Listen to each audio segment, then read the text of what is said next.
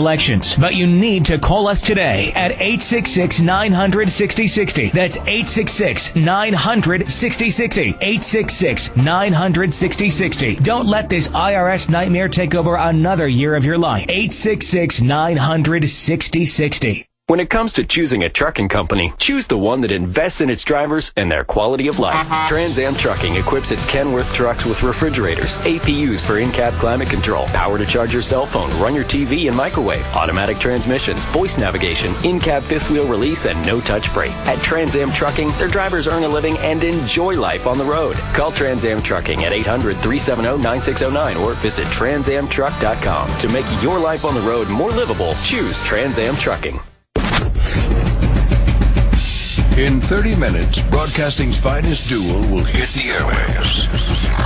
Prepare for the incomparable Opie and Anthony Show. Only a show this big could have a pre-show this good.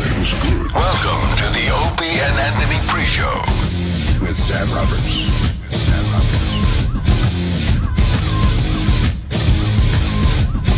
Yes. Welcome to the pre-show. Hope everybody's having a wonderful morning. It's Friday, 866-WOW-1-WOW, 866-969-1969. We are live here in the side studio in the Opie and Anthony complex here at Sirius XM. Join the show and make it feel even bigger than it already is. 866-WOW-1-WOW. We've got a lot to talk about today. Of course, going to get into everything that Opie and Anthony are going to get into today. A lot of stuff breaking overnight. A lot of videos that I'm going to be handing off to them. Some audio clips that I already know I'm going to be handing off to Opie and Anthony in just a few minutes when they go live. And, of course, everything that went down yesterday, as always, we will get into. So call the show if you want to get in on any of that. 866-969-1969. And talk to me, Sam Roberts. We'll start with the phones, because Jacob in New Mexico wants to get involved in this right away. What's up, Jacob? Hey, Sam. How's it going? How you doing, man? Good. All right. I listened to ONA talk to Anthony Bourdain about UFC 172, and they didn't seem to know what they were talking about. Well, I mean, they probably didn't realize they were going to go down that direction. Anthony Bourdain... Well, I mean, is that a criticism, or you just...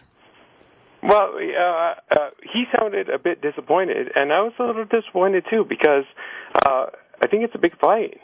And I was hoping that they would, kind of talk about John Bones. I think he has, a real risk of losing. Yeah, I mean, maybe, but I think that Opie and Anthony, and Jim probably a little more hardcore than Opie and Anthony, but I think all the guys are casual MMA fans, meaning that they'll watch the fights. We've gotten to know a bunch of the fighters, like John Jones, so we all love John Jones here, but we're not mixed martial arts analysts. We're not fucking experts like Joe Rogan. We just watch the fights when they're on. You know what I mean? Yeah, okay, but what was lost in it is... All right, goodbye, Jacob. I can't talk about this all day long, but Anthony Bourdain was great yesterday. What they did talk a lot with Anthony Bourdain about was not only food, but his world travels, which I think, I mean, he's, like I said yesterday on the pre-show, he's one of the more interesting guys that we have here on the Opie and Anthony show. He was talking about when he was closest to death, and traveling to Brazil. Brazil is one of those countries that people actually vacation in, but is apparently extremely dangerous. I generally don't leave the continental United States, but some people choose to go to Brazil, and these were some of Anthony Bourdain's warnings. So where's the most dangerous place? Going with Jimmy's, was it Libya or? For me, that I've ever been, look, Congo was probably. Oh, that's right. You said the Congo. The sketchiest. But I mean, the closest I've come to death has probably just been driving from location to location, and places like Vietnam or where people are really, the roads are not great, and your driving style is just crazy, reckless and suicidal. Oh my God! I saw an article recently on I guess it was the 10 most dangerous cities in the world, and I guess. Brazil, one of the cities, I guess... More than Juarez, Mexico? Yeah. Wow. Yeah, that came up as like just the amount of murder that goes on is I've been in Brazil insane. many times. I've never had a problem there. Yeah. Love it. I think if you dress smart and behave smart in Brazil, you shouldn't have a problem. That said, people I know and people around me have had real problems. What kind of problems? Were the kidnapping problems? Kidnapping or just random shootings. Somebody didn't like the way you looked at them at a stoplight, bang. Oh, really? That's what terrifies me all the time is the idea of traveling and having to learn the rules of being in other countries. Like figuring out where's a good place to go, where's not a good place to go. I don't even know how to get around Manhattan like that. I can't imagine traveling someplace and trying to figure that out. Anthony Bourdain makes his living doing it. He's made his life doing it. He talked about being in Beirut yesterday. Sal, this was amazing. Let's move to track 9.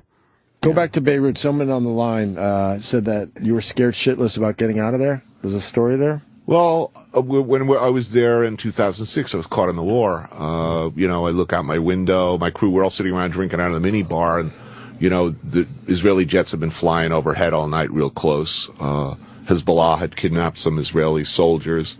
The mood was really bad, and we're sitting around drinking. We look out my window, and just as the rockets come in and blow up the airport, and we realize this is not good. And then all of our fixers, our local translators, everybody, they're all like headed for Syria. We're getting out of here. It's war, and we can't. So we're just left there. And why couldn't you go with them? Oh, you can't go to Syria. Network was not letting us. First of all, they were bombing the roads. Secondly, we have a car. People who don't have a car are desperate to get out. We don't know what that situation is. We don't know if the Christians and the Shia are going to start fighting. We don't know what's going to happen, and the network is just saying no, stay put. It wasn't so much frightening as it was as it progressed, as we were there for day after day after day, and the cell phone bars are getting fewer and fewer. It was that we're going to lose contact with home, and that people who cared for us were going to be panicking and worried that we'd lose touch. It wasn't. How long were you there? There is a sense when you're an American with an American passport in a place like Beirut that even with the bombs coming in and the rockets and all of that, they know we're here. They won't hit us. It's not our war. And there's that sense there was a real sense of shame standing there by the pool, literally day after day, looking out at watching neighborhoods being blown up, a mile away, a half mile away. How long were you actually stuck there? A little over a week. We got out with the Marines off. They finally took us off the beach, and the LCUs came in. Front drops down. Me and a whole bunch of refugees. We all get on the boat and they take us out. They take us out to the Nashville, and we slept on the flight deck. They took us to Cyprus, and the network flew us back. When your airport blows up, the flight's probably going to be delayed. Oh, that's almost as bad as United out of Newark. Yeah.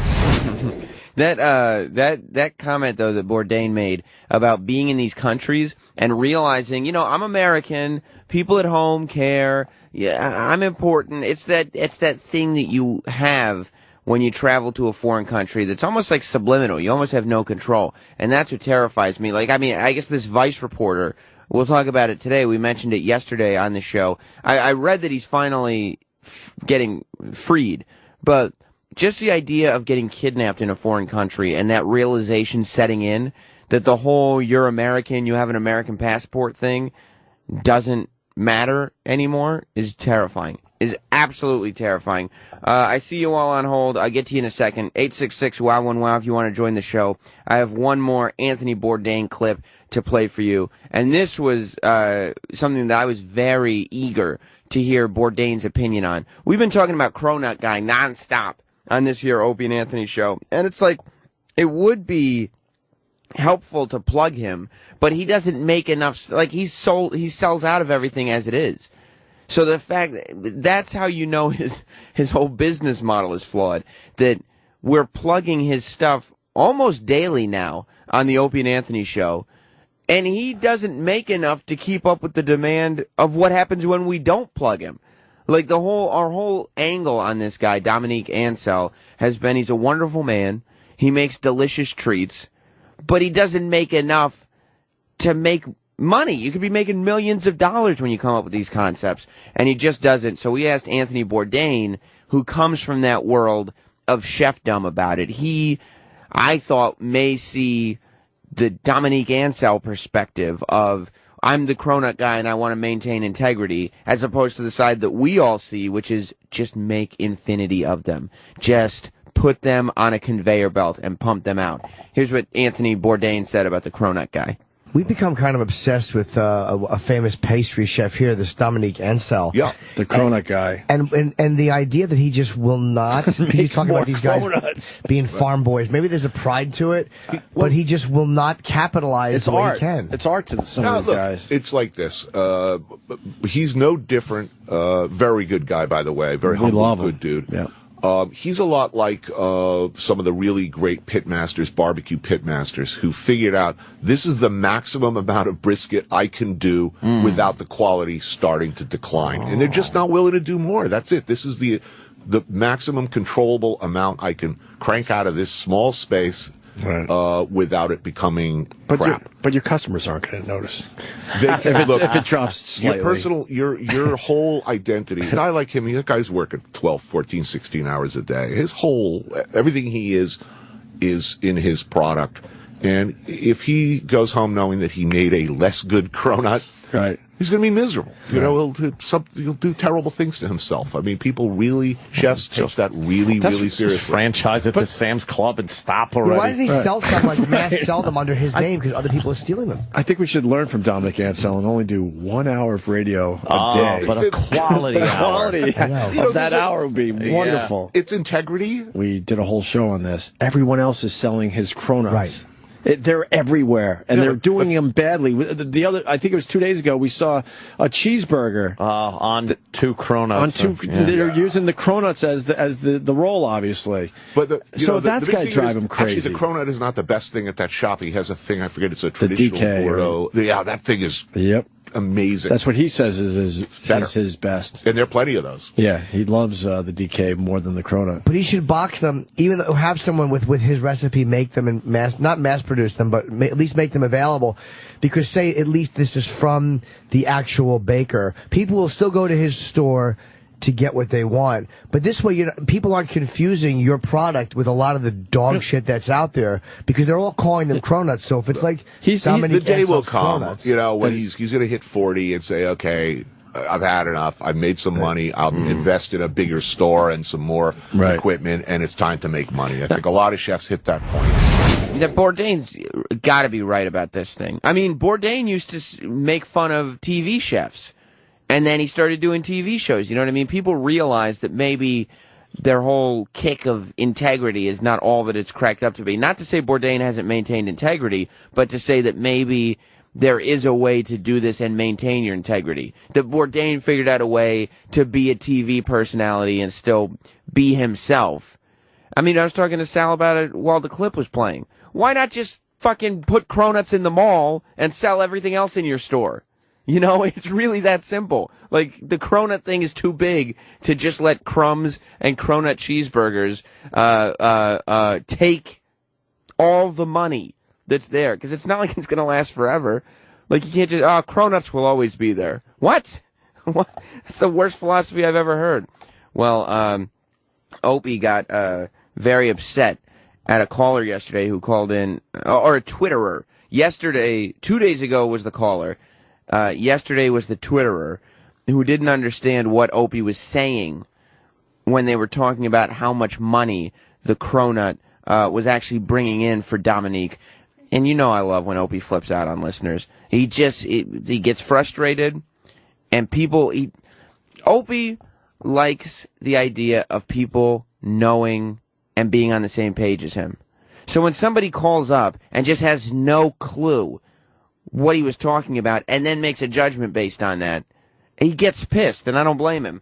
Here's what happened when he read a Twitterer that was just completely in another world from where he was. I rarely do this, but I had to deal with an idiot on Twitter. Oh, no. Sam. An idiot. We're talking to Anthony Bourdain and Jimmy Burke, the cronut guy.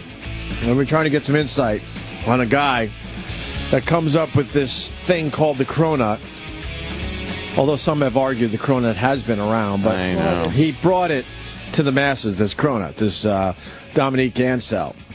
Yep. And we're amazed and we're obsessed, certainly I am, that the guy isn't making more cronuts and that he's not capitalizing on the fact that he brought the cronut to the masses. It's all over the world now. It's all over the world. So we were kind of asking Anthony Bourdain how much you think he makes.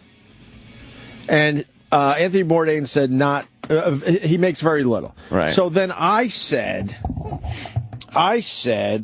so what do you mean, a couple $100,000? So this asshole on Twitter, XX860XX, the guy says he probably makes very, very little money. And then Opie says, what, a couple $100,000? Uh-oh. It's the context of the whole fucking thing, you idiot. Boy. If you invented or brought the cronut to the masses, to the world, you should be a multi-millionaire because of that. So when Anthony Bourdain said he's making very little, I dropped the numbers thinking, only a couple $100,000, meaning that's not a lot of money considering what he did. Right. Yeah. I can't take fucking dummies. If you're running a business in New York City. It doesn't mean, and a couple $100,000 in New York, by the way, yes, thank you, Anthony, wouldn't you? But Bourdain said it's even less than that. Yeah. I'm not saying that a couple $100,000 isn't a lot of money, you stupid fuck! But we do think that God, it's not it's so a lot of frustrating. Of course, a couple $100,000 is a lot of money. It's a mere bag of shells, but to them, to those little peasants out there. Yeah, I would love a couple $100,000, but I got to agree with Opie on this one. If Dominique Ansel goes, I made $250,000 off the cronuts, we'd go, what? What? It was on every single news broadcast. Like we had the Hawk when you reopened your cronut store, making a scene on Channel 11. Like this was a big story. $250,000. You couldn't monetize better than that? All right, let's go to some calls. 866-WOW1-WOW, 866-969-1969 to be in touch with this morning's live pre-show and myself. We'll start. And by the way, before I start clinking down phone lines, Opie, if you like angry Opie, I hope you were reading his Twitter last night because Opie's going to war with YouTube. Yes, Opie, you know he loves his YouTube. He had a hit. We talked about it a couple days ago on the pre-show about how his camel toe video went completely viral. He videoed a news clip with a big camel toe in it, and it got 600,000 views in one day. Over the course of 24 hours, he got 600,000 views on this camel toe video. Opie loves his viral videos. YouTube apparently, I was reading his Twitter, Opie's, decided to take the video down for some reason. And I think it was some kind of copyright things. It was another news broadcast. Opie's arguing this thing. I hope he goes to town today. I really do. Because that's his viral video. I don't like to see those hits taken away from anybody. Those are his hits. You know why? Because that's his laugh under the camel toe. And I was talking, people around here who work here saw that video and didn't even know it was an O&A video. And he was like, what do you mean? They played it on the show? I go, no, dickweed. That's his laugh on that shit. They were like, really? I was like, yeah. True story. Let's go to JJ. JJ in Nashville. Welcome to the pre-show. JJ. No time. Lou in Jersey. Sammy, good morning. Morning, buddy. How you doing today? Good. When you have an interview like you had yesterday with Diamond Dallas Page, you got to have a post show for the post show. Maybe Denny Falcone can host it. I want to compliment you on that. You finally were able to give DDP his say, and it was great to just hear him call out Nancy Grace and just give him the real version of what it is and keep the respect of Ultimate Warrior alive, and it was just great to hear it. Well, thank you very much, Lou. I'm going to give that clip to O&A today. I'm sure they'll play the audio.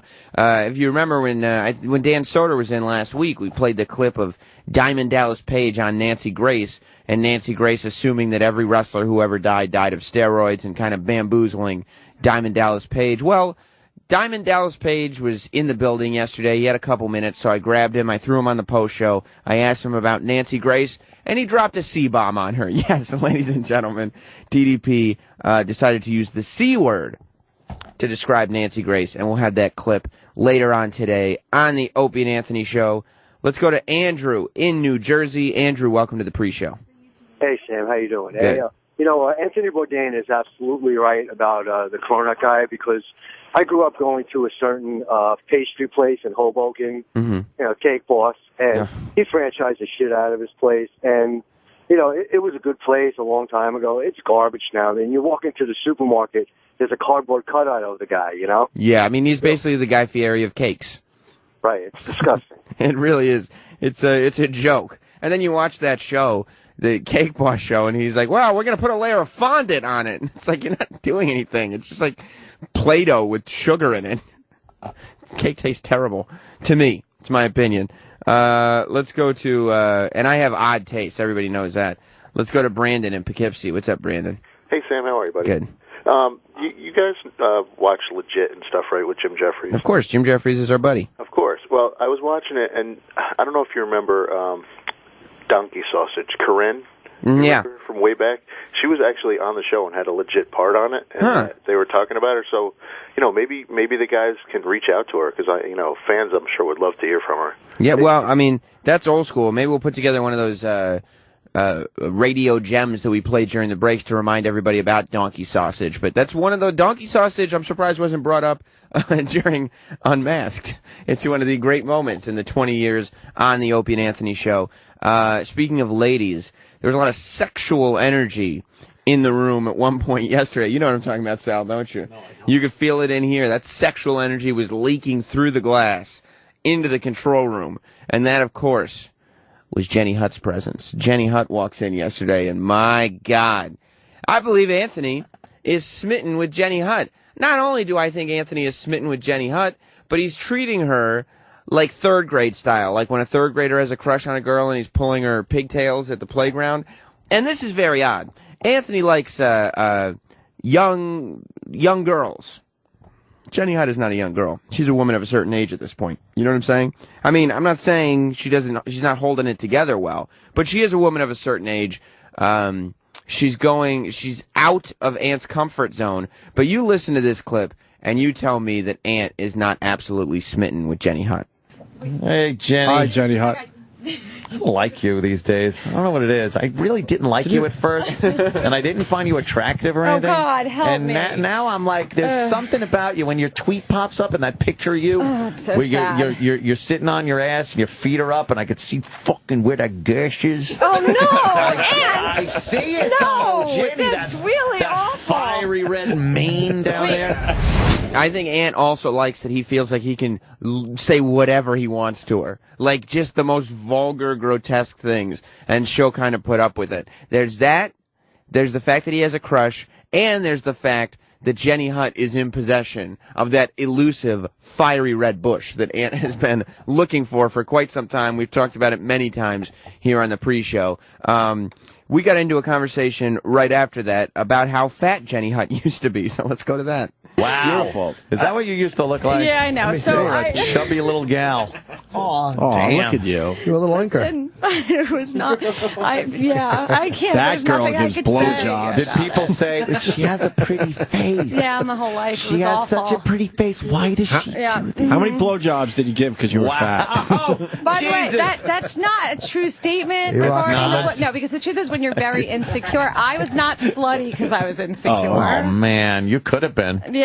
You were Right. built. You were built for slut. Thank you so much, Anthony. But you were probably a better fuck back then, because fat girls definitely will fucking rock your world. I had They feel bigger like they have to boobs try and a harder. bigger booty, but Did you snag that husband of yours when you were chunky? I did. I was like 30 pounds heavier How when the I met my fuck did husband. that? The guy's beautiful. So that means I give a good blowjob. That means he was poor nice. when he met you. No, my husband's. He was poor, wasn't he? He's He saw that Jenny Hutt money. Yeah, that's it. Yeah. By the way, in all fairness, being married to me, it would be worth it. Yeah. I mean, I'm not easy to live with. Oh, I'm you're saying. not? No. Mm-mm. Wow, you were fat and miserable. No, but I'm fun. I love Jenny Hutt. I think she's a great person, and I've known her for quite some time. But my favorite part about Jenny Hutt is when she comes into the studio, because that's when you know that none of us are going to be thrown in the barrel, because there is nothing funner than making fun of her.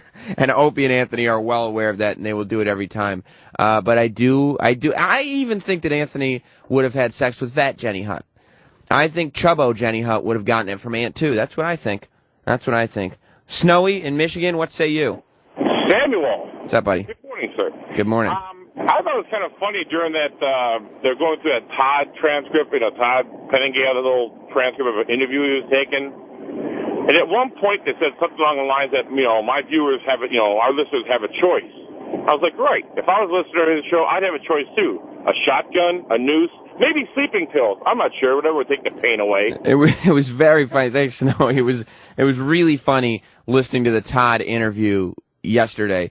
He did an interview for All Access, which is one of the radio trades, and so we kind of just read the interview he did, and it was really a schlocky 1991 new radio show interview. But just listen, I just want to play this one clip. Let's play track 3, and Todd talking about, he said that he wakes up at 3:30 in the morning. That's when he gets to the studio. I'm sure that's a fabrication. And then stays until late in the afternoon because he goes to meetings. Meetings! At this point in his career. Let's go to track 3. I arrive between 4 and 4:30, and they leave when the job is done. God, what a pompous asshole. Some days that's 11 a.m., other days it's 4 p.m. What? If the job is to suck, they should leave at 10 a.m. It's done. We're done here. That means you got an extremely tired staff. Yeah. That is scared to leave early. My normal day at the station goes well into the afternoon. Oh, why? Since I jump into the sales and promotional end of things when the show prep is done. So he what does he put on his? He takes meetings all day. His sales hat. He takes meetings all day. He takes those meetings. Walks around the hall and he goes, looks all right, like a guy that loves a good meeting. Let me step into the promotional office and see what's going on. Hey guys, what do we got today? And they Let's sit down and discuss. Same as yesterday, Todd. Nothing. Nothing. They probably watch him come down the 12. Here he comes. Here he comes. Oh fuck. Right. I hope this goes quick. Right. Hey, what can we do to promote my show? How about we just show a bunch of empty beehives because there's no buzz?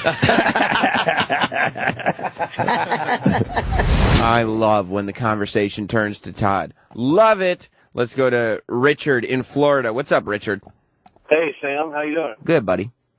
Hey, good. Hey, I wanted to ask you if you think you could eat what Anthony Bourdain eats on the show, or would you just simply starve?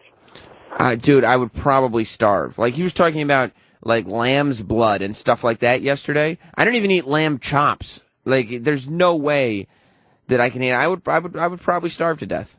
You're missing out, man. There's a lot of good stuff out there. Yeah, I mean, I think I am missing out. It's probably a psychological block that I have to get over, and I've been doing that slowly but surely. But, I mean, really, really slowly.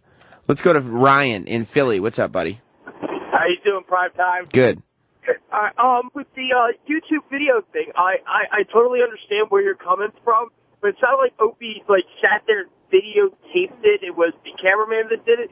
And in my humble opinion, it's kind of like, somebody going into a comedy club and doing Bill Burr's stuff, but not taking credit for it. You know what I mean? Yeah, I do know what you mean. The difference is fair use. Because it's news, it may be classified as fair use. Also, let's be honest. What makes that video is the Opster laugh.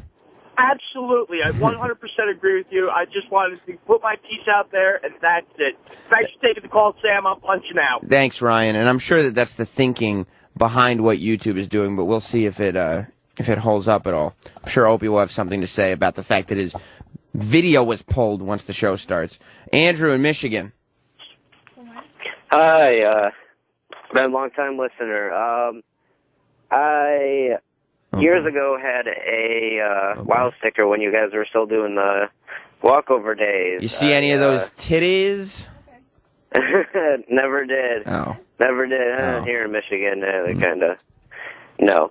I mailed, when you guys were talking about it a couple weeks ago, I mailed in for one, and I received a empty envelope.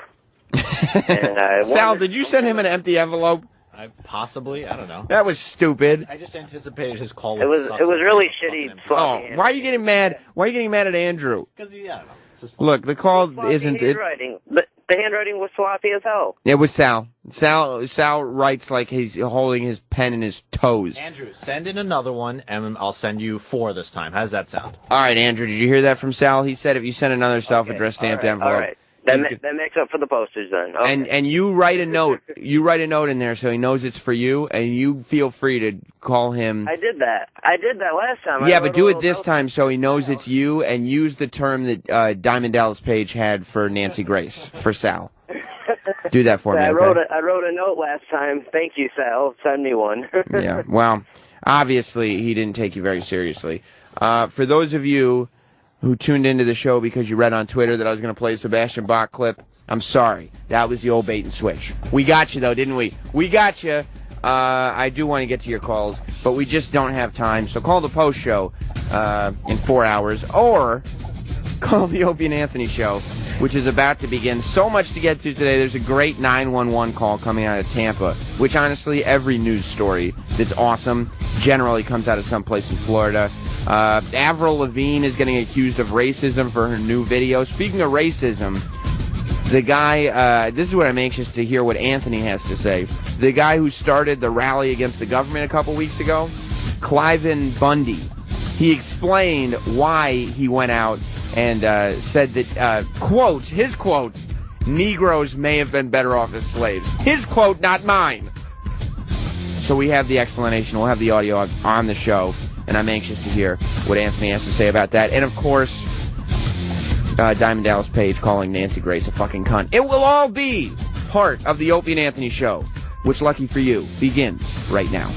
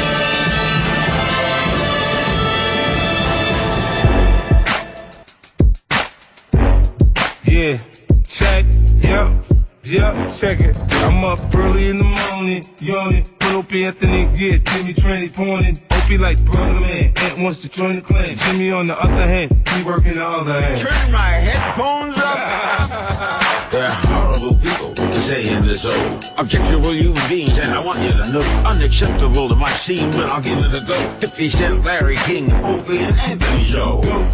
I know you're feeling the flow, while Opie's mother hucking Jim's trying to get blown. Then we come to play around and we still in the show. I know you never heard nothing like this before. How important is the board? Bored you'll never be, and don't worry about getting shot when you're with Anthony. Oh yeah, on the edge of your chair.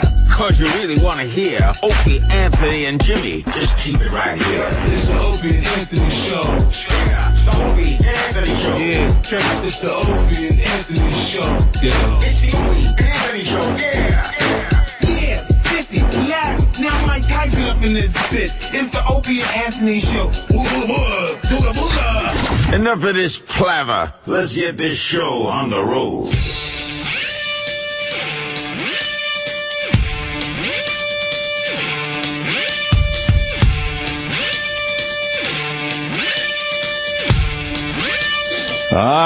Good morning, everyone. Welcome to the Opie and Anthony Show. It's Friday. Hi. Friday in the hood.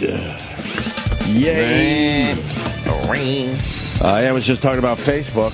Yeah. And how every post now is a video. Every single one. I scroll down, it's like video. It used to be occasionally someone would post a video, but for the most part it was pictures or just even text. Right. Now everybody is putting a video, and I think it's really mucking up the works. It's taking a little bandwidth away, you think? I do believe so. You don't enjoy a good Frozen video?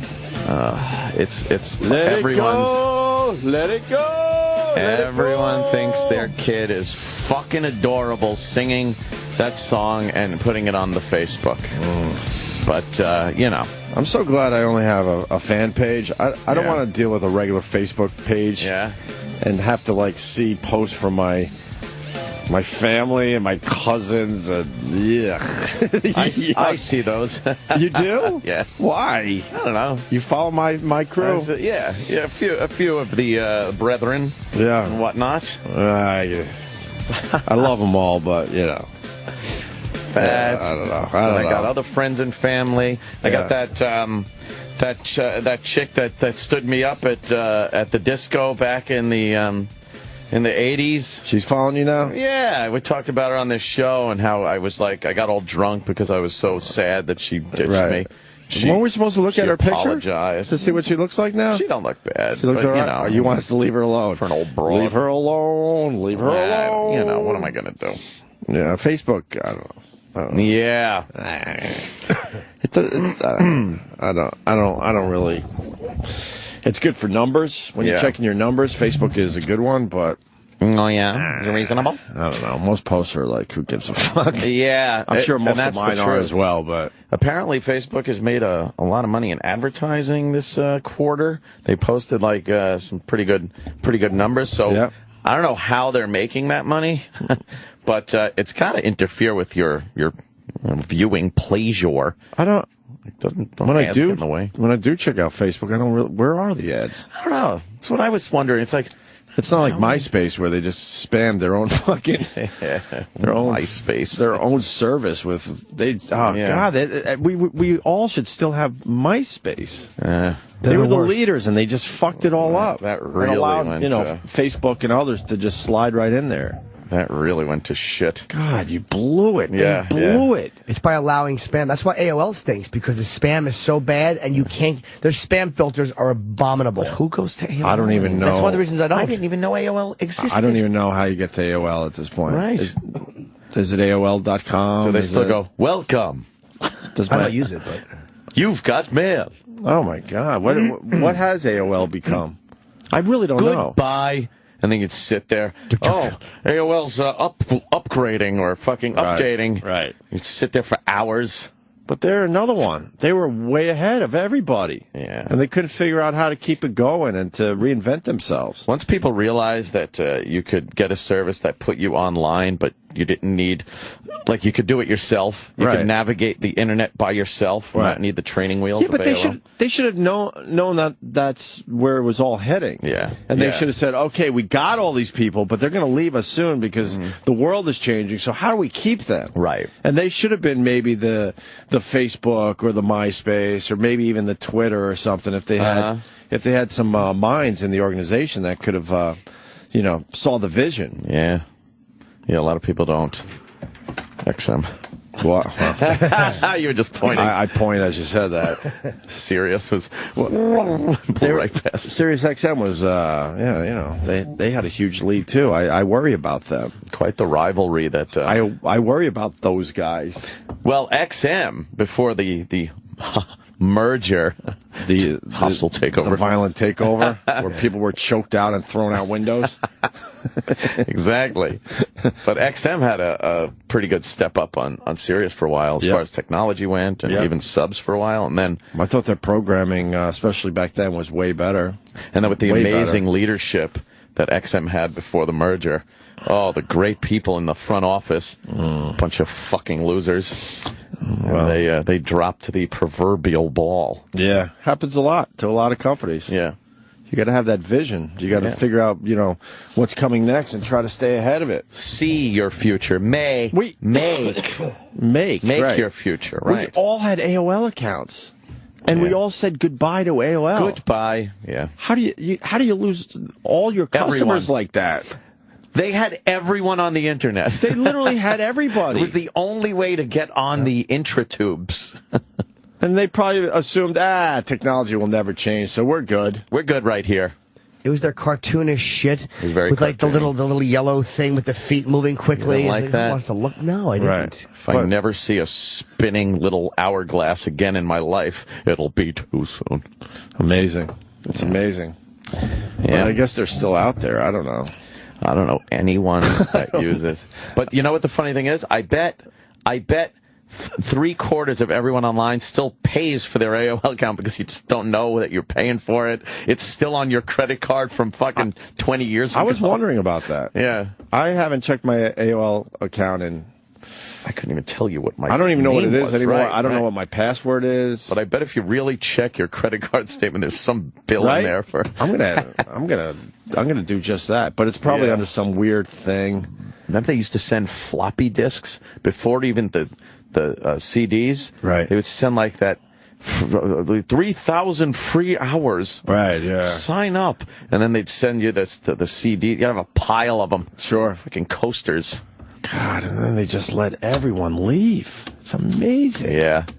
Once you realize you could I think cable companies, when they came up with the whole thing that you were online all the time. You didn't have to sign in, log in, and dial-up service and shit like that. All of a sudden, your cable modem just has you on the internet all the time, and you just punch a browser up and you're online. That killed them right there. But they should...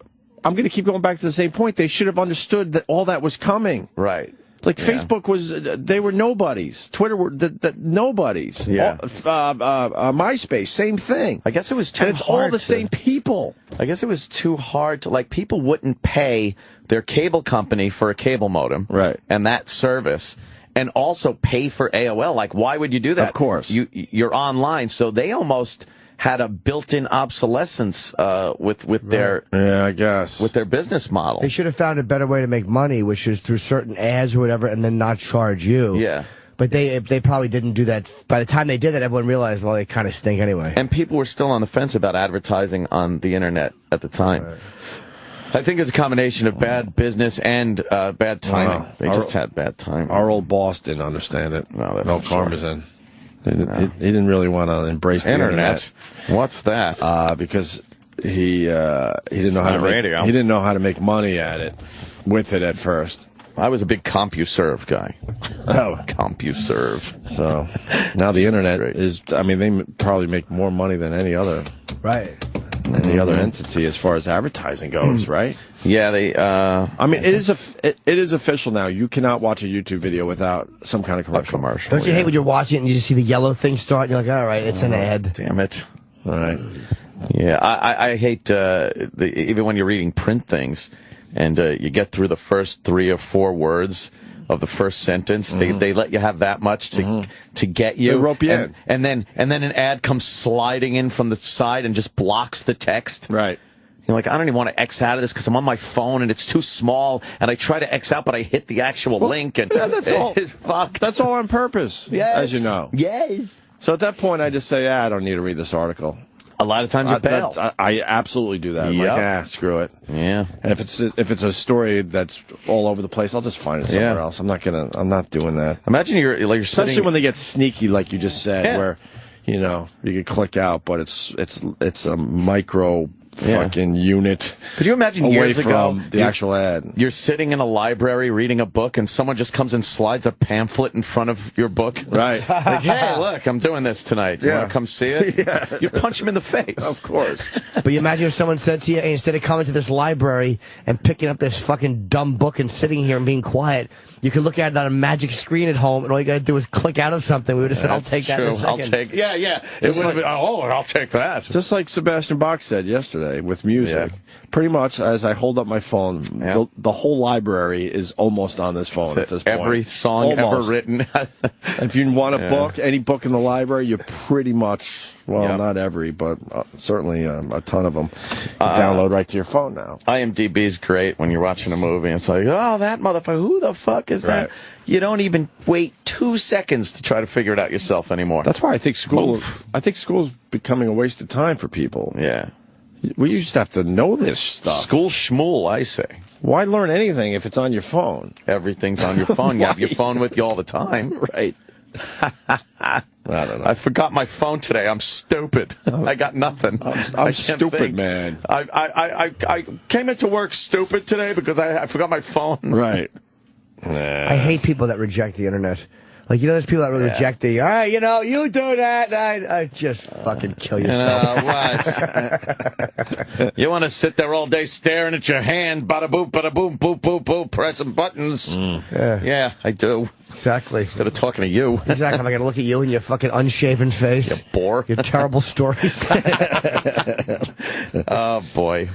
That's why we all look down at our phones, because in the end, everyone has just terrible things to say. And I mean terrible as in boring, like Jimmy was. Bore fest. But it's amazing you can do that. Like, I don't even get offended. It used to be a thing for like 10 minutes. It was like, oh, don't you pick that phone up when we're out to dinner. But now, everyone at the table at some point picks up the phone. Now it's like, how long are you spending before it becomes offensive? If someone's like the whole time sitting there fucking with their phone while you're having dinner with them, that's a problem. But at the points, especially if someone goes up to go to the bathroom, it's like, oh, I'm going to go to the bathroom, I'll be right back. Whoosh! Right. The first thing you do is pick up that phone and start fucking looking at some bullshit. Well, when you go to a dinner party and everyone gets their seats, the first thing they do is they go to their phone. Go to the phone. As soon as you know you're settled for a little bit, everyone just grabs their phones. Wait, you ever actually go to the bathroom so you can check your phone? No, for any reason other than you feel like you're missing something. It's all little tricks you do. Oh, I forgot something in the car. Right. I get a shit, and then I just check my chest, and I check Twitter, and I go back inside. It's a waste. Yeah, it really is a waste, too. Like, what's coming in that's so fucking important? Mm-hmm. Yep. All right, Friday. Let's say hi to Heather. She'll be first today in Iowa. Heather, Friday. What's going on, Heather? Hi. Hey. How you doing? Pretty good. I was on Humble and Fred's page, and I saw that they're saying that we're attacking them again, instructed by you guys. What? Well, we've never, well, I don't know if I could say never, but we certainly did not tell people to attack Humble and Fred's Facebook page. Our listeners just understand at this point what we might want. They just do what they do, and it's amazingly funny and, very creative. They're pretentious douchebags, and they have nothing better to do. Well, they kind of, out of nowhere, sort of attacked our radio show. So, they hit us with a little pea shooter, and we always hit back with, like, nuclear warheads. Right. It's always been our thing. That's how you win. Yeah. Sometimes people will take an innocent shot at us, and then we just completely go over the top. We're not getting bogged down in a Vietnam-like conflict. We just burn out their entire village. Right. Scorched earth policy. Shock and awe. Right. Yes. And they might have hit us with a BB in the ass cheek. Yeah. It was a little uncalled for, though. Like, they could have said, like, hey, that's not for us.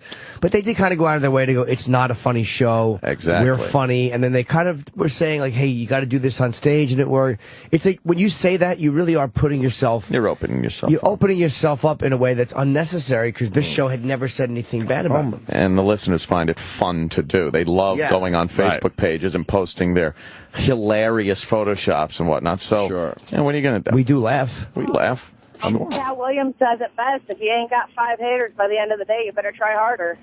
Come up with a longer quote next time. I can't get that on a T-shirt. What the fuck? You know, it's like Harry Chapin once said, the cat's in the cradle and the silver spoon. The little boy blue and the man in the moon. When you coming? I heard you. That'd be a lot of writing for a T-shirt. Yeah. Bumper sticker. All right, Heather. Thank you. Sorry. I didn't mean to do that. Oh. I think she was a female truck driver. Like, oh, thanks. Right now she's looking at her phone, like all pissed. What a coincidence. E-Rock just handed me some Humble and Fred audio. Humble and Fred were addressing the situation. But they were. They finally got on the air and talked about it. Talked about the Facebook page getting destroyed. And good for them. Talking about us, talking about them, and trying to explain their original comment about us. Can't wait to hear it. Want to hear some of this? I certainly do. Humble and Fred explained their O&A story. And it was 13 years old. What? That little shot they took at us. They failed to mention that it was something they heard 13 years ago. Are you kidding me? Wait, what? You know that little shot they took at us? Said they heard the show and it wasn't funny? Funny, but they're fun. Or the PD said, yeah, but they're fun. I guess that was from 13 years ago. Oh, my God. Oh, wow, okay. But I think they said it recently. Yeah. But they said it recently, but they were talking about when they were listening 13 years ago. If they would have said it's something they heard 13 years ago, then we probably would have just said, fuck it. Because, we know what we sounded like with the bra bombing thing and everything. Whatever. We had our douchey moments, trust me. Well, 13 years ago. We'll be the first to admit it. No, that was NEW. That wasn't NEW, all right, then fuck them. That was the Big Apple, if I would. That's right. Okay, we had Arthur Simeon. All right, yeah. And Aisha Alpha, a couple of our friends who are stand-up comics, and we were talking about stand-up comedy versus radio. And I was saying, that a lot of typical radio shows, when you hear them, like the bunch of people in a morning zoo setting, someone will say something, and everyone breaks into laughter as though it was actually funny. And we were talking about it as a stand-up comedy exercise, and I was basically saying if you could lift the words from what was said and put it on a stage that night, it probably wouldn't get the same reaction. And this was a discussion with comedians about stand-up comedy. And then in that conversation, we mentioned a story about going to New York with our bosses. In 2001. Really, it was 2001. So it's a 13-year-old story. Yeah. And it was really more about... That's old. Holy shit. But that wasn't phrased that way. Nobody knew that. No, of course not. Of course not. And I do agree with them so far. A lot of morning zoos especially. Maybe we're guilty of it here. From time to time, I think you're in a good mood. I think it's rare though, more than you might. Right, but morning zoos are absolutely guilty of doing that, where they all just go, "I think it's time to laugh," and they just all start laughing. Right. So I understand that point, but that's not us. It was really more about us having to go with these two guys we worked with. We basically got a free trip to go listen to New York radio because that was before you could just sit in your computer and stream it. Stream it. So we were being consulted to death at the time, and you and I talked about on the show recently about having to sit down and listen to a bunch of New York shows, including Opie and Anthony. Right. And we sat in a hotel room, wasn't it? Yeah, it was like 8 o'clock in the morning. We got up, we had to, first of all, hammered. That was God, we're really famous, man. Guys are flying in from Canada to listen to our show in a hotel room to maybe pick up some pointers. They're sampling the show. Did we ever have to do that? No. Oh my God. However, it's a suggestion that I wouldn't frown on. But you know what, though? That is so weird that there's consultants that actually do that for radio shows. No wonder they didn't like it, though. Can you imagine if a consultant said to fly somewhere and listen? All you do is motherfuck the show. Yeah, and go like, listen to stinks. these guys. Listen to them. Tell us to listen to this. Yeah, I kind of don't blame them. Because they probably feel like they're doing, their thing, yeah. They're doing fine on their own. Why would they have to listen to us in a hotel room of all places? Want to go out and see New York and hang out and fucking see the sights. They're like, no. Sit here. Their show is starting. Us fucking hassling a guy that's whistling. Jesus. First of all, hammered. That was the same trip, by the way, where I threw up outside of the cab. If you're connecting those dots. Mm-hmm. So the point is, we're listening to this, and again, it was just a one-off, but again, we had sort of came to the conclusion after listening to that episode, we really didn't find it that funny. Remember that episode? There was a girl laying on a couch, pleasuring herself with a dildo or something. And that was sort of the focus of the... you know what? I got to go back to saying these guys are idiots. Right. I'm trying to have an open mind What did you just say? I didn't hear it. But describe the bit that they were listening to. Not everything we did was supposed to be funny, you idiots. That's a girl on a couch. That's a girl on a couch pleasuring herself with a dildo. This was before you could find anything like that on the internet. Yeah. So on the radio, if you have a girl completely naked pleasuring herself on the couch with a dildo, that's great radio for that day. Yeah. But it's not going to be funny. Maybe we throw a couple funny lines in, but we're all thinking, oh my God, this is titillating for our listeners. Yeah, there was something really fun about a girl pleasuring. It's hard to knock a girl pleasuring herself with a dildo. Yeah. But they're confused. They're like, it wasn't funny. Well, okay. This show's not supposed to be funny all the time. But I'm sure we were probably having a good time. Yeah, of course. And laughing and having a good time. A boys' club. Right. With a dildo or something. Dildo. And that was sort of the focus of that segment. And it was like, oh, okay. Well, number one, we won't be able to do that on our show. Right. And number two, as I listen to this, it's really not that funny.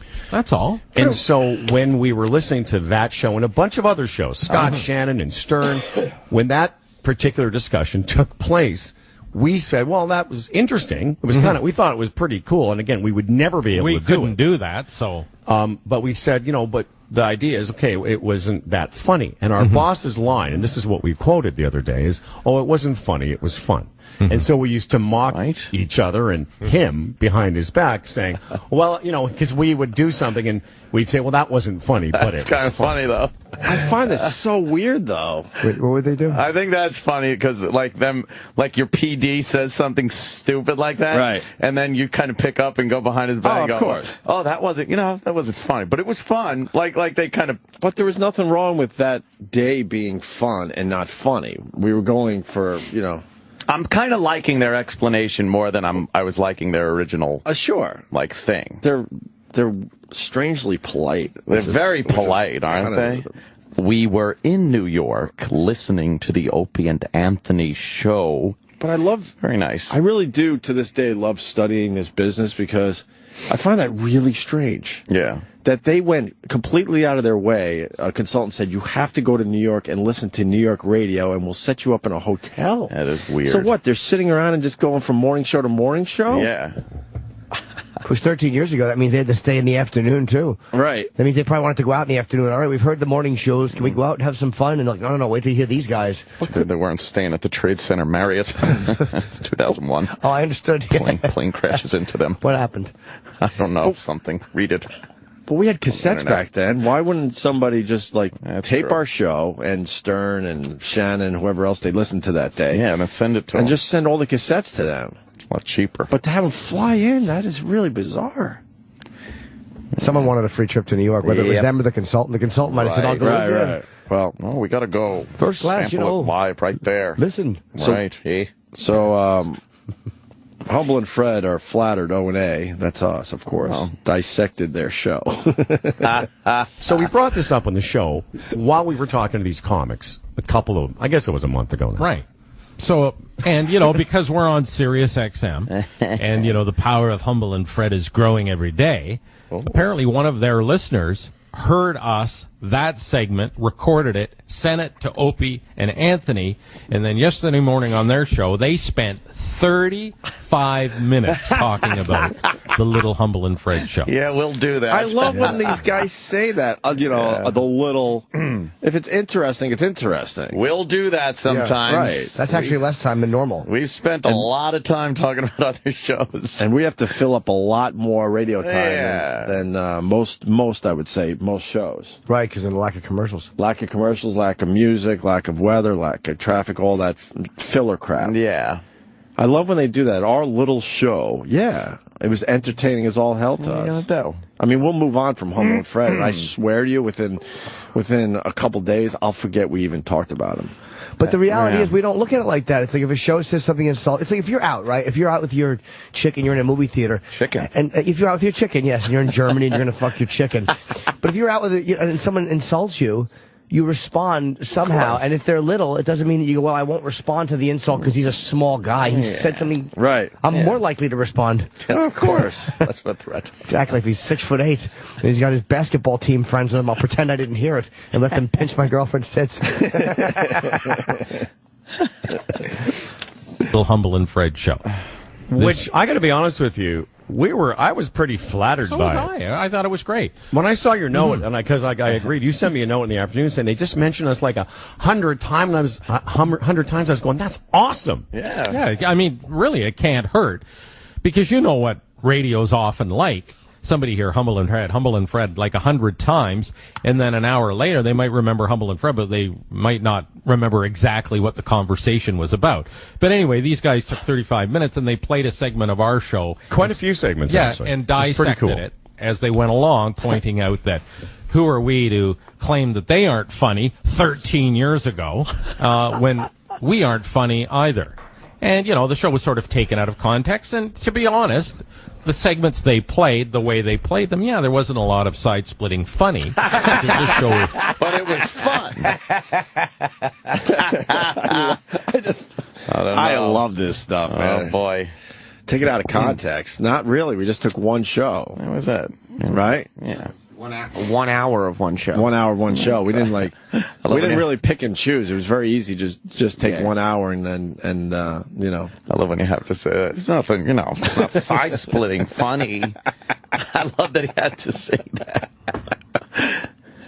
They're so nice, though. I know. What are you going to do? Side-splitting funny, because this show is more a conversation and funny things come up as you go along. But again, the point we were making was about an incident 13 years ago. And in fact, if you listen to the thing I said, it was basically us in 2001 having to go to the city to listen to a bunch of radio shows. And that particular day, and I'm going to be honest, since that time until yesterday, I honestly haven't heard them. No. Because, part of the point yesterday during their analysis and critique of the Humble and Fred show is that we've been fired and moved around a lot, which is false. But then again, you read their hold on. I read something. I was but I wasn't even shitting on them. I was just saying when I said that they had been. I was just trying to give out information, which I did get from Wikipedia. So. We were trying to learn about them because I swear to you, I've never heard the names before in my life, and like I told you, I love studying this stuff to a point. So, but then again, you read their Wikipedia entry or whatever it is, and boy, they've been through a lot more than we have. We sure have, Humble and Fred. We sure have. Humble and Fred. That humble thing annoys me. Why? I don't like it because it's a word. It's not a name. You want to keep going? I got more audio. Let her rip. All right. To be fair, when I was talking about radio people in general not translating to stage, it wasn't about them. No. Because they have a guy in their show who's one... But you didn't... Yeah, thank you. Hold on, he's about to make a good point. Why don't you interrupt Humble and Fred without making some valid points? Well, we got some time restraints, so I'm going to fast forward right now. Sure, no, fast forward. It's out of context. Okay, all right. And they have a guy in their show named Sam Roberts, and he's terrific. That would be hurtful. Really are stupid. They have a guy in their show who's one of my favorite stand-ups. In fact, I probably should have mentioned I've read his book. Jim Norton's a great comedian. Magnificent bastard. I've always found him funny.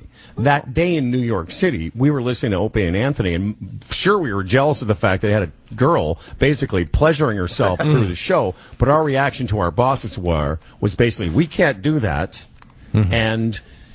so what's the point of this? What are we supposed to take away from this? What are we supposed to take away from this? Sure. And the line was, well, it wasn't funny, the girl, playing with herself, which we liked, but it was fun. And this was our boss's instructions, too, for what we could do to improve I do our like show. that. That's and funny. to a couple of little Canadian goofs, that was pretty shocking what was going on that show that day. You're a guy. It wasn't shocking. When you figure what it was, very risque, pushing the envelope, on the edge, and all those things. So weird. Unfortunately, with it, there wasn't anything really funny going on. There wasn't. There might have been fun to some people, but...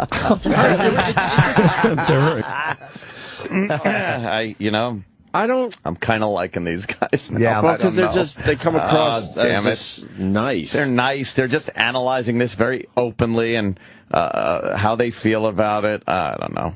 But back then, our show revolves around trying to be funny way more now. Yeah. Than we did back then, because back then we were allowed to do some crazy ass shit. Yeah, we tried so that was to do part a lot of our that shocking stuff. Too. It was part of our repertoire. Get a little news, get people talking. That's what the whole thing was about. I don't know why they keep focusing on the fact that wasn't funny, but it was fun. But it wasn't supposed to be funny. Well, they're trying to address the comments they made yesterday, which had their Facebook page besieged with black dick photos. So they probably figured they should address that one particular part of the comment. Right. Oh yeah, I forgot about that. To her, at least. It just wasn't a funny segment, that's all. And we have lots of segments on this show that aren't funny, and I'm sure Opie and Anthony, they do 3 or 4 hours every day. I'm sure there's a lot of segments that, you attempt or you try or you work an angle and it's not really funny. Oh, we're always funny. But, or you tell a story about your That's kids or an experience or friends or commuting or whatever. Can you pause? That's where they're incorrect. We never. The name of this show should be Home Run After Home Run in the morning. Right. And we're leading the league in batting. You understand that, Humble? That's right. Fred. We're batting 106. You know what he's doing though? He's contradicting what he said. Of course. The other day, which is like the laughter. Are you taking what you do on the show? If you translate it to a stand-up stage, would people still be laughing? Wasn't that his point? I think they're trying to back out of this because are they trying? I think they're a little scared of our listeners. I would be. I think they're being. Are they backing out? I think they're being a bit humble. Oh, and Fred. And I believe they're trying to just nicely back out of the situation. Yeah. I think that's what's going on here. So this is how it started. That conversation with some stand-up comedians about radio. Again, not about them. Because I'm sure there are wildly funny moments on their program. There's just like there are sometimes on this one.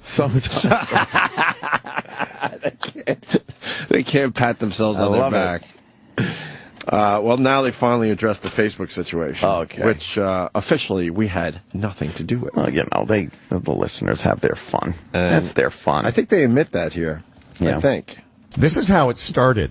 And I will say this. Yes, there were some horrible and awful images. Some shocked the film man. What was the one that you didn't like? Aborted fetuses. Aborted fetuses on our Facebook page. And I'm going to... Hey, I got to tell Humble and Fred they're being very funny right now. The listeners are brutal, man. They're fucking brutal. Sometimes I scroll down what they've done to people's Facebook page, and I have the same reaction. Like, I can't even look at that. Right. It's disgusting. There are things the listeners do sometimes, like whether it's on Twitter, like when you fuck with someone on Twitter. Yeah. They post some really funny shit. Yeah. Really funny shit. Yep. I've said it, man. So inappropriate. Our listeners, there's a lot of funny fuckers out there. A lot of them are really funny. Aborted fetus. Jesus. You sick fucks. On our Facebook page. And I'm going to say this, both Fred and I saw very many things that we did laugh at. There has been some funny stuff that the Opie and Anthony people have put up. Now, there's been some vile and horrible stuff. And listen, we're running a little business here, so we're going to try, obviously, to keep our Facebook page up. Hilarious. But I heard yesterday from a lot of radio people in Toronto, hey, what's going on with you guys and Opie and Anthony? And I was like, wow. Like, in a strange twist, just like the Blundell thing. We had more activity on our Facebook page yesterday than we've had ever, really.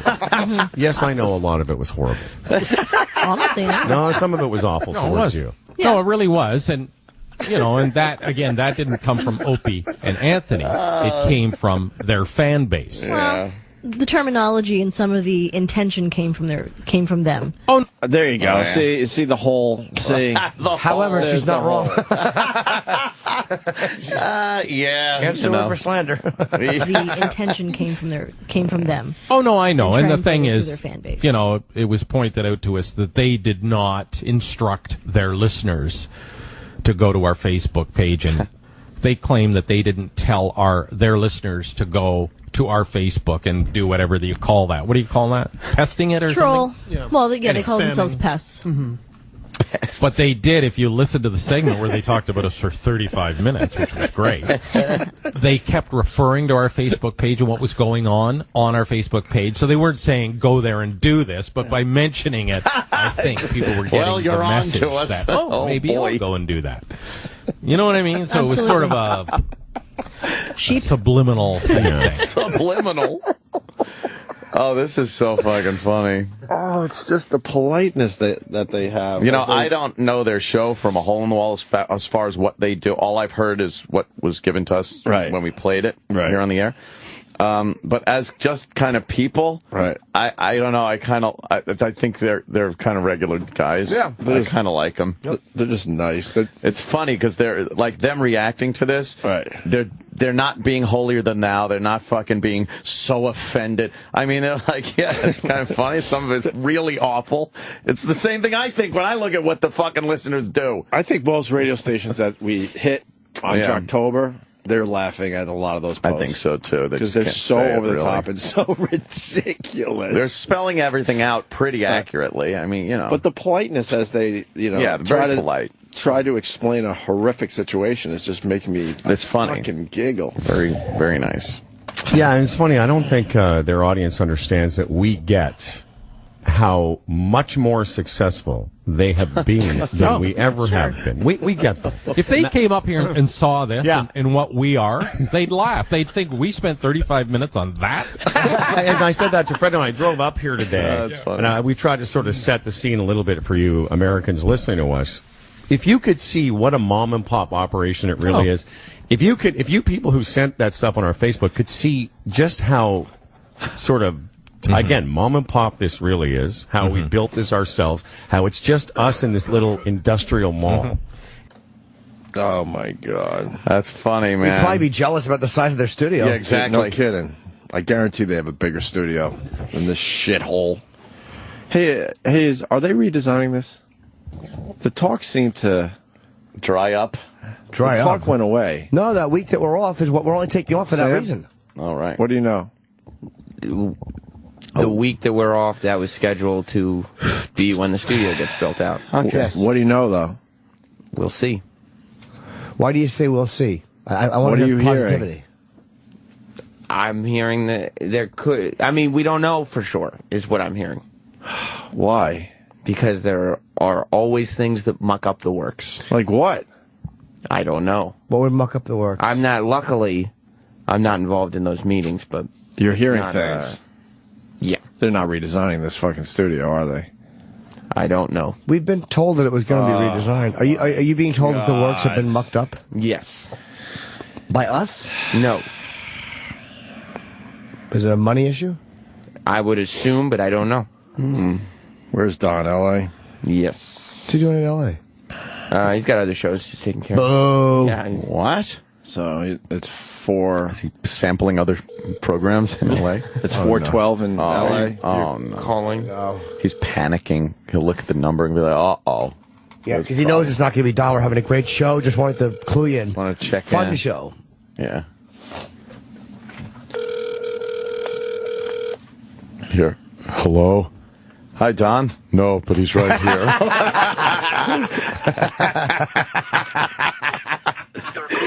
He's in a hotel with another man. No, I understand. We got I quite enjoyed that. We got it. That's good. My fucking phlegm is bunching up as I talk into the radio. Ooh. I do know phlegm. No, it hit. Please, the other. I was going to do what I swallowed cum joke, and I'm like, it's not even 7 a.m. Or it is 7 a.m. It hit me the other day. I was like, wait a minute. I don't think they're redoing the studio. Because all of a sudden I'm like, wait a minute. We're not talking about that anymore. That's right. It's that carpeting. I kind of put that on the back burner, like, okay, they're finally going to do it. God, I was tricked again. I think they did some budget shuffling with that carpeting out there. It's all nice, right? We're walking on our fucking studio out there when we go to take a piss. Well, that's our new studio. We're actually supposed to broadcast from the hallway. Right. I do know that Don and Tim are working hard to try to make it happen. So why don't they just... That I know. Okay. Why don't they just tell us they don't want us here? Huh? Make it nice and easy for everybody. Christ. I think they're caught in a dilemma because I think you're right. I think they would prefer we weren't here. However, they do understand the show has a following, and if we leave, they don't know how many people they're going to lose. Who are you calling now? Tim. No. Is he in L.A. too? No, he's on vacation. What? How come he isn't going? We're on vacation. Because you guys are never on vacation. We're going in May. Just for like a couple days. On Pop Lock. Tim. I'll tell you. Timmy! Don't. I'll tell you what they're doing. Timmy! They're going to use it. I know you're as a there. little bargaining chip. What's that? Yo, Exactly, Timmy. Chippo. They're going to use it as a little bargaining chip. What's that? Saying like, well, okay, look, we'll take care of your studio. And that will be something they can throw in the works come October. Now, they may very well revamp the studio when they said they were going to. There's no official... No, something's up. Well, I don't like the way I smell Joan it. Roberts is talking. I didn't say No, that. there's something up. You You're just... to all the And you listeners. probably know. There's something up. I smell this shit a mile away. Sam's nickname should be plausible deniability. I know. It Because really is. we see the face he's making, but they can't see. But Sam is basically saying they're not doing it. I'm not good at many things, but one thing I am is smelling shit a mile away. Wow.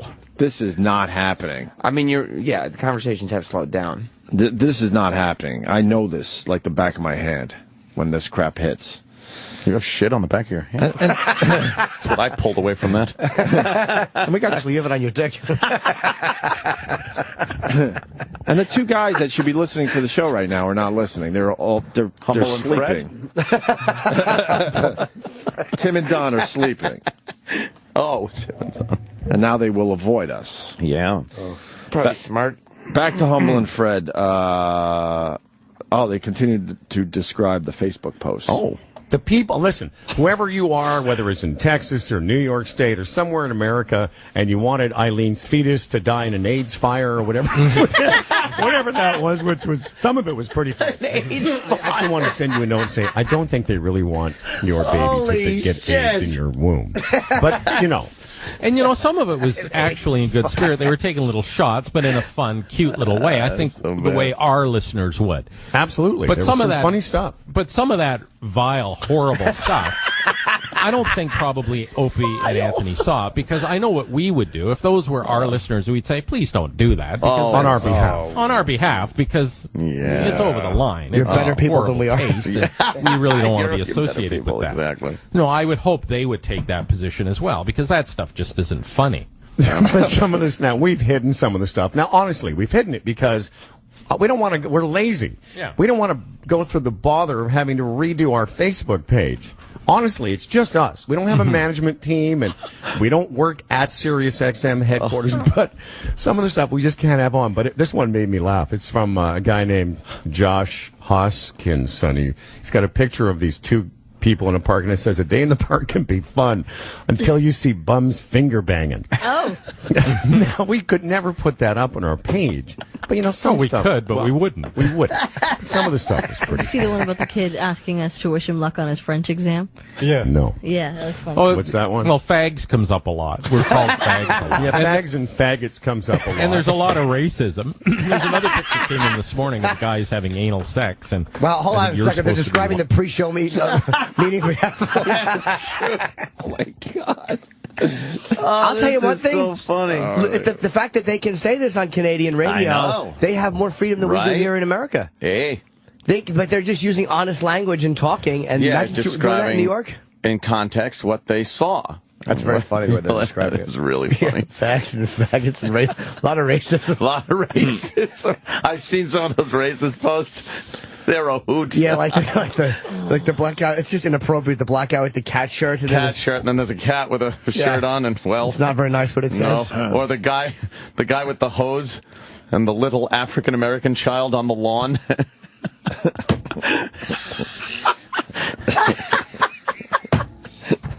Oh, Beretta. The fucking what is it called? Those little photos. That's not a meme, is it? A meme. Does a meme move or no? Sometimes. Some of those things make me laugh so hard. Yeah. Oh, they're so vicious. So bad. I agree wholeheartedly with them. Some of it is just vile, despicable stuff. Yeah. Yeah. Picture came in this morning of guys having anal sex, and I think you're supposed to be one, and I'm supposed to be the other. There was one funny one yesterday, though. A guy was sort of like a fat guy, sort of had his arms around his legs, and it had the caption, "This is Fred trying to blow himself." So it was pretty It was good. This is a guy who says, "Good morning, Humble and Fred. I have a French exam in 2 hours, and I'd like you two fags wish me good luck."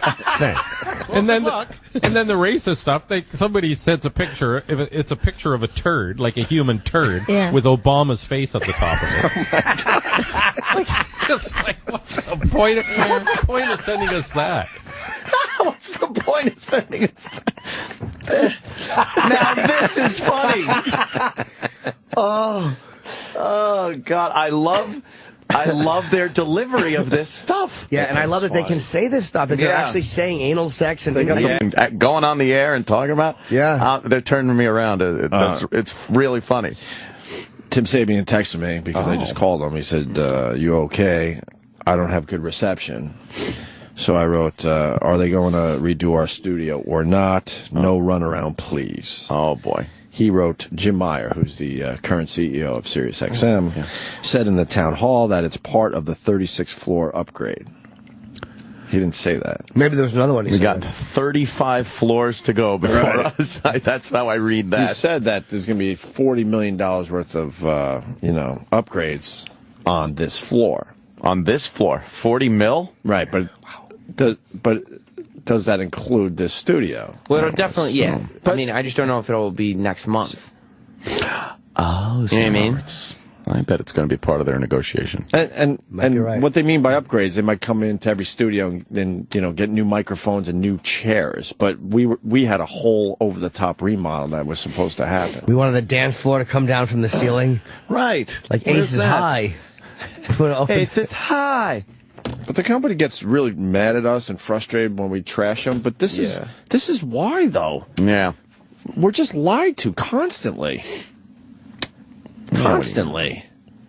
They said they were going to do this. Are they going to do it or not? I think they're intending to do it. Intending? What does that mean? It means what it means. We're going away in a few weeks. Correct. So why aren't they talking about it? And Tim doesn't know for sure. He said that it's going to be part of. Maybe we should reserve judgment until we come back. Yeah, I'll have a conversation with Tim after the show about it. Oh, boy. All right, more Humble and Fred. And to be fair, there were a couple of people. Eileen went back and forth with a couple people that rationally and articulately were articulate in making their point that we weren't funny. Excuse me, and that's fair. Like, there were lots of great comments, people saying, listen, I listened to your show, and I thought it was not. In fact, I think one guy said it was horrible. Yeah, you know what, and again, they're going by very small. But that's fine. But that's fine. That's what we did. Yeah. But I thought there were, you know what? That was great too. So on the one side, there was a bunch of guys saying a lot of N-words and faggots and things, and then there was a few people that went, okay, listen. To be fair to you guys, I heard your show. I found it awful, and we shut it down. And we've heard that before too. Oh yeah, that's nothing new. Oh yeah. I made the point yesterday that I'm one of those people that wasn't into Breaking Bad. So that just there's people totally in love with that show. And then somebody like me, I started watching and it wasn't for me. So that's what makes the world go round. It's not funny, but it's a fun show. Right. Exactly. Breaking Bad. You should know that. Yeah. Oh my God, that's making me laugh. This is entertaining. That is really fucking. It's his. You know what it is? It's his logical, reasonable, matter of fact assessment. Yeah, of complete moronic, vile behavior by our listeners. But he's talking about it the same way you talk about a congressional hearing. It's really entertaining. He's not upset. He's not underplaying it, though. It's a very measured tone he's using, and that makes it a lot funnier. I don't know. And the fact that, they're probably just broadcasting from what amounts to a podcast studio, and, just up there in Canada trying to do a goddamn show, and these despicable listeners start posting racist, fetus, progeria kids, baby dies Hitler, an AIDS fire. Wow. I don't even know what an AIDS fire is. It doesn't exist. No. One more clip from these guys. It gave them 35 minutes of content. So, again, at the end of that, I'm thinking, boy, they're that hard up for content. No, I hate when shows do that. No, we're not. We pick and choose, and this was like, it's topical, as we were talking about. No, you were talking about it. We've done it in the past before. It's not like we're grabbing at straws trying to find something to talk about when we talk about other shows. Right. It's not that we're hard up. We have plenty of stuff to talk about. We just felt like this would be a really good, fun, vile thing to do. You could find 30 other instances of us talking about other shows when the subject comes up. It's just, and a lot of them will say that. They ran out of content or whatever. To that, I'm thinking, boy, they're that hard up for content. No. They want to dissect this goofy little show for 35 minutes. Go crazy. We appreciate it, but wow. And really, we should send some pictures of where we work and what it looks like. That'd be cool. To Opie and Anthony. I guarantee you that. Do that. Do that. Building they're working in New York City. I want to see that. It's a lot different than this. Oh, yeah. We're honestly one step away from an Orange Julius. We're that close? No, seriously. We're like one of those sketchy things in the food court. Yeah. Where you're like, okay, they're in a mall. Taiwan. What's that food? Yeah. It's some kind of meat on a stick operated by a couple of goobers.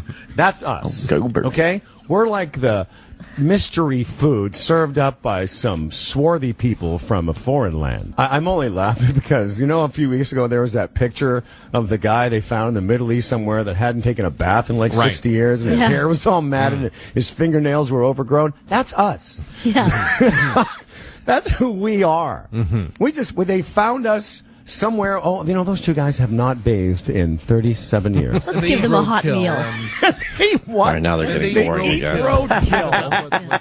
Yeah. I guarantee you, if Opie and Anthony saw this, they'd be like, seriously? This is what we got excited about? They probably fall in love with us because they isn't that sweet? Look They what would. those guys have done. Because like Opie and Anthony, I mean, if it wasn't for this, we were without work, and we had to figure out a way to survive. And we came up with this idea, and, depending on your level of... They do it themselves? What your I guess so. perception of level of success is, we are thriving in this situation. But... those... You see those pictures where they've rescued a dog, and at the beginning of the video or whatever, on the pet website, the dog's got he's just dead looking. Yeah, that's us. Mange, and then they bring him back to life. Donate now. You're absolutely right. They would probably want to adopt us. I can't. They would probably say, listen, you guys. Can't say anything bad had now. no idea. Oh, boy. It was so pathetic. Yeah. How are they, though? The question is, how are they on the air? How do they do it up there where they can actually just do it themselves and be on the air? I don't know. And then they sell the show. And then they're selling it. Oh. But Sirius picked it up. That's cool. So they're probably making about $100 a week from Sirius. Yeah. It's about to go on rate right now for a radio show, I believe. No, I ain't joking. That's not even a knock on them. I'm not joking. It's just what they're doing. In fact, the more I think about it, the more I find that amusing. Because, honest to God, they're driven. I guarantee you, those two guys are driven to work every day in a limousine. Nope. And rightly so. An Escalade, early, but I drive it. Manhattan. See? We were like three-legged dogs. We're eating roadkill, and we haven't had a bath in 70 years, and we're running a food court food outlet. Okay. Food court. Wow. And there you have it. Humble and Fred. Are they in a food court? Good for them. They're in a food court. If you could get the message to Humble and Fred there, I would like to see pictures of their operation there. We'll just get them on the phone. Let's just talk to them. Oh, boy. Once that happens, you know what we do.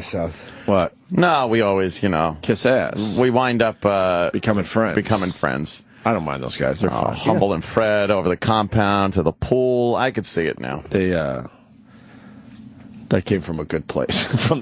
I think they enjoyed it a lot. That was funny. I think they enjoyed the attention, and I think their assessment of the whole situation. I think they laughed a lot in the last day or two. Very funny. Right. So I'm sure, and I'm sure of this too. The vile, despicable stuff that he's talking about, they laugh at that too. Right. You can't help but it's so outrageously wrong. Some of that stuff that it just is very funny. All right. George on Long Island is going to tell us why the studio will not be done anytime soon. What does George know? Georgie, what do you know? Hey, good morning, boys. Hey. Hey, listen, and Anthony can verify this. Unless you guys have had guys in there measuring for ductwork and architects looking around, you're at least 6 months away from seeing anything. That is true. There hasn't been any kind of lead work done. There was for a while. They were showing us like, hey, this is going to be the new board, and we're thinking of these light fixtures or whatever, and all that went away. And it just hit me the other day. I'm like, oh my God, they're not doing this anymore. Yeah, I smell this shit. I got my little monitor. My little monitor. And they got rid of the old phone finally. They did. And if it's your studio, I'm sure you guys would want to see all of the stuff that's going in your studio. We actually saw blueprints, a design of, we were going to lay it out a little differently, but all that just went away. Yeah. So that's why you're not going to see it anytime soon. It's still got to go through the architect and the engineering and stuff. Right. Architect. Mechanical system, so you're not going to see it anytime soon. And then the vice president of programming didn't even acknowledge that we did an amazing unmasked for the company. Didn't even acknowledge it. We could see his office from here. Didn't walk down here to say, hey man, good job. He didn't show up even though the thing was 2 blocks away. He didn't send an email saying, hey man, good job. I think he's a little more hands off these days. Why? I don't know. When that transfer went over, where Tim kind of picked up the show, right? And Don Wicklin, it's just, and then Steve Blatter was off the show and stuff. I think it's just the right thing to do, though. Yeah. Well, yeah. Show a little support.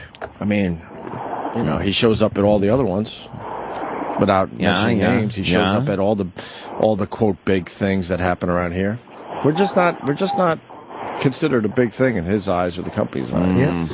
All right, thank you, George. All right, boys. See Bye. Yep. Bye, George. So, there you have it. Thank you, Humble and Fred. You gave us another 40 minutes that time. There's already pictures of their. There's got to be pictures of their studio. I mean, it's not just a little studio. They'll send some. No. Yeah, I would love to see it. All right. We're going to take a break. We got a great 911 call. And we played the Willie Geist thing yesterday, right? We did, yeah. I reached out to him. I was so frustrated by that crap. I guess he got a bunch of retweets from that, and then he commented on one of the retweets and was like, "He did? Fuck you," or something to some guy. No, some guy said something. Yeah, and Willie was like, time and place, pal. Like I think he wanted to duke it out with the guy. Well, let's find that tweet and we'll talk about it a little more after the break. Yeah. Excuse me. Opie and Anthony will be back in a moment. They have food in their mouths right now. On Sirius XM. The Stanley Cup playoffs are on Sirius XM. The Chicago Blackhawks have won the Stanley Cup! Every glass-rattling hit. Leveled at the blue line! Every save. Miller did it again! He denied Voracek, and the game goes on! Every turn of the red light. Crosby shooting, scoring! Oh, slap me, silly Sidney! Catch every game of the Stanley Cup playoffs on your Sirius and XM radios in the Sirius XM app. Log on to SiriusXM.com/NHL schedule for game times and channel listings. A public smoking announcement from new Zoom e-cigs. Are you living with carpoolus rejectus? Do you find yourself driving alone because you smoke? Are carpools, road trips, and even the simple, "Can I give you a ride?" met with damning no thank yous? Well, no longer will the carpool lane be forbidden to you. With Zoom E-cigs, there's no smoke, no smell, just flavor so bold you won't believe it's an e-cig. Now the company carpool has a new captain. Flavor beats fire at ZoomEcigs.com. We moved to Florida. We were referred to him by our doctor back in New York State. He's very, very professional, but yet he's very personable, and that meant a lot to me. Now in our 30th year, Florida Cancer Specialist celebrates the millions of patients whose lives have inspired us. Nearly 200 physicians, over 80 locations, including St. Petersburg, Sebring, and Brandon. For an office in Florida near you, go to flcancer.com. Florida Cancer Specialist, online at flcancer.com. Good communication is key to business, especially when you need to work together with people that aren't in the same office. So what do millions of small business professionals do when it's time to connect with remote clients and colleagues? They use Citrix GoToMeeting, the proven solution for meeting and collaborating online. GoToMeeting lets you share the same screen, so it's easier for everyone to stay on the same page wherever they are. And with built-in HD video conferencing, you just need a webcam to see each other face to face. Present, demo, and meet simply, all on your Mac, PC, tablet, or smartphone. When meetings matter, millions choose GoToMeeting. Now it's your turn to see why. Start hosting your own face-to-face online meetings today with GoToMeeting. Visit GoToMeeting.com, click the Try It Free for 30 days button, and use the promo code SiriusOrXM. That's GoToMeeting.com with promo code SiriusOrXM. Ready to work with anyone, anywhere? GoToMeeting. Meeting is believing. Hi, I'm Chuck Woolery. Here's something surprising about mouthwash. The burn doesn't mean it's working, and neither does the cool sensation. The fact is, if you want real, long-lasting, fresh breath, you need an activated mouthwash. Smart Mouth mouthwash has two solutions you combine right before rinsing, activating the power to eliminate bad breath for a full 12 hours. That means fresh, clean breath all day with just one rinse of Smart Mouth. Rinse at night to prevent morning breath. It works. Get Smart Mouth today in the green and white boxes at stores everywhere. The guys are funny off the air, too. Don't believe me? Follow them on Twitter at Opie Radio, at Anthony Cumia, and at Jim Norton. See? I told you. Sirius XM and the Foxhole present The Amazing Spider-Man 2 Town Hall. Spider-Man. Yeah, I know. Costume gives it away, huh, Max? Jamie Foxx sits down with the cast of The Amazing Spider-Man 2. Andrew Garfield. I'm Spider-Man. Emma Stone. Peter! And director Mark Webb. With an audience of Sirius XM subscribers. The Amazing Spider-Man 2 Town Hall. Today at 5 p.m. East, 2 p.m. West. Here on the Foxhole, Sirius XM, Channel 96. And on the Sirius XM app. I need to control internet usage in my office. Do you want to pay a fee for every user? No. Do you want to pay extra to protect remote users? No. How about a product that's difficult to install and use? No. Offshore or automated phone tree support okay? No. Then yes, we can help. The Barracuda Web Filter. Content filtering, application control, and malware protection with no per-user fees. Available as a hardware appliance, virtual appliance, or as a cloud service. And live humans to answer your calls. Try Barracuda Web Filter free. Go to barracuda.com/yes.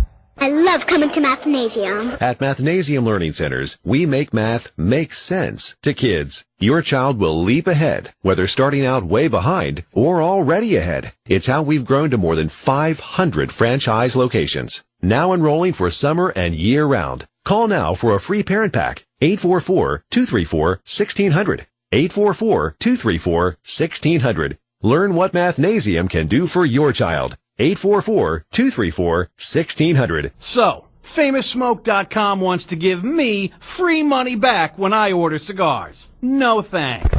Said no sane cigar lover ever. Hey guys, it's Tommy Z-Man. And if you're like me, not only do you love your cigars, you love getting free cash back even more. And it just so happens that the lunatics over at Famous are celebrating their 75th anniversary in the cigar business by giving you 10% cash back on every order over $75. Now that's on top of the already wickedly discounted prices we have every day on cigars, humidors, and accessories. Some restrictions do apply. Famous offers a monster selection of the big-name premium brands you love at prices that make it easy on the wallet. Just pick the cigars you like, add in the other goodies you need, and your cigars will be on their way to you. Lightning fast with your free 10% cash back. Just click the Activate button at FamousSmoke.com. That's FamousSmoke.com. We moved to Florida. We were referred to him by our doctor back in New York State. He's very, very professional, but yet he's very personable, and that meant a lot to me. Now in our 30th year, Florida Cancer Specialist celebrates the millions of patients whose lives have inspired us. Nearly 200 physicians, over 80 locations, including Sarasota, Spring Hill, and Leesburg. For an office in Florida near you, go to flcancer.com. Florida Cancer Specialist, online at flcancer.com. Hey, this is Dr. Steve from Weird Medicine with another Dr. Steve Medical Minute. Hey, what's the deal with all of the attorney advertisements regarding androgel and other testosterone treatments? They cite some cardiovascular risk and studies. Just wondering what's up with that. Thanks. Love the show. Bye. This is a great question because we're always talking about testosterone therapy on Weird Medicine. There was a recent study that followed 55,593 patients who were on testosterone therapy, and they first looked at 1 year before they were treated and then 90 days after, and they found an increased risk 2 times normal in men over 65 and also for men under 65 who had known heart disease. This was increased risk for heart attack in the first 90 days of treatment, but there's a lot more to this issue. Of the 55,000 patients that were studied, there were only 65 cases of heart attack in the post-treatment group. And of the 48,000 men younger than 65, there were only 45 had heart attacks during the monitoring phase. And that works out to about 3.76 cases in every 1,000 patient years, were a risk of 0.376%. Given that the pre-treatment phase yielded a risk of 0.322%, the actual increase in risk, or the absolute risk, is very small. And doing a little mathematics on this shows that we would have to treat almost 2,000 patients with testosterone to get a single adverse effect. And this was in patients with known heart disease. So my recommendation is this. If you have the symptoms of low testosterone, which are fatigue, lack of sex drive, erectile dysfunction, or physical weakness, and your testosterone is low, and you're under 65, the risk of heart attack is vanishingly small if you're otherwise healthy. As always, discuss with your regular medical provider, and happy boning! Be sure to check out Weird Medicine Saturdays at 10 p.m. Eastern, right here on the Opie and Anthony channel. Good. Welcome to Attainable Dating Solutions, video dating for the unwashed and socially inept. Profile DUMB44. Daniel Bobo Curlin. Hey, this is Daniel Curlin, broadcasting talent for the Opie and Anthony show. But you probably know me as Bobo.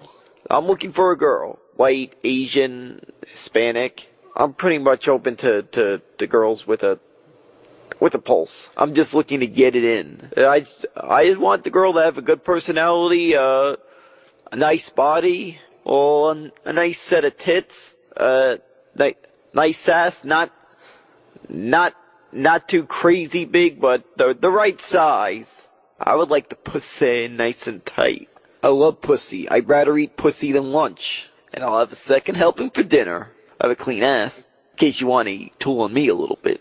If you were born with the dick, that's fine. As long as you've had the surgery. But no surgery, no fucky. I'd like to take a girl someplace warm, like Miami, Southern California. We'd stay at a hotel. It'd be a lot of fucking at the hotel. I would love to do facials with you. I will snowball. As long as it's my own cum. You must like dogs. My dog's name is Mr. Maloonigan. He's a schnoodle. No, I do not have any STDs, because I'm a virgin. But my boner can get to a whopping 3.5 inches. And it could all be yours. Call the Opie and Anthony Show. 866-WOW-1-WOW. That's 866-969-1969. And let me pound that pussy like you've never had it pounded before. Go Bobo. Call the Opie and Anthony Show today. Daniel Bobo Curlin does. And now, back to the show. Aren't you glad you didn't drive off that bridge?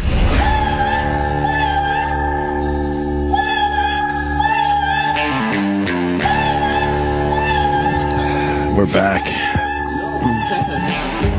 Wow. Jack White, right? I still don't have a copy of this. I love this thing, too. Rest of the album good? Huh? Oh, the album's not out? It's good. I gotta get this. Heard it. You heard the whole album? Yeah. You're getting cheeky over there. I'm not. Yeah, I see it. No, he was just cleaning his teeth. I saw with his tongue, Sam. His dimples start to show. Yes, they do. Somebody was in the bathroom, one of the stalls, making it sound like they were fucking doing deadlifts. Holy shit, Really? yeah. Oh, he was definitely straining. It's pretty disgusting. I guess that chili dog wasn't a good idea after all. Not a good idea. Well, as long as we're all sharing. Yeah. I just discovered I got bad breath this morning. What happened? Nothing worse than when you drink your coffee, or in this case, it's green tea, and you smell your own breath on the little like hole that's in the lid. The little bung hole on top. Fuck, man. Should we get someone to smell it? It's not that bad. I just know my smells. I know that's one of the bad ones. Oh God, damn! Oh man!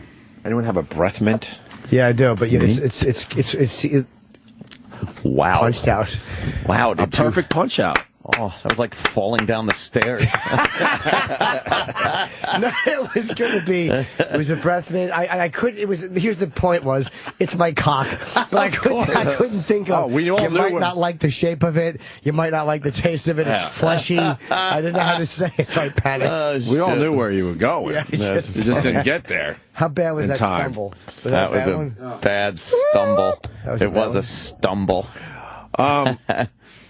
I got an update on the studio. Oh, good. Good news. And unlike the old days, I swear we're not going to spend like a half hour or hour on this. Yeah. I just got an update. So I just got a weird hunch the other day that we're not getting our studio that was planned, where there was like blueprints and we were starting to look at like actual furniture for the place and this and that, and we're going to move this over here and we're going to push the TVs over there and remount them over there, blah, blah, blah. You know the deal. Okay. And then all of a sudden I just the other day went, wait a minute, no one's talking about this anymore. It just hit me. Shit.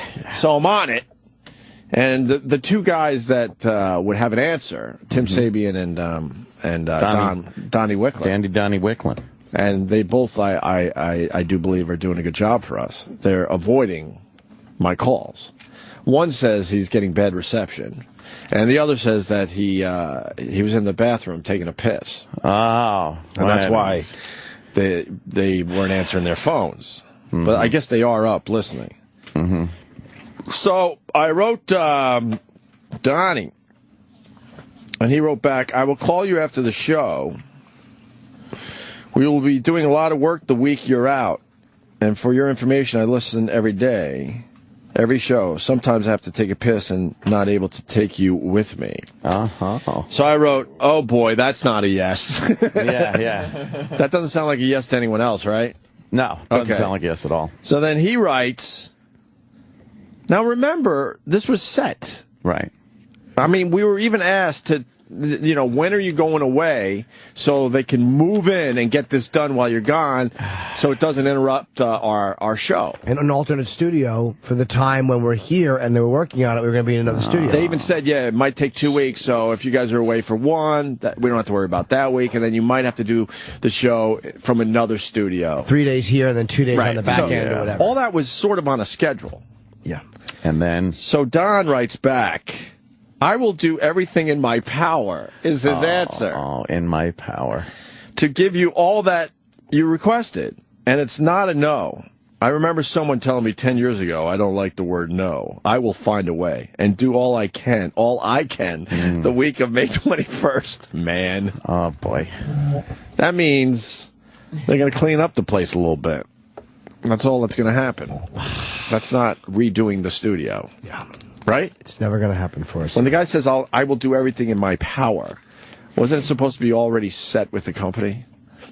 Yeah, it was. That shouldn't be, I will do everything in my power. It should read, stop being paranoid. You know this is happening. Mm-hmm. Yeah. It's on the docket. On the docket. On the docket. So, there's your update. We don't have to continue.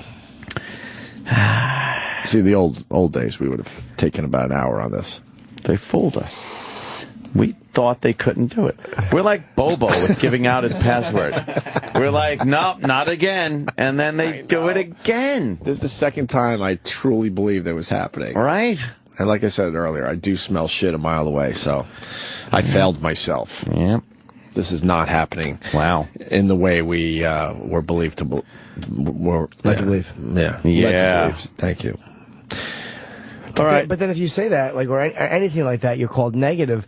But the reality is when you're reporting on a situation and going, look, we were told one thing, and that's not being negative if you're just kind of being factual about it. This is where our frustration comes from. And, and then they get mad at us. It's like, but you promise us things and then make believe you never talk to us about it. Jesus.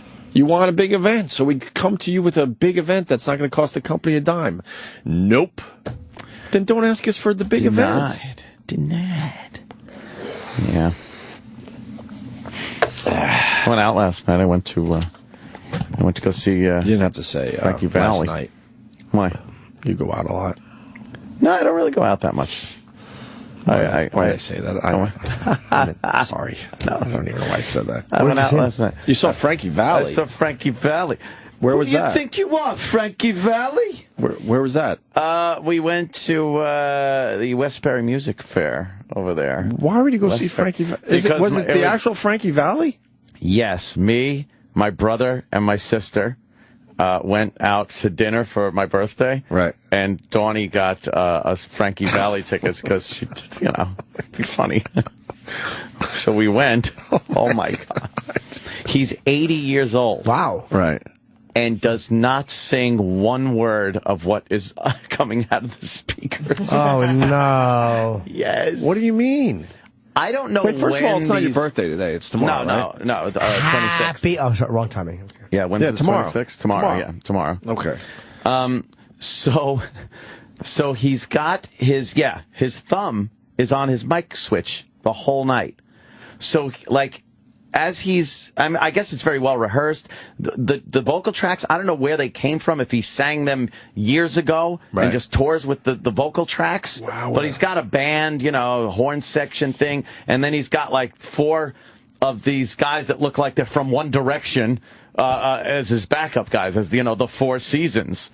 But they're all young guys, Right. And then he turns the mic on. You could see him turning the mic on and off so that, he's like, don't go away, I'm no good for you. And then his mic is off, but then he'll quickly turn it on and go, yeah!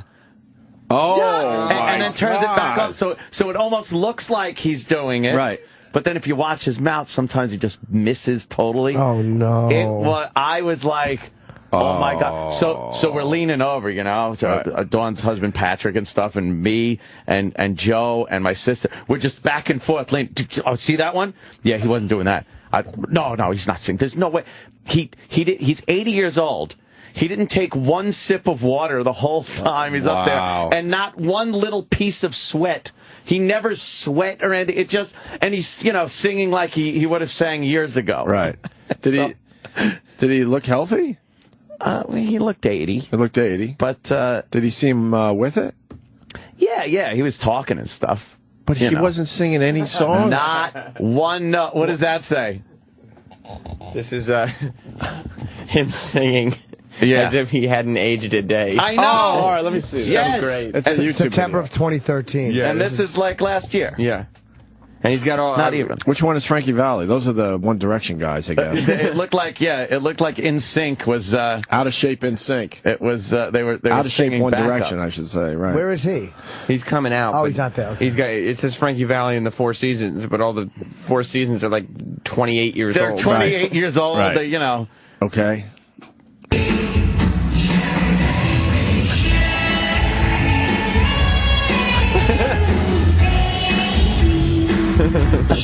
He's not singing.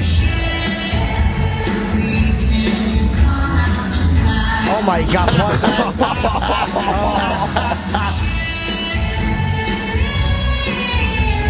He makes it look effortless. It's effortless. It's effortless because he's not even moving his lips. Oh, yeah.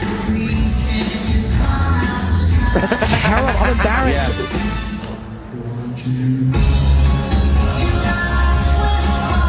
Oh my! Pause this. He sounds way too young. Right? That is not even close Dude, to him. It was, or the current version of him. It was hilarious. That's a 50-year-old recording. Yes, we were cracking up. So he's lip syncing to a 50-year recording. Yeah, and he's doing it horribly. Yeah. We could tell, like my brother knows all the technical aspects of live performances and recordings and stuff like that. So he was watching and he's like, look, the drummer is wearing his monitors in his ears, so he's getting the click track through his ears. What's that mean? That means like he'll just hear a tick, tick, tick, tick, tick for the song to know exactly when he's got to come in, the tempo he has to hold the entire song so that it goes off without a hitch. You know, he's able to do the vocal and lip sync over the whole thing. Right. And the band's really playing. The band's playing. Yep. They had a live, band there. I was even a little leery about the backup singers, the Four Seasons guys, because it was perfect. Not one clunker was hit vocally the entire time. He still got nothing. He still got it. Yes. They probably need everyone to lip sync to make it smoother. That's what I'm thinking. To make it really. Oh my God, that's embarrassing. Smooth it out. Put that video up on our Facebook page. Yeah, we'll put it up on O&A Show on Twitter. Play a little more though. Let me see. It's a visual, unfortunately, but you're looking at a very old man. Well, although his hair isn't gray or anything. He looks pretty good. If he's 80 years old. He actually looks good. But he's barely moving. But he's smooth as he walks around the stage. But he's not even really trying. His lips don't even move. His lips don't move that much. There's no muscles in his neck kind of tightening up. He's not sweating one bit. And like I said, he's singing like that, and not one sip of water the entire time he was up there. How much were the tickets? I don't know. Donnie got them for my birthday. Yeah, but man, people are getting ripped off. Is my point. No, here's the thing. If it's a cheap ticket and they say, look, he's 80 and there might be some shenanigans going on here, but if you want to see this legend, come on in. Here's the thing, though. The place, first of all, packed. God, it's so in the weird. round, every seat How was old were taken. the people? Of course. Every seat was taken. Oh, my God. It was you're getting people in their 60s and 70s in that crowd. And their audience probably doesn't notice. His audience doesn't notice either. They were singing, fucking hands in the air. They thought they were singing fucking Frankie Valli singing. So they paid a lot of money to listen to records. Oh my God. And watch him walk on the stage back and forth. Right. Cheapest seat, because he's playing Westbury this weekend. $74. Wow. $74. And we were for all the way in the back. Dude, we were probably 5 rows back. That's $100. That's at least $100. And wait, how many shows is he doing? He's doing tonight, and he's doing tomorrow night, and then he goes to the State Theater. Because he's not going to strain his voice. He's doing 7 shows a night? Yeah, it's amazing. It's astounding. Golden pipes. He fucking did not a note. And we were just, at one point, we were just watching that thumb of his on the mic, because he's the guy, turns the mic off, now he can lip sync. And then he turns it on real quick to give a, let me hear you people, in the middle of the song. So people are like, his mic is on, so I guess he is singing. To, complete the illusion. And tonight, there's barely a seat available. Yeah, dude, it was packed. It was fucking packed. Can we watch more of that? I tell you, them homeboys got quite a racket in the parking lot. I don't know what goes on, but we all pull in, and I guess, my brother's got a car and my sister and stuff, and then I pull in. Now, I noticed they waved my brother to the far parking lot. Now, an Escalade comes in, and one of the homeboys goes, yo, and starts waving me through one of the barricades to the close things, because I think he assumes that I'm going to grease him, because I was driving the Escalade, which, by the way, I did. Right. So I slipped the homie a 20 right next to the building. Boom. I'm parked. He's like, put it right here, motherfucker. He's probably not even working for the venue. That's the best part. Yeah. They like a little grease down there. Beautiful. Grease is the word. He sang that. But did he do all the echoes perfect? Wow. Oh, it was perfect. All right, let's see Frankie Valli. He should not sound like he's 20. No, exactly. No, it doesn't match up is the point. It's terrible. No. You'll see for yourself if you check out the video on our Facebook page. It's really strange. Yeah.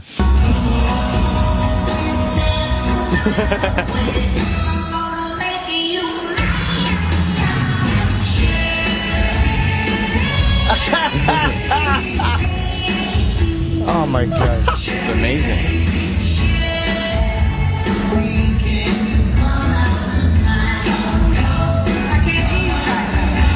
see it. Oh, wait, let me see the mic. Go back. Let me see the mic again. See, he goes. Wait, go back. His thumb is there. See, he just flicked it. I didn't see him flick it. Look, the mic goes sideways a little when he flicks it. Right before he says, I can't hear you. Watch. He looks at it. Flip, right there.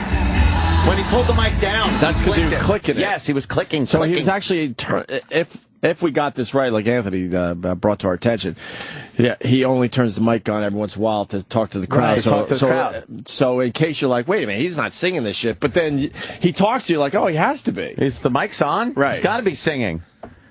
That whole,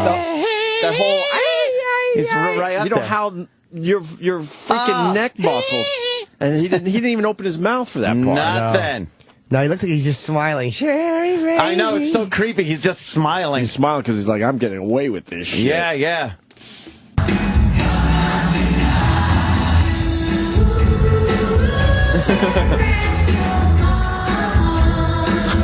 can't sing like that at 80. Why do the guys have to dance like that? That's how the Four Seasons dance. It's a bit fruity. Why don't you come out? Listen to this high note.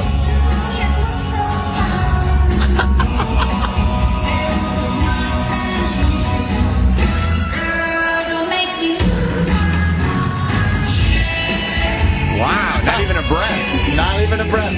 There were other times we saw him inhaling as the fucking vocals were coming out. Yeah.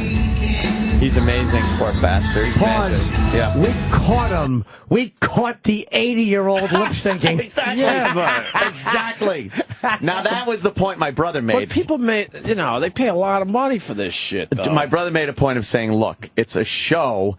It's like he's 80 fucking years old. Just to be in the room as he's performing whatever he's doing.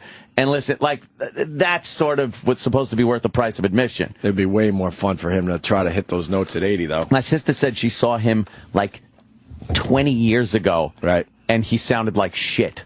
And he couldn't sing those songs. So someone finally said, look, we're going to do it this way. We'll take you on the road. Right. Effortless. Right. We'll play some tracks, and there you go. Do you think he's embarrassed? Like, is that weird with your band? They all know you're lip syncing. Like, how do you? I know, that's what I was thinking too. Like the guys are just watching him going, "This fucking." He's guy embarrassed just... until he checks his online banking. Yeah, that's true. And he did sing these songs originally. He's making a bundle. That's right. There's a video going. This reminds me of another video that's going around. That's not an 80-year-old, but it's a big DJ, Steve Aoki. Oh, right. Oh, right, yeah. And he's huge. He's like one of the biggest EDM people. Right. But was he here yesterday? Yes. And does he just play that was him outside the studio? Yeah.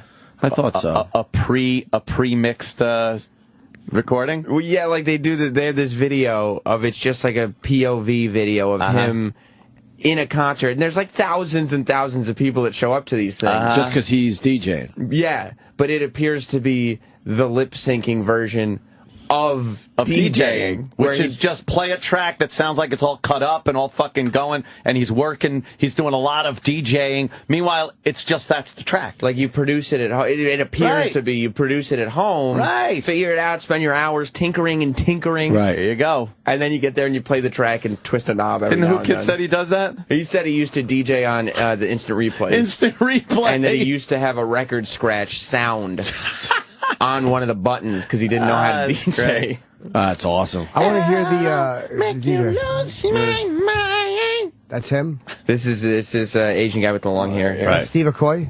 Yeah, he was outside our studio Steve yesterday. Aoki, yeah. Aoki. Aoki was outside our studio. Think the girls like him? What's inside an egg? Oh, fuck yeah. Oh, God. See how he's like just kind of touching stuff? Travis, stop dancing. God. Oh, I gotta do my fucking jazzercising. Here. Wait, what just happened? Nothing. No one was touching anything. No. Big change like that. This is not that great. No. Twist a knob. Twist that knob. They're all laughing because they know. Yeah, there's nothing going on. Anything.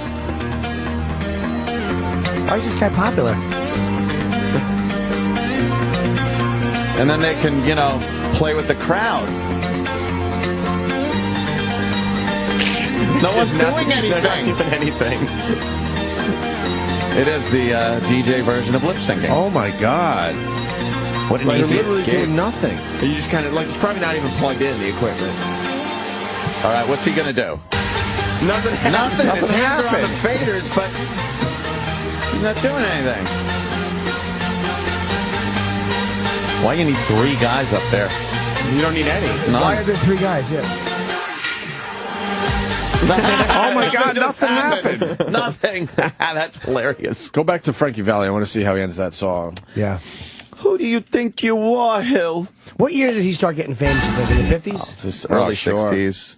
Really, yeah, the kind of the late 50s, but he took off in the early 60s, like 62. Right? Even with the Beatles coming to America. Oh yeah, he was very popular. He's not even singing there. No. He's hiding his lips behind the microphone.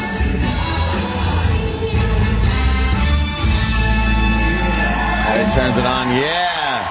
He can talk to the crowd now with the mic on. See, they should have just got a fucking recording of him singing that. Not that old, though. Not perfect. The original recording. Just download it on iTunes. It was perfect. Yeah. Every song sounded just like the record. We got info coming in about him. Oh, yeah? Barry in Philly, what's up? Hey, guys, how you doing, man? I've heard for years and years Frankie Valli is either deaf or almost deaf. What? I've been I've been hearing this since like the 70s. No, what'd you say? I couldn't hear you. That he's deaf. What? Funny, asshole. Who's the asshole here, sir? In this scenario? I'll vote for both of you. All right, fair enough. Yeah. Let's go to Anthony in Philly. Oh, a twofer. Mm-hmm. Go ahead, Anthony. Hello. Hey, you got to check out this video. It's World's Best DJ Fail. World's Best DJ Fail. Yeah, it's this kid at a party, and he's DJing like a maniac. And then they zoom in on him, and you see that the thing he's using to move all the sounds and everything isn't even plugged in. Oh, fun. There you go. The best DJ...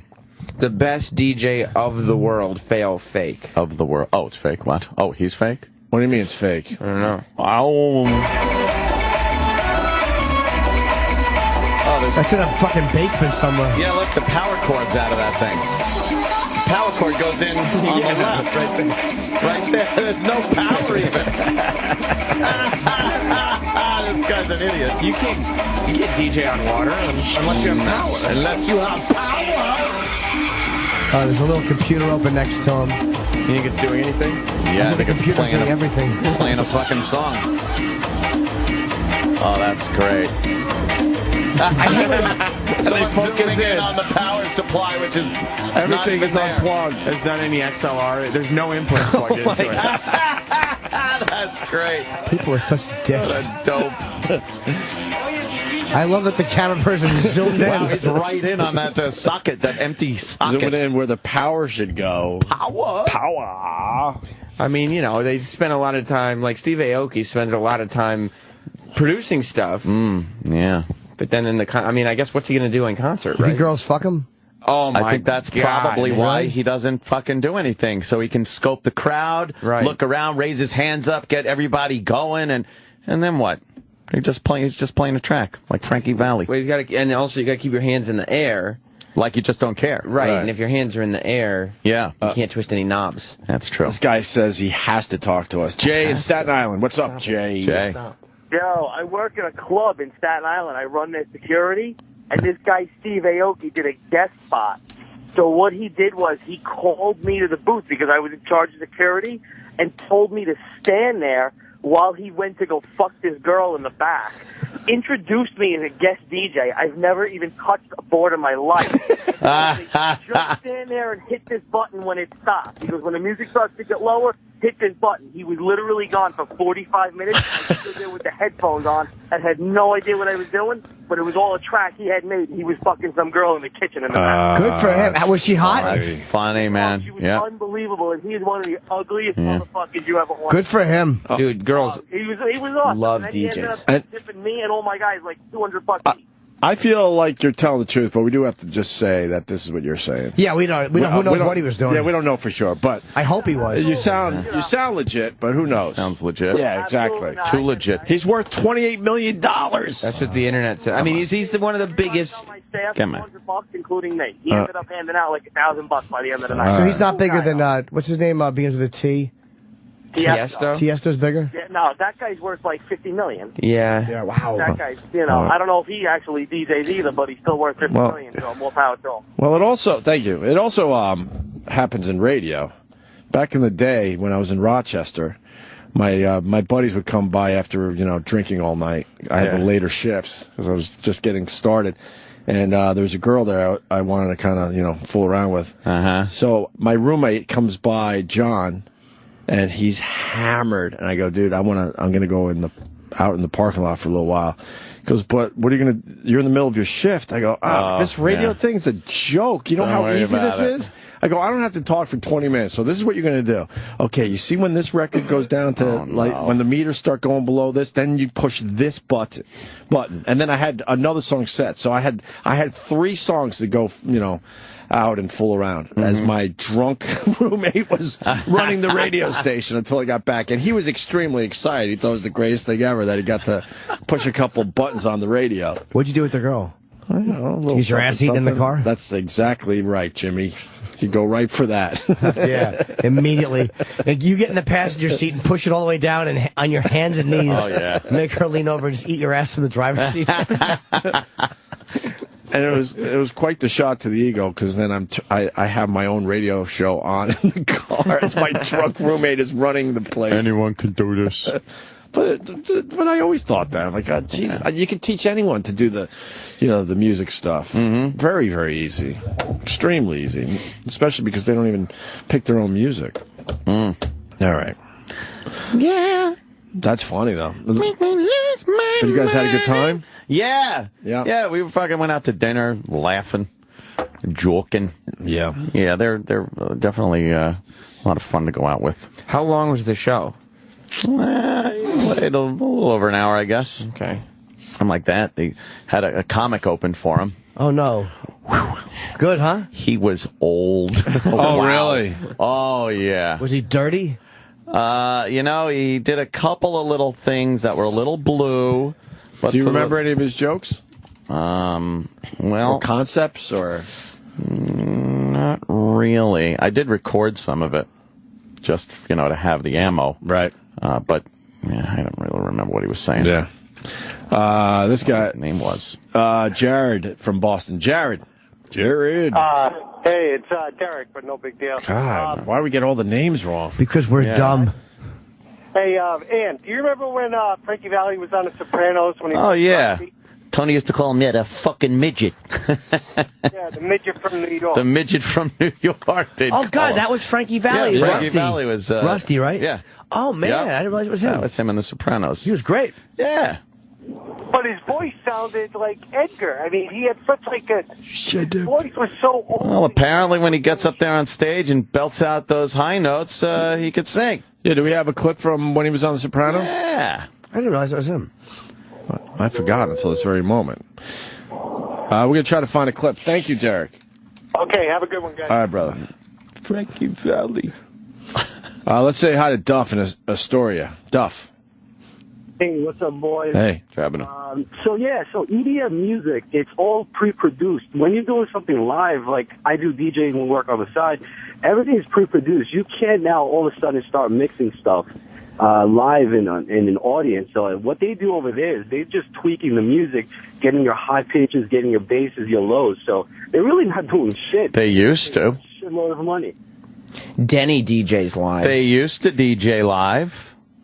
2 turntables and a microphone. That's right. That's where it's at. That's what I say. Yeah, EDM stuff, they don't do that stuff anymore. Oh, yeah? So weird. Is it reasonable? What an easy gig. So you do everything in your studio at home, perfect it, and then all you have to do is stand there. Who actually performs live? Yeah, I do, Who's Sam. performing live in this day and age? Yeah, but when can people see you perform live? Yeah. It doesn't matter. Oh, come on. Yeah, I don't sold throw out in tonight. plugs. You know? No, tomorrow is tonight's night. So you get tickets to see Jim Norton at Caroline's tonight. I heard it was really good last night. It was amazing. I would love to lip sync. Great would that I would be? love to lip sync as a comedian. You should try it one time. You should try it. Yeah, just pausing. Wow. Do it for 5 minutes. Yeah. You should do that. We got Frankie Valli from The Sopranos. All right. Just to compare his voice. Speak English. The kid, Jason. Fucking Philly Leotardo. She told me he warned her about giving us points if I take. Phil's a pimple. It's goddamn Johnny Sack. It's his message to the other captains, that fucking animal. Take it easy. Fuck that. Rusty. Sounds like he has a weak voice, That right? fucking animal. I'm telling you, Carmine. We go all out, we'll steamroll right over John. That's him. I predict the guys in the street in Brooklyn, Queens, they'll welcome us as fucking heroes. It'll be easy. He sounds like he's having a tough time getting like air or something. Yeah. Very, very weak. Can you picture him coming out and going, No, not at all. Not at all. What year did he do Grease? 77? 78? Somewhere around No, there. the original was Grease. 78. The original song. Yeah, that song came was it? from. I thought Yeah. it was from the 60s. No. All right. Is there a? I heard there's a remake with John Travolta and Olivia Newton-John of a song from. We played it. Grease. Was I in that day? Maybe I was out. I don't know. We played it. We definitely played it. I think we did. Yeah, That why was don't like we? a year or two ago. Yeah, we definitely Wow, played it. Really? Yeah, we could do it again after the break. I didn't. And we got a great 911 call, so we're going to step aside. Ooh. Opie and Anthony will be back momentarily. With or without you.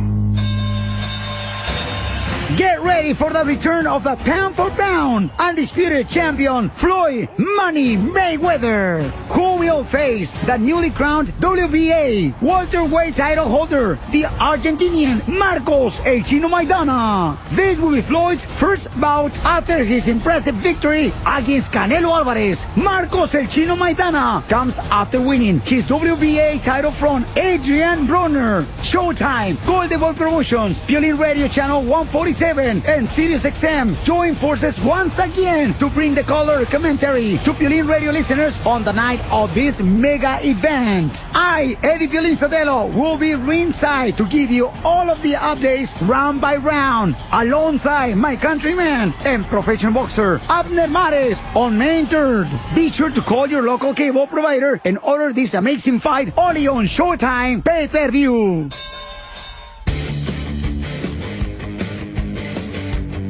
My goodness. Jim Norton just bringing the whole crowd down. Hi, everyone.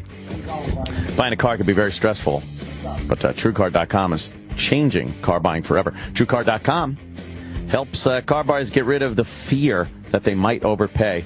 Very scary. Last month, nearly 45,000 cars were sold by the TrueCar Certified Dealer Network, and TrueCar.com users saved an average of $3,046 off of MSRP.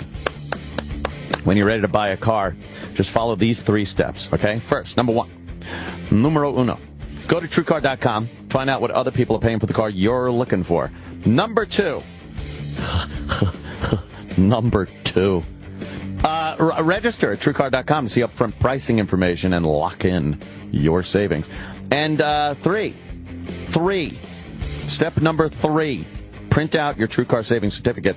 Take it to the TrueCar Certified Dealer for a better, hassle-free car buying experience. Some features not available in all states. Every day, TrueCar.com users receive negotiation-free, guaranteed savings. Save time, save money, never overpay. Visit TrueCar.com today. That's TrueCar.com. SiriusXM is your home for every NBA playoff game, where this year's playoffs bring a 3rd straight championship to Miami. Behind the head, 2-hand jam by LeBron James. A first ring for Oklahoma City. Pulls up fires, angle right three for the lead. Cha-ching, it's under Moneyball. Can you say KD MVP? Perhaps a surprise champ. Hear every NBA playoff game on SiriusXM and get closer to the NBA playoffs with SiriusXM NBA Radio, Channel 217.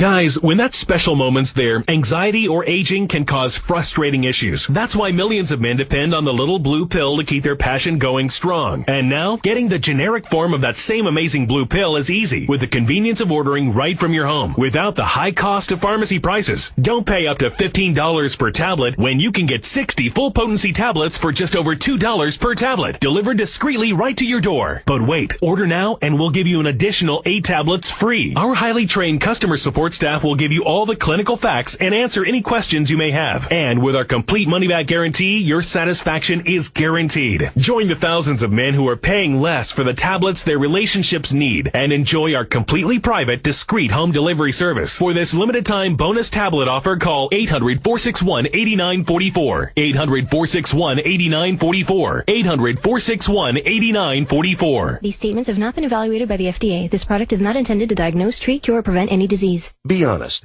Will owning a bigger TV help you get ahead in life? Will another pair of shoes make you a better person? Probably not. But what if you could speak another language? If acquiring a new language excites you more than acquiring more stuff, then wait until you hear this. As part of its biggest language learning event in history, Rosetta Stone is giving away demos of its powerful language learning software absolutely free. For your free demo, call 1-800-344-7270. And Rosetta Stone has made language learning more convenient than ever. Learn on your computer or iPad, then practice on the go with your smartphone or MP3 player, without ever opening a book or memorizing boring vocabulary again. Do you want more stuff, or do you want a language that will last a lifetime? After all, it's all about priorities. To try a free demo of this powerful language learning software, call 1-800-344-7270. Again, get your free demo now. 1-800-344-7270. That's 1-800-344-7270. Hi, I'm Dan Mancini. I know you've heard me talk about my grandmother's authentic, all-natural, and delicious meatballs and slow-cooked sauce. But I bet you don't know, besides being all-natural and really delicious, my turkey meatballs are 96% fat-free and only 110 calories per 5-ounce serving. So don't walk, run to your local supermarket and tell them Dan sent you, and take home some of my Mama Mancini's all-natural meatballs. Mama Mancini's, the meatball lover's meatball. Available at your local supermarkets.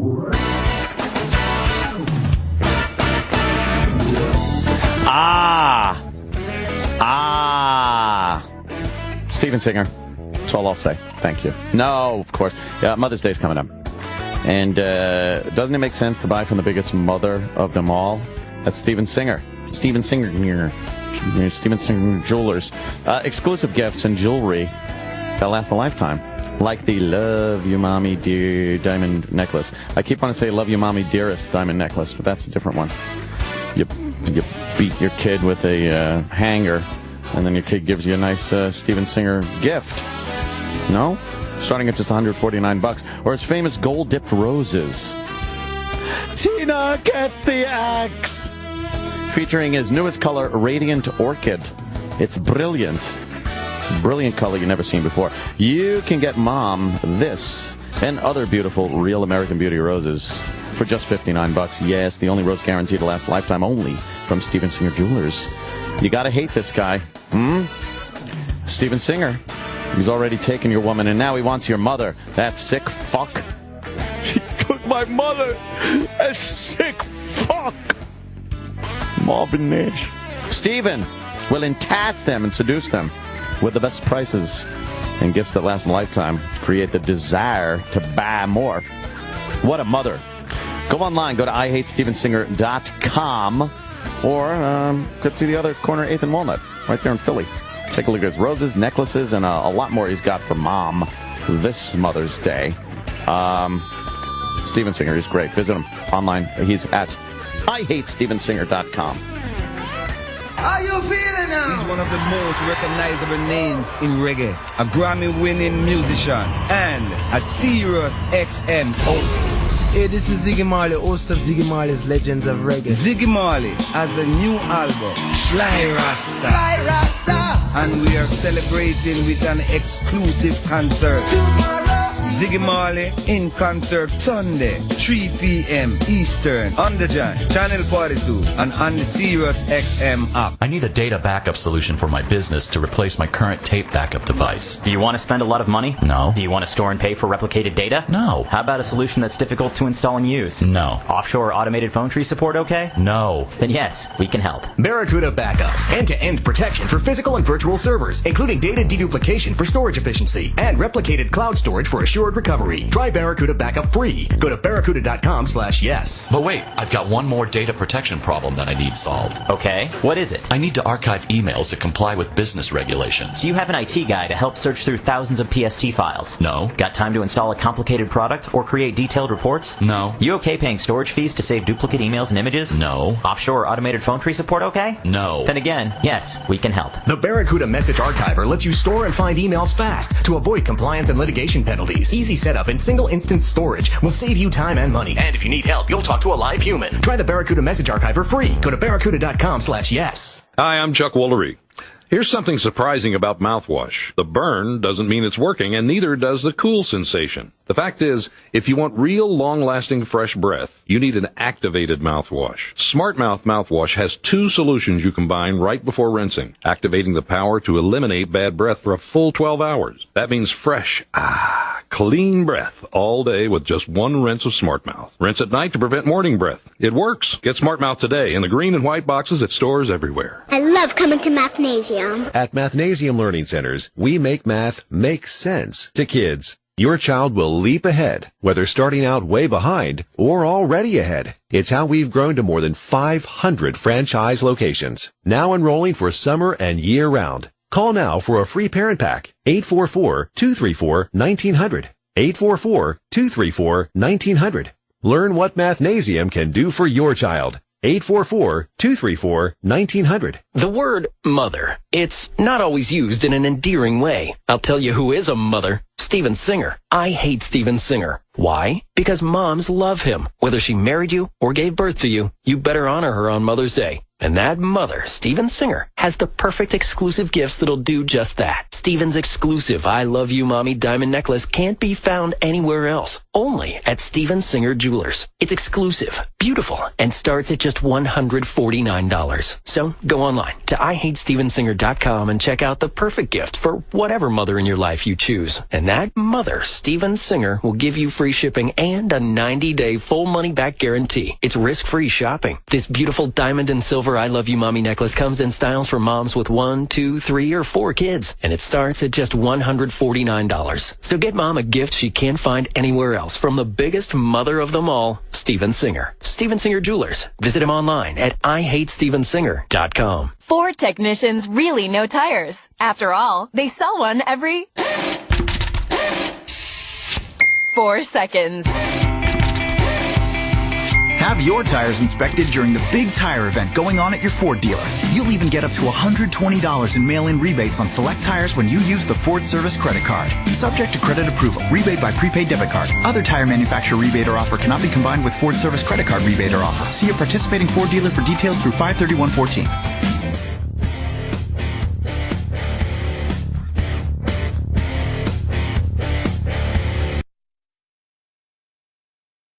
Sorry. I was pointed at and I didn't know. Opie, you live read? Sit back. Relax. Everyone, be cool. Feet up. We're going to be like a bunch of little Fonzies. And what's Fonzie, Opie? Cool. Correctamundo. Jesus. I almost called you Chip. You're Edgar. Actually, you're Jimmy. Good communication is key to business, right? Especially when you need to work together with people that might not be in the same office. What do millions of small business professionals do? When the time to connect with remote clients and colleagues is right there in front of you, but they're not there.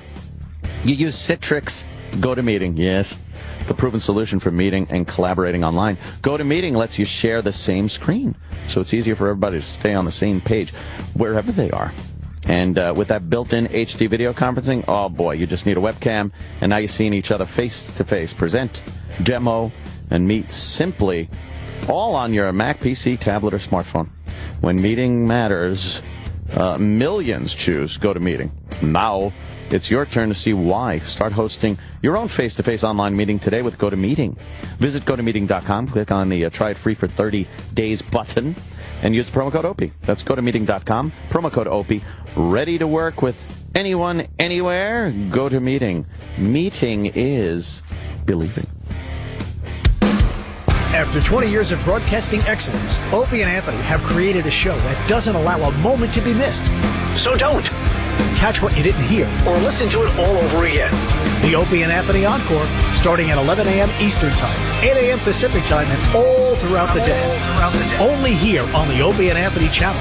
It's real. Opie and Anthony have been creating radio gold for 20 years. Not bad for children of the 80s. Digging through the history, here's a 20th anniversary Opie and Anthony radio gem.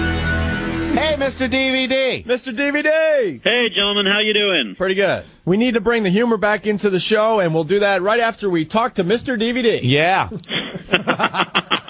Who is Mr. DVD? Mr. DVD knows everything about DVDs, what's coming out, the special features they have, the Easter eggs that are hidden on some of these DVDs. There's a bunch of stuff coming out in the near future. There's a couple of... Anthony, he cannot hear us right now? Yes. It's time to play the silent game. Okay. The director's cut of Almost Famous, which is actually going to be pretty interesting because I'm more interested in seeing the director's cut of Almost Famous than I am in seeing the actual theatrical release.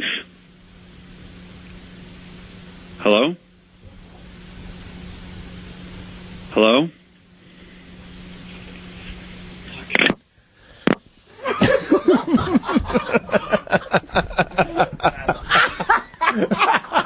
Isn't that the most painful thing to have to sit through? Hello? Did they dump out of that? Hello? I think he said something at the end. I couldn't quite make it out. I don't think it was audible. Find out if they dumped out, because it... Oh, my God, is that funny? He said hello twice, and then... Oh, he's back. Hold on. Let's make like something's wrong with the phone. Mr. DVD? Yes. Hi. Sorry. We had a new phone system put in. It's still screwing up. We didn't hear the last part of that. Bunch of great stuff, including free disc right, set let's try this again. This fool is going for it again.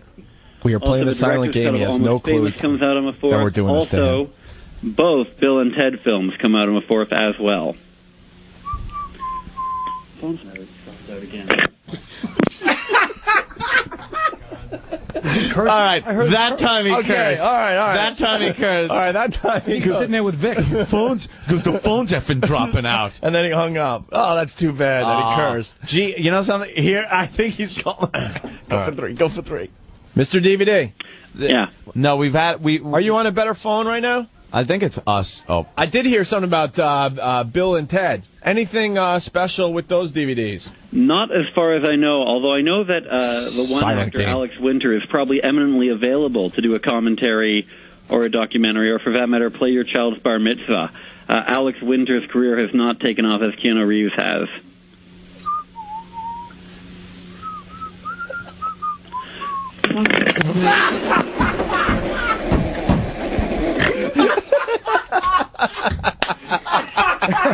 All right, well. I can't take it. Wait, here he calls. He's calling back? You know, if we had a good guest on, we'd be really embarrassed. What line is he on? Oh, I'm sorry. Hi, Mr. DVD. Mr. DVD. If you had a good guest on, you'd be really embarrassed? Damn it. That's great. If you had a good guest on, would you be less embarrassing?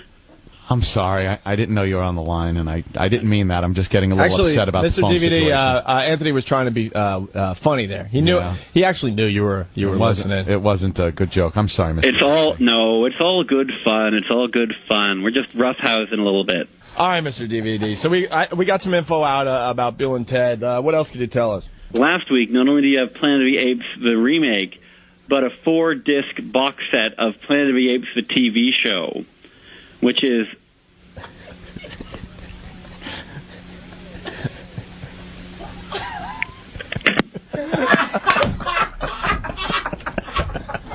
I can't. This is painful, man. Welcome back to the Opie and Anthony Show on Sirius XM. You can put your penis away, miss. Oh, yeah, Grease is the word, baby. This is taken from Mojo Radio. Last night's live performance, it sounds like. Grease is the word, is the word. Good song. Yeah, it's just like last night. That's what it sounded like. Really? Oh, yeah, exactly.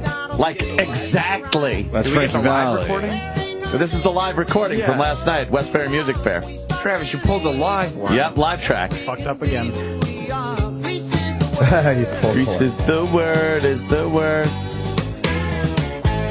I was a little faggerino back in the day. Like, my brother would be listening to Zeppelin and shit like that. And I would, like, turn on the Top 40 channel and hope that this song came on. Be like, ooh, Grease is the word. I would. And then would you cry if your song wasn't played? This was just past my crying phase, really. Quite frankly. Wah, wah, wah, wah. All right, we got stuff to do. Turn this shit off. Oh. Put it back in the hard drive of hits. Hard drive of hits. I bet Denny Falcone loves he's the Frankie Valli. The hall. He celebrates his entire catalog, yes. You think a career one? You think there are times Dennis Falcone sits at his desk. He listens to us every morning. Every morning. And then he starts hearing Ant talk about Frankie Valli, and he probably he's probably like Chubbs limbering up and getting ready to walk down the hall because he knows he can add something. Give us a little tidbit about it. You know, Frankie Valli. If you guys had any idea how often during the show Dennis is putting his head into Sal's office trying to add some input, emailing me something trying to add some input, he's angling. Go ahead, knock a guy because he's contributing to the show. Sure. Go ahead, that makes a good working environment. We don't use his contributions. Well, at least he keeps pitching them. No, you're right. He keeps pitching them. Me and my sister Donnie were talking last night because her birthday is in July, right? And she wants to have it at my house around the 4th of July party thing that I'm doing, and she just specifically requests that Denny Falcone DJ her party at my house. So I got to work out the date. So why don't we get Denny down here? No need. They'll work it out privately. There's no need. Are you sure? I just got a message. So we can book it. But he's here, you're here. I know. You guys can work it out together. No need to. We should book this. No need. I just got even though he's here, he's not listening to the show right now because he's literally, as we speak, in E-Rock's office pitching something to E-Rock for the show. Which was a scale. You know what I learned about pitching a hero. You know what I learned about Dennis Falcone? What? He blows himself every day. Wow. Blows? Yep. He sucks his own dick? Yep, that's why he walks like he does. Humble and Falcone. He takes his own hip and pops it out so he could get around a little bit. I had no idea. Yeah, you didn't know that? Talent. He'll tell you. Should we get him in here? No. Well, he's assuming that we're going to have him in here. Here he is. I can't handle the fucking neediness. There he is. Hey, we guys. didn't invite you in. He brought his own headphones. Oh, wow. He's got those industrial headphones. We didn't invite there. you in today. Volume up. Is this a hot mic? It's a hot mic. His catchphrase. One of his catchphrases. It's not going to be on an Opster t-shirt. I'm sorry. You can try all you want, but that one's not going to make it. No. That one's not going to make the cut. Danny, I hope you're not all booked up for the month of July. Dates are filling up fast. They are filling up fast. I know. We have to figure out a date for my sister's birthday party, and I don't know when the 4th of July is. Are you booked for? Well, it's usually right after the 3rd. I have an afternoon job, but I love doing a deli. The Deli Double. Oh, a daily double. You get there for our party, maybe when the party really gets rocking. Right. And the fireworks go off. That's right. All right. Thank you. I let everyone know that you blow yourself every day. I hope you don't mind that that's out there now. That's not nice. Any quick tidbits on Frankie Valli? How often then? Frankie Valli? Right. Yeah, I saw Frankie Valli last night at Westbury. Not every day. He lip synced to the entire show. Well, usually he would pull the mic away. No, he shuts the mic off completely with his thumb. The track plays, he lip syncs, and then every so often when there's a break in the vocal, he'll turn it on and go, "Come on, people!" And then click it back down. He didn't sing one word. He has a lot of young guys backing him up. Yes, young guys. Any little interesting anecdote about? He's totally deaf. He's deaf. He is deaf. I remember I brought him on stage many years ago at Westbury Music Fair, and I said, "How do you want me to introduce you? Rock and Roll Hall of Fame member?" And what? How do you want me? And he, pulls That's out not totally deaf. If he said what, then he had to. He could hear something. He could hear you. He knew you were saying something. Right, exactly. Ladies and gentlemen, put your hands together. Rock and Roll Hall of Fame. I actually envy him right now. Maybe like most people around here, you just hope to not hear you. Oh, they got me on the Pay Me No Mind list. More importantly, what? You take Tuesdays off then, or? Why would I take Tuesday off? Well, you said you don't blow yourself every day, so I'm assuming. No, never. What, you take Tuesdays off? No. Which days do you? Yeah, Never. which days? Never. Danny, what does your dick taste like? Never. Jesus. That's ridiculous. There's no reason for that.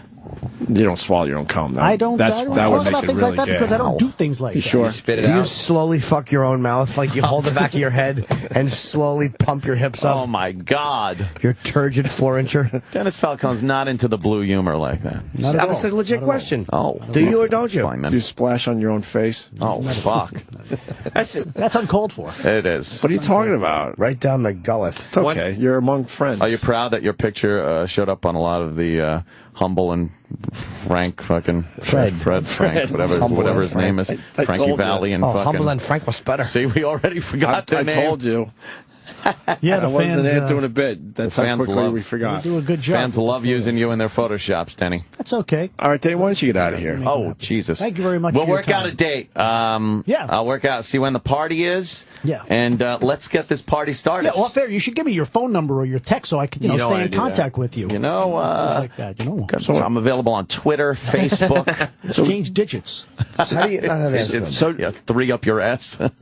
So do you build up your loads all week long and then release them on weekends? All right, guys, have a when great you're blowing weekend. yourself? All right, enjoy yourself. Danny, comment? I was on, but now I'm gone. That's a good one. Sundays? Do you make sure your taint is nice and clean so Yeah. you don't have to smell your own taint when you're blowing yourself? Book. Yeah. He's got a book with his name written on the top like it's high school. Can I see your book? This is great. Oh, no. Don't give it to him. Oh, no. Oh, the boss wants to see the book. Can I ask you What legit? is It says Falcone. It's the Joel Whitburn Top Pop Singles book. If you had one of these in the studio, you would have known that it was Kenny Rogers in the first edition.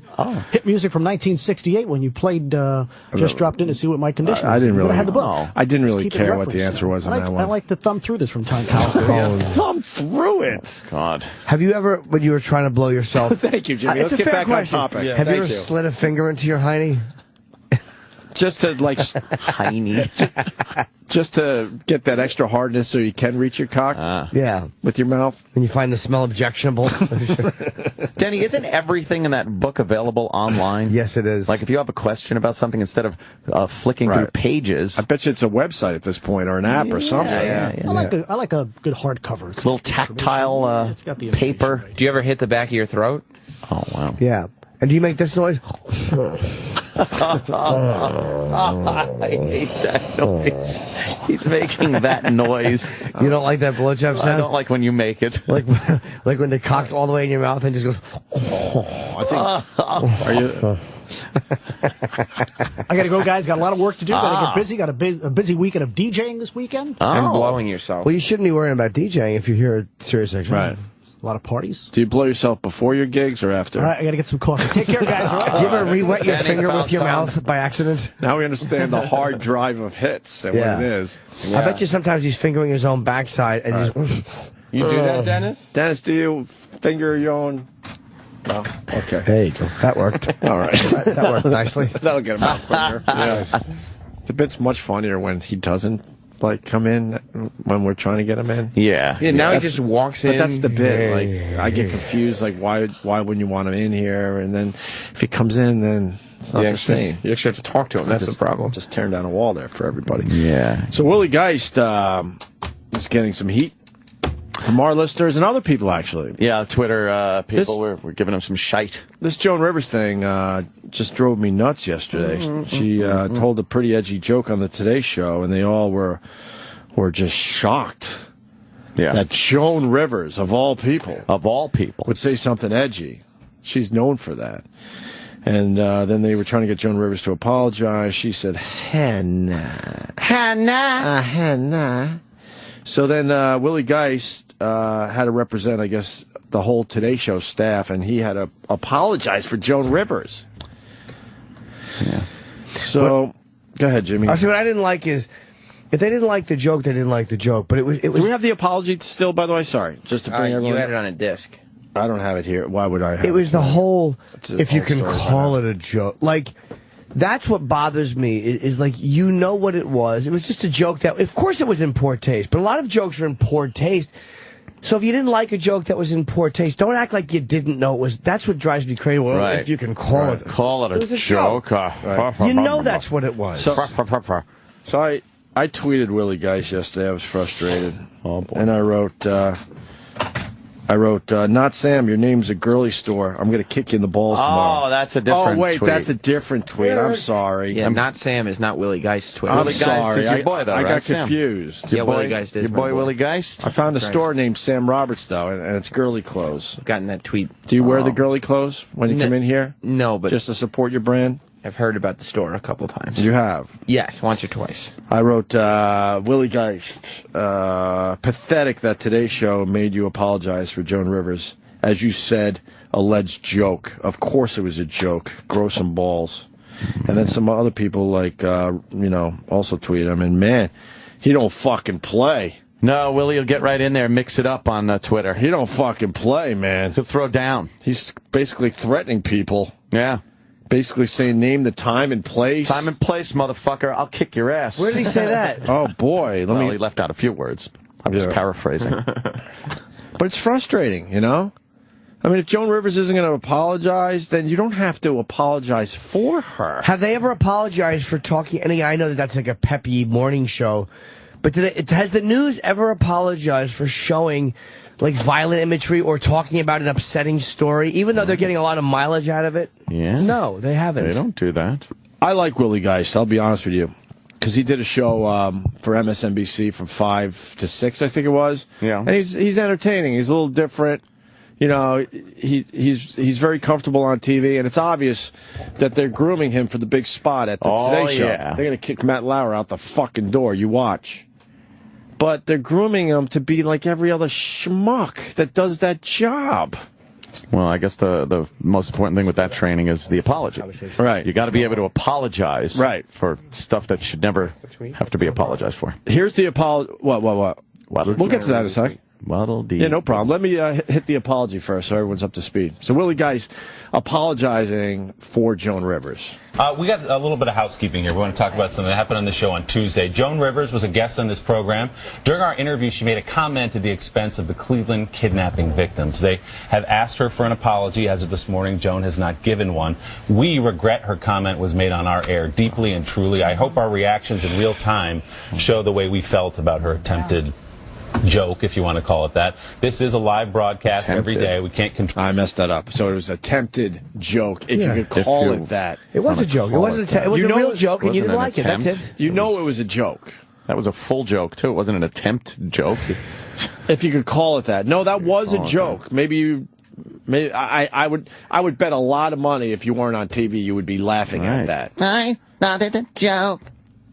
You know, Joan Rivers had no hate in her heart when she was making that joke. That's the difference. This is a live broadcast every day. We can't control what our guests say. Joan's been a guest on Today many, many times, but we absolutely do not condone what she said here this week. I hope it was clear at the time, and we'll make it clear again. We obviously didn't find it funny. We didn't approve of it. Yeah, absolutely. Heartfelt apologies to the Cleveland kidnapping victims as well. All right, let's go check the weather now from Dylan. Just this culture of groveling. Are you kidding me? You're part of the media. You did 1 million stories on those women. Yeah. You were camped outside their houses when they had their first fucking breath of freedom, and you couldn't wait to try to get your stupid camera in their face. Exactly. On a day they probably wanted to just collect themselves and maybe be with their family, the Today Show and everyone else made it extremely hard for them to even get in their own fucking house. There you go. Are you kidding me? Good print. I don't even think they could drive to their house by themselves. I do believe, if I remember the story correctly, they had helicopters in the sky following the cars home. Yeah. Do you think it was really a heartfelt apology? Do you think they literally felt like oh man, I gotta get this out because I need to let these people know that we didn't mean any harm? Right. Or do you think it's just the corporate bullshit line that they feel they have to put out there anytime anyone says anything even a little controversial? Right. Have you ever heard them apologize for jamming a microphone in someone's face? Right. Hey, we're sorry we invaded the privacy of that person. We're sorry we didn't respect that family's wishes for privacy. That's the news, Ever? though. That's news. Never. It's not under the guise of a supposed joke, Jimmy Norton. They have a in-your-face approach, obviously, the mainstream media especially. Man. And these women were enslaved for over 10 years. and they didn't give a fuck about their, giving them a chance to just, collect themselves. No. I think that's way worse than a Joan Rivers joke. Yep. So this guy, Braun the Hulk, wrote Willie Geist. Actually, he was tagging my tweet to him, and he said, "Yeah, faggot, F-A-G-G-I-T." Jesus. So Willie Geist retweeted that and said, "Wow, a bigot and completely illiterate. You're a catch." And then he wrote back to this one. I don't see the tweet anymore that he's referring to. It says, "No one laughed on the air. Try the Google button on your computer, fool." No one laughed on the air because they understand the culture they're in. I get that part. So and they may not have liked the joke. Yeah, some might not have liked the benefit of the doubt that they didn't like it. But to say that they're not even sure it was a joke, that's just lying. Yeah. And then this guy wrote, "Why apologize on Joan Rivers' behalf? Of course it was a joke. No one thought otherwise. Way to be a pussy bitch." Wow. So Willie Geist writes, "We didn't apologize on her behalf, fool. Oh, and name the time and place." Wow. Can you imagine if Walter Cronkite had to respond to people on Twitter calling him a pussy bitch? Pussy bitch, name the time and place. I'll meet you in Saigon. I don't know. Every once in a while you see new talent come around, and Willie Geist is one of those people, and you just hope and wish that they will take a different course and do it slightly different. But he's just going to fall into the mold. I'm Walter Cronkite, and here now the ass kicking. Yes. And responding to Click Jig on Twitter. Terrible impression, but you Click Jig. Is there other Willie Geist tweets you found there, Sammy? Yeah, after the time and place thing. Well, I read all those. What didn't he have others that? Well, he had from before, right? From when the Joan Rivers joke was actually just made, right? And, so they were. Tom Brokaw, NBC Nightly News. Go fuck your mother. They were fucking with him for apologizing, but then before this, the housewives were fucking with him because they claimed he laughed. Yeah. So he's just been responding to people for the past 3 days. Right. Wow, this one's really bugging him. It bugs him because he we've been in that position. Yeah. I think it bugs him so much because he hated that he had to apologize. He's saying, like, this woman, Michelle, she wrote, "Not sure which was worse, Joan Rivers' joke or the reaction of the Today Show, at Willie Geist, Tamron Hall, Natalie Morales, because rape is hysterical." Which I think she shouldn't have. I don't think that's true. It wasn't about the rape thing, was it? It was about the fact that the room was their room was small, and they were kept in a small... No. That Joan Rivers has a smaller room than what they had in their awful situation. And isn't it funny that they were being raped in there? It's not. It's like she didn't. Would have been so offensive. Oh my God, my room is smaller than the vaginas that the man's penis was in. Oh my God. That's not what she said. No, she didn't say that? No. But he said, "What reaction are you referring to? The one of complete disgust?" And she said, "Well, the silence in this pic illustrates disgust. If not the right pic, apologies, but it went with the article." Right. And so you should really watch the clip before making your grand judgments. I did not find the joke funny in the least. But the point is, fun. You don't have to apologize for Joan Rivers. She did it on your show. You guys don't like it as the Today Show, then so be it. But that's just it. And to step forward and have to apologize for what she said is ridiculous. He didn't apologize on her behalf, is what he was actually arguing about also. He was apologizing to the people that they heard it on their show. Right. You know, it wasn't like we apologize on behalf of Joan Rivers. It was we apologize because you had to hear such insensitive drivel. Where was he before this? MSNBC? Yeah, they're grooming him. He's going to be the main guy. But I mean, that's sooner than later. He's got to stop responding to everybody on Twitter. This is not... Oh, boy. If you go through his tweets, like, he's responding to people who claim that he doesn't like his co-host. Like, he responds to everybody. Right. I'll meet you out back. Yeah, don't hassle him on Twitter about the apology, because that will just bother him and he'll drive me crazy. You want to throw down? Let's go out back and throw down. Come on, internet tough guy.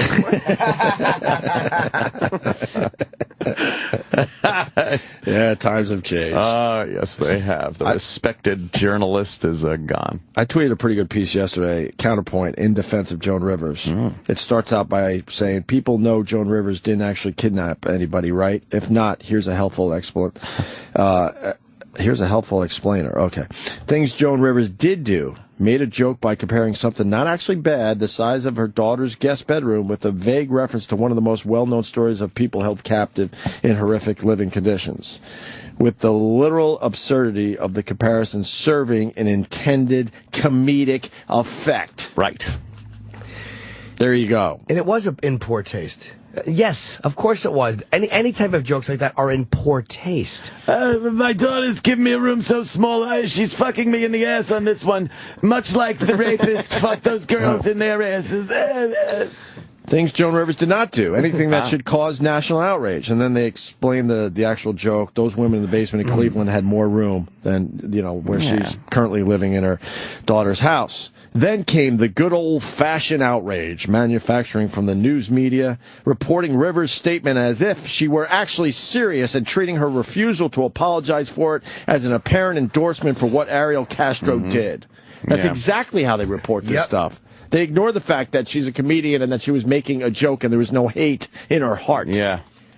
It's blown up. Just do a Google News search for Joan Rivers in Cleveland, or read this blah, blah, blah. Take this plane to blah, blah. For example, which really instigated the national headlines you're probably seeing today. From the start, it's framed as if she caused actual, tangible harm and is glad about what happened to the women, for an audience who mostly did not actually see the supposedly controversial TV segment. God, this is exactly how this plays out every time. Hashtag I'll kick your ass. Hashtag faggot.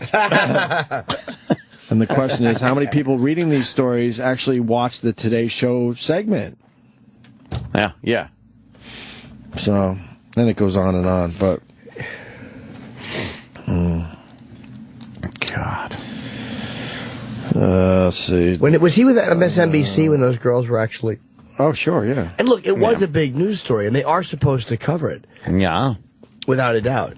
But I would love to know if the media ever apologizes for their invasive behavior. I don't remember ever hearing that. Right. We're sorry we did this. Yeah. Not once. Hey, we're sorry we overcovered these school shootings and showed their faces, even though profilers and experts have told us that encourages more people to shoot it. So we apologize for contributing to the problem. They see that as their job. Oh, right. Yeah. I see. So they can use it in their job, but a comedian can't use it in their job. No. Got it. No, don't make a joke. You're making light of such a serious... What you do is important. What no one else does. Bloody. Got it. Who we got here? A fucking white knight?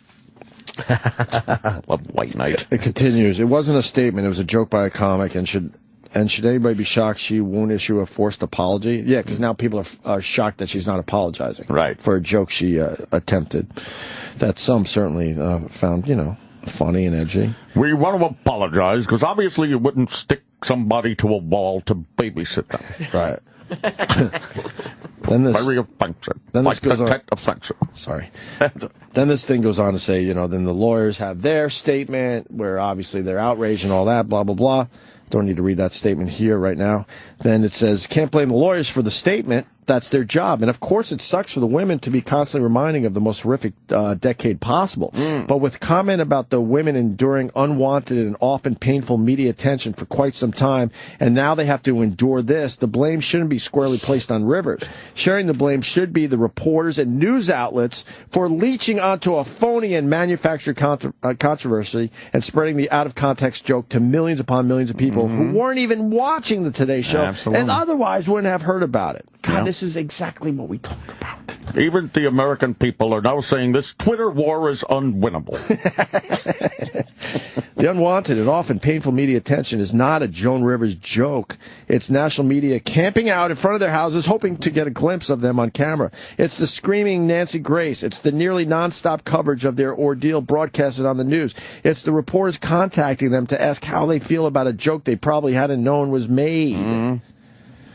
By the way, that's a good point. Were the three girls watching the Today Show when Joan Rivers was on? No, the news pushed it forward. The media called and goes, hey, she said that. Right. They get the media gets the they get to have you watch it. They get the story. Right. They get the girl's reaction. So they have forwarded the story. Right. Meanwhile, they didn't hear Joan say it. They only heard it because the press said, look what she said. Right. And the media works it differently because, to say it was a joke doesn't help them at all. To kind of keep it vague and make it sound like Joan Rivers possibly said this as a statement is a much better story, no? They use it. They get mileage out of it. They forward the story by going to the girls and their attorneys. Right. They issue their apology, so they come out smelling good. And it's a genius system they have. Right. And millions upon millions more people hear about it in this way, in this fashion, without the actual facts being true. Like, Nancy Grace is a pig. She really is. She's an absolute pig. Right. But the thing about her that's good is she is just too disgusting to hide who and what she is.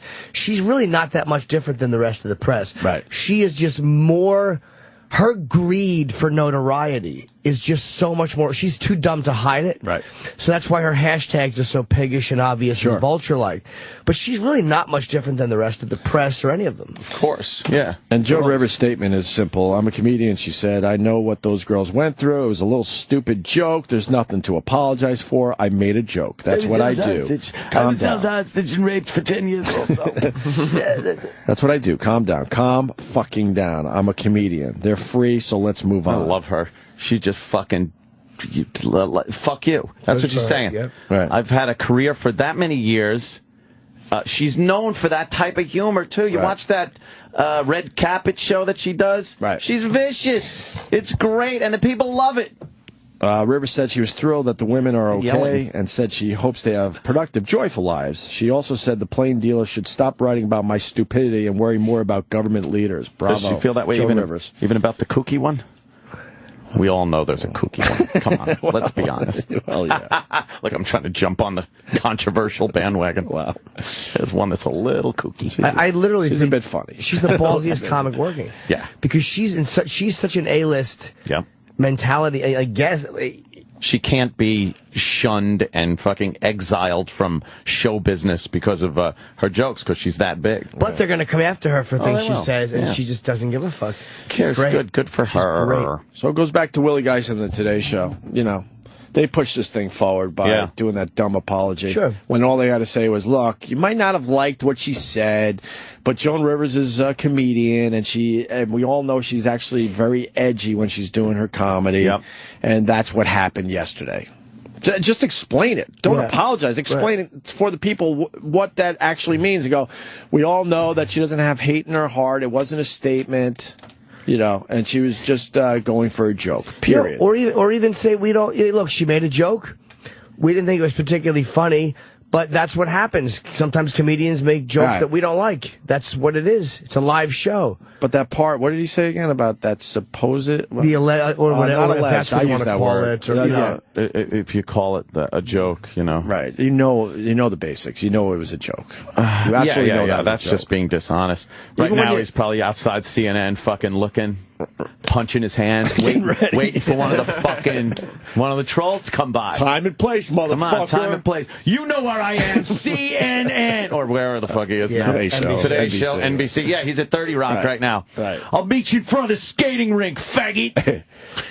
Even when you're watching a shitty comic, you know that it's his attempt at jokes. Yeah. You just know the difference. Yep. That's the part that drove me nuts. Yeah. You know it was a joke.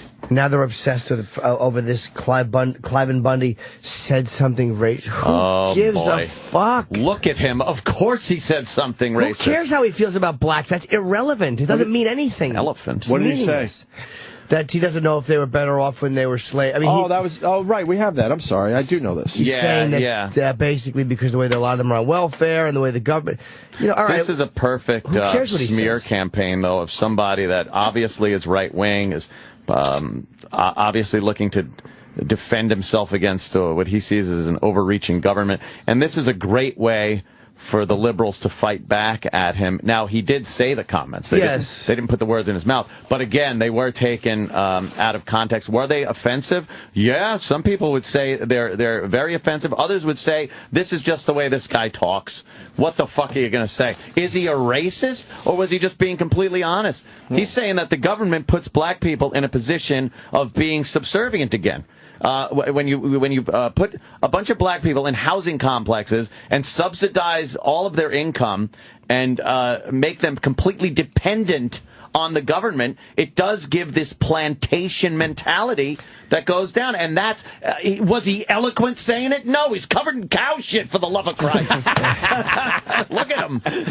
We got the actual audio. And here's one reason they want to push this story. Yeah. Because then it becomes harder to defend him. Right. If he's a terrible racist and he's for slavery, you can't defend his position now, and it makes Hannity or any of these guys who defend his position look like racists for defending his anti-government position. And if the Bureau of Land Management comes to take his cows off of the land again, or he has a problem, how many people are going to show up in his defense again and be looked at like, oh, look, there's a whole collection of racist domestic terrorists. That way, if there is a standoff, it's easier for the government to gun down people that are racist domestic terrorists than just American citizens defending themselves. Watch it. It's coming. It's coming. I know it. I've seen it. False flag operation, calling him a racist. Well, this is what he said. But there was the thing. I'm wondering. Ooh, real audio. Nice. I know, right? Going back to Where's real this audio. How old is this audio? It just happened. Oh, this part here? Yeah, he said it in an interview just recently. Why do we have the shitty quality Yeah. Well, do you hear version? Do you hear the CD yes. player? Like there's some.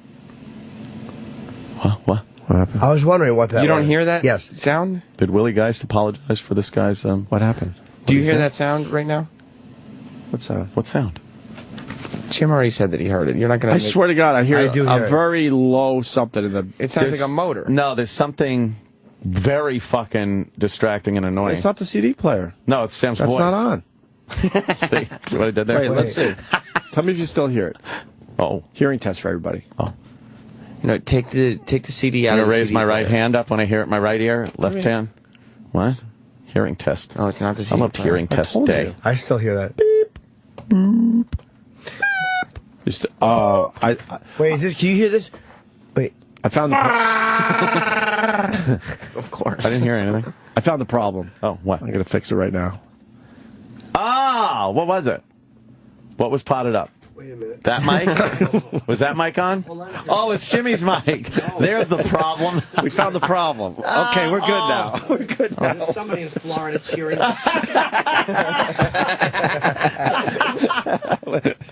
Oh, Mars. What happened? I don't know. Mars. There's some kind of hum or motor or fucking... Why is these clips, they're supposed to sound better than that? I mean, I don't know. They might sound a little better, but this is just audio from his press I'm conference. curious, by the way, did they play this audio on the Today Show or no? Probably not. I don't know. I think they just paraphrased him. There was no audio of the original comment because he did it for the New York Times or some newspaper. You know, the Negro, that's what he said. The Negro. Have they repeated any of that on the Today Show? I'm interested. Probably not. I don't know, but they're probably playing at least some of this They probably audio. worked around it a little bit. Well, if they're playing the audio, my question is, are they apologizing for the because message. it went out over their airwaves? This was a message given out in seriousness. Right, yeah. So why is it fine for them to spread that message? Exactly. Just because they scold him after? Yes. By the way, Bloodaway.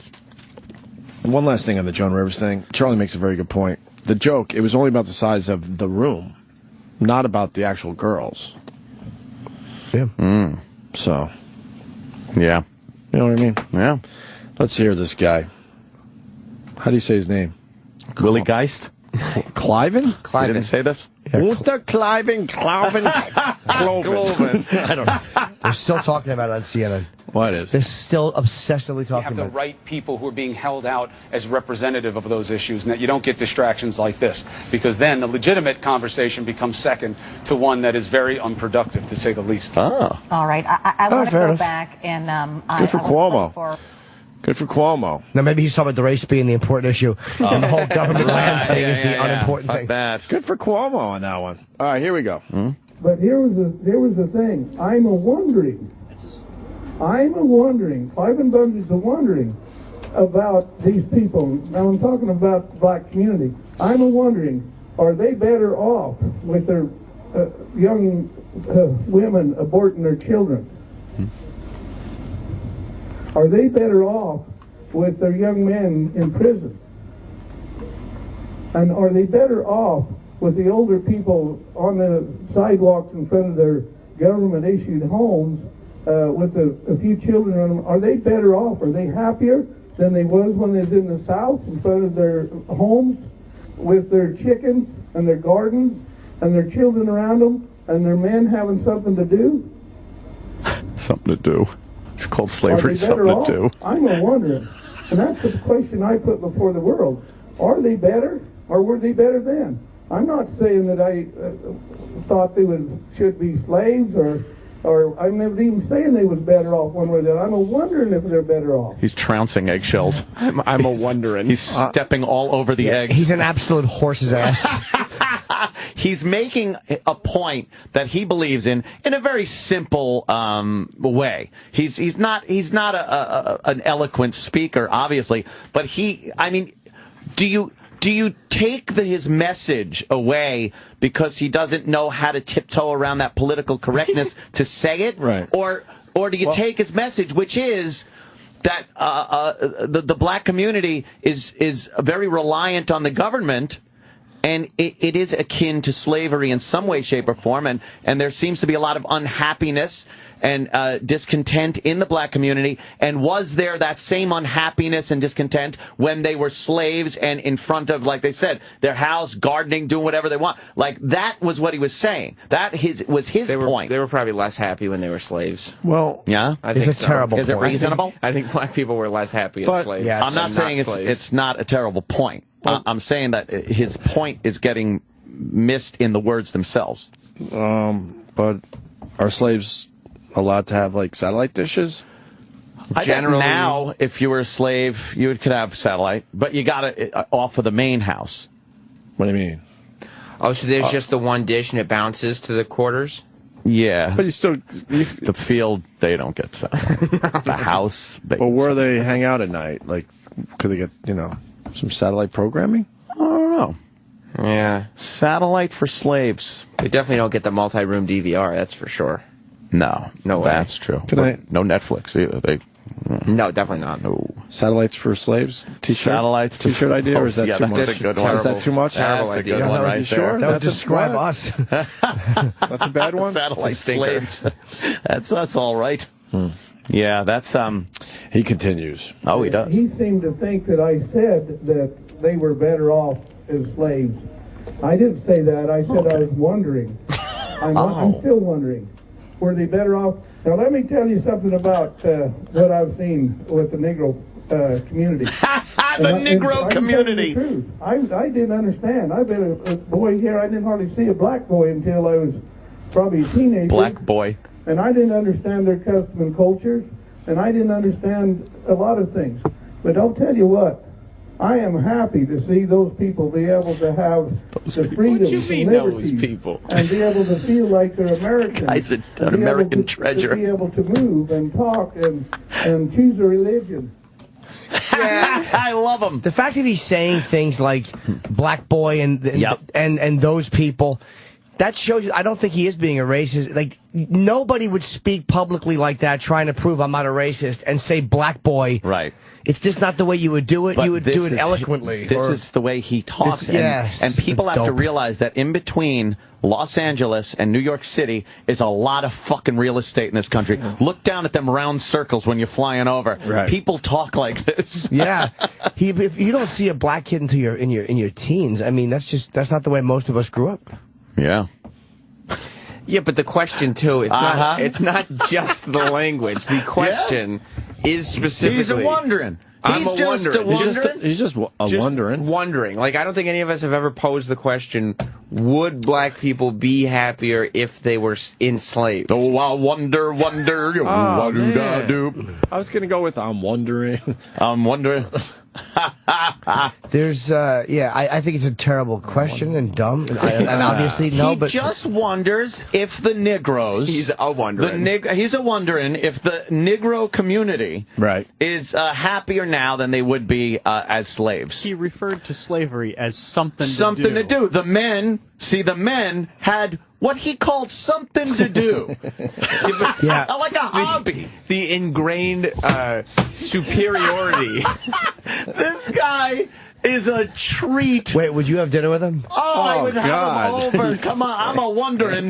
Yeah. That guy would probably walk out of Anthony's house and going, he's a little too extreme for me. Wow, that man has got some issues. A little ignorance on that Anthony. He's a racist. That is some real... Tell us how you really feel. I'm just glad that the children were here to hear him tell his story in genuine old world jargon. I'm gonna go down a limb and say there is no way to pose the question that he was asking gibberish eloquently. It's not a matter of eloquence. He's just wondering. Wondering. Yeah, and that too. But it's not a thing to wonder. Yeah. Like, the answer is obviously, would you be happier if you were enslaved? No. Well, nobody would. Sometimes I wonder what's going on with the community. Yeah, you wonder? Which community? The Negro community, as he said. You can't talk like what? And I think you're way past the point of wondering. When I was when I was in Central Islip, made his judgments. Oh boy, has it's gotten so bad. We'll watch the documentary on boxing where they're showing these horrible black neighborhoods, and we'll go, I wish Ant could just see this. We do. We were when we were pointing out things. Like, oh boy, what do you think Ant would say about that? About that one. Yeah. He's a treat, huh? He is a treat, that gentleman. I would say a national treasure. Yeah, exactly. When I was going to elementary school in Central Islip, that was the first time I really hung out with a black boy.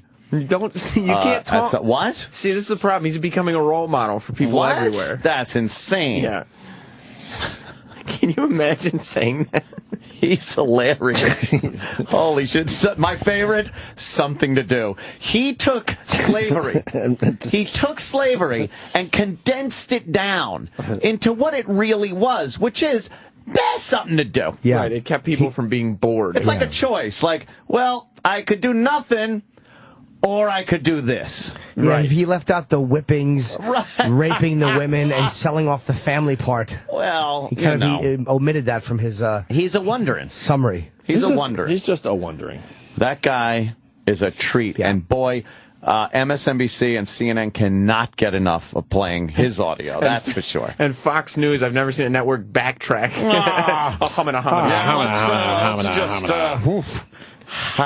But that is the perfect way you discredit the head of this movement. He did it to himself, though. He discredited himself by saying it's not like they put words in his mouth. Then he becomes harder to defend. That's all it is. It makes it very hard to defend him at this point. He's a buffoon. Wait, we have the actual audio clip? Just a buffoon. Before you had to explain it? Sammy. When I go through Las Vegas, North Las Vegas. How long is this? Oh, there's only a minute. You want to get it? It's called Get it. Cliven Bundy's Racist Remarks on YouTube. Oh, boy. There's probably a lot of responses for that one. Cliven. His That's name's a cool Cliven. name, though. Cliven Bundy's a great name. Cliven Bundy. Cliven Bundy, sir. Yes. Is it, which one is it? Yes. I mean, again, there's a few of them. Is it this video? one? Yeah, that's the one that was just sent to me. I want to tell you one more thing I know about the Negro. when I go through Las Vegas, North Las Vegas, and I would see these little government houses, and in front of that government house, the door was usually open, and the older people and the kids, and there's always at least a half a dozen people sitting on the porch. Mm-hmm. What do you call them? They didn't have nothing to do. They didn't have nothing for their kids to do. They didn't have nothing for their young girls to do.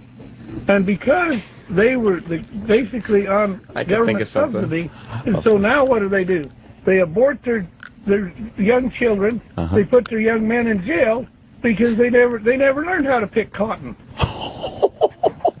And I've often wondered, are they better off as slaves picking cotton, have a family life and doing things, or are they better off under government subsidies? Yeah, they didn't get no more freedom. They got less freedom. They had less family, less freedom now and their happiness. You can see in their faces they weren't happy sitting on that concrete sidewalk. Down there, they were probably growing their turnips. Did he just say growing their turnips? Growing their turnips. Say that. That's not freedom. He's a true. Yeah, he is a true idiot. That's an example of why maybe people aren't ready to move on. Okay. Oh, is that fantastic? Because you do ask that from time to fantastic. time. You know what, though? I've seen black people that have said shit that's equally as racist against Whitey. That is true. However, black people have never, in an armed way, held off the U.S. government.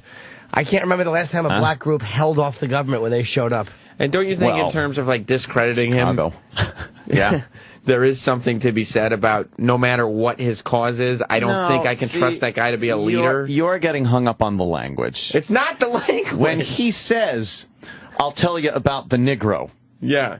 He means the African-American community. Don't get all wrapped up in semantics, Sam Roberts. It's not semantics. Yeah. He said that maybe the reason there's so many black men in jail is because they were never taught to pick cotton. Yeah, and something about how they give us something to do with their families and their kids. And don't forget, it wasn't a family activity. I did like how he said also that the women give themselves the abortions and the men put themselves in prison. Right. Like, that's what he said. They put themselves. That's what we're gonna. Well, I could go to jail. I'm very bored, so I guess I'll go to need jail. something to do. I so wish that there was slavery. And you can learn how to sing, too. Yeah.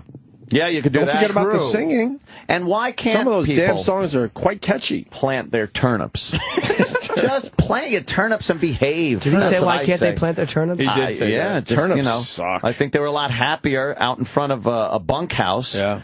Planting turnips and maybe coming into the main house to play a little fiddle for the proprietor. Yeah, What's wrong with that? I would, no matter what the cause, whether it be fighting off the government or just talking about social issues, I would not trust him for anything. You know, it's hard. Semantics are one thing, but at certain times it's hard to trust a guy to lead a cause. Like, let's just say no matter how good a politician is. Yeah. If you walked into a room and you just saw him holding a log of shit and eating it, you'd probably go, it's hard for me to listen to him on other issues. Yeah, Which is I can't what follow you. Cliven Bundy is doing Holy here. shit. Do you think he drops N-bombs, that guy? Negro. That was called a course correction. Because he was like, let me tell you something about the Negro. Yes. Can you play? It sounded like he caught himself. He forgot there was a camera. Yeah. Wow. Yeah, that's him catching It's right off the bat here. That's the real bad thing. Listen. This is his media voice. Right. Yeah. This is him cleaned up. I better check myself. I'm aware cameras are in my face. Right. So. It's time to be charming and I gotta be careful. This type of speech should be videotaped from like a covert location, real far away, under a desk. The camera's right in his face. Yeah, not only is it not covert, he actually, are we on? All right. And he quieted everyone down. I got something to say. I want to tell you one more thing. You really need That's as far back as it goes. Yeah. spoiling it. There is no farther back to go. All right, let's go. I want to tell you one more thing. I know about the Negro. When I He really came close. Who says Negro? Negro. Nigger. You're saying nigger. N-I-G. There's no O in there. Nigger. Negro. Yeah, I don't think this is as much a case of the media trying to dissuade people from his cause as it is, oh, we just realized this man is an ignorant buffoon. Yeah, it's hard to, look, he can say what he wants.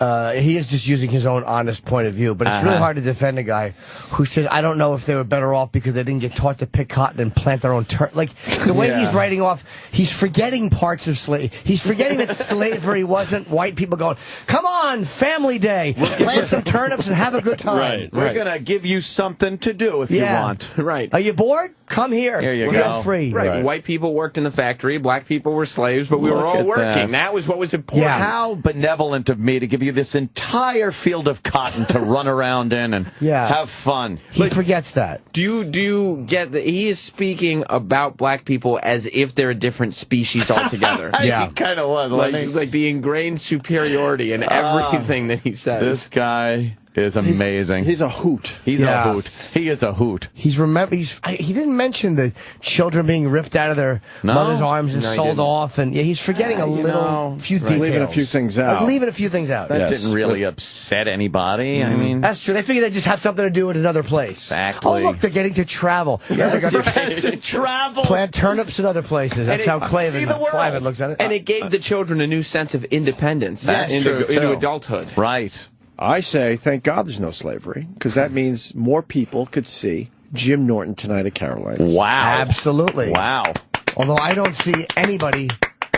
A lot of black people don't show up to my show. They don't do that? No. They got other things going on? Maybe you should give them something to do and make it mandatory. That's true. They're all on their porches, putting themselves in jail and giving themselves That's true. If you abortions. guys want, we can plant turnips at my show. Oh, that'd be great. You got to pepper some of your jokes with Negro. American nigger. Just pepper it around a little bit. A little bit. This guy, He's something. And he couldn't look more. He's got the cowboy hat, the white, long short sleeve shirt, his big fat gut and a long tie. He's everything you think he is. You know what's fucked up though? I mean, now the liberal media is taking him and putting him out there as the representative of everything that is Republican, everything that is Tea Party, anti-tax, anti-government, pro-Second Amendment. Like now, he is the face of all of that. And you can in turn, though, take, there was a professor recently that had some awful things to say about the right. I don't see that being spewed out there and him being representative of all liberal professors on college campuses that are indoctrinating America's young people into this leftist, socialist, communist fucking lifestyle. But before he opened his fat mouth, was Fox News making him the face? We're fighting back against the government. This is the face. Because he was fighting back. Okay, but he was the face, and then the face opened his mouth, and then everybody goes, listen to what the face said. Just because he's saying a few things that some might find offensive does not mean doesn't represent the man himself. Other good points. You know what? I bet my mechanic can fix my car perfectly. Can he maybe make a good drink? No, you get a bartender for that. But it doesn't discount his ability to be a mechanic anymore because he can't tend bar. But I would say that this discounts Cliven Bundy's ability to lead in any sense. Yeah, because the bar example mechanic, I can't picture O'Reilly or Hannity giving that example as this audio plays in the back. And the problem with the nigger is he was better when he was a slave because he could plant turnips. Well, bartender and mechanic are different professions. People do garden, and they do enjoy it. It's a rough one. And Sam's right. They were the ones making him the leader by the way they spoke about him. Maybe they should. Okay. Save it for the field. It's time to rock. It's time to rock.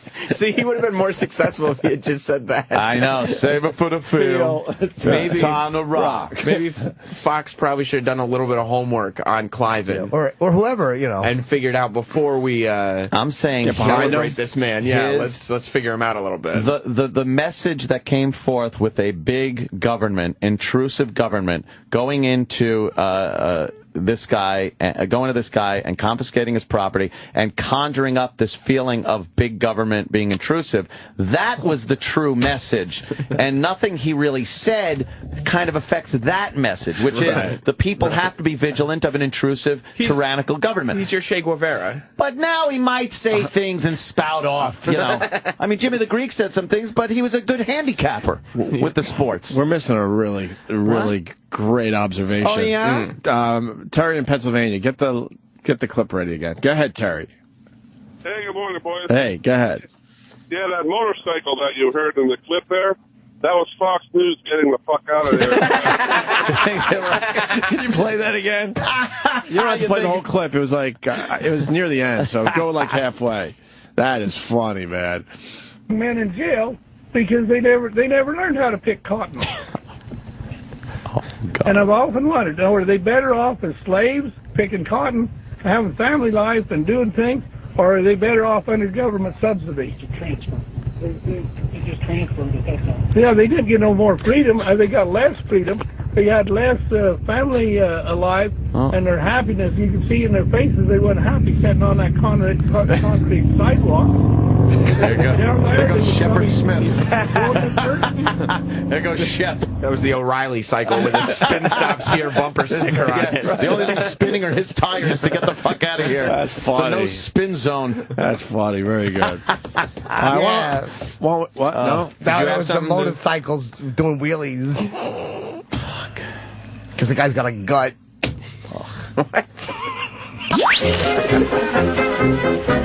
The guys have a dump on deck. They'll be right back. The Stanley Cup playoffs are on Sirius XM. The Chicago Blackhawks have won the Stanley Cup! Every glass-rattling hit. Roland at the blue line! Every save. Miller did it again! He denied Voracek, and the game goes on! Every turn of the red light. Crosby shooting! Scoring!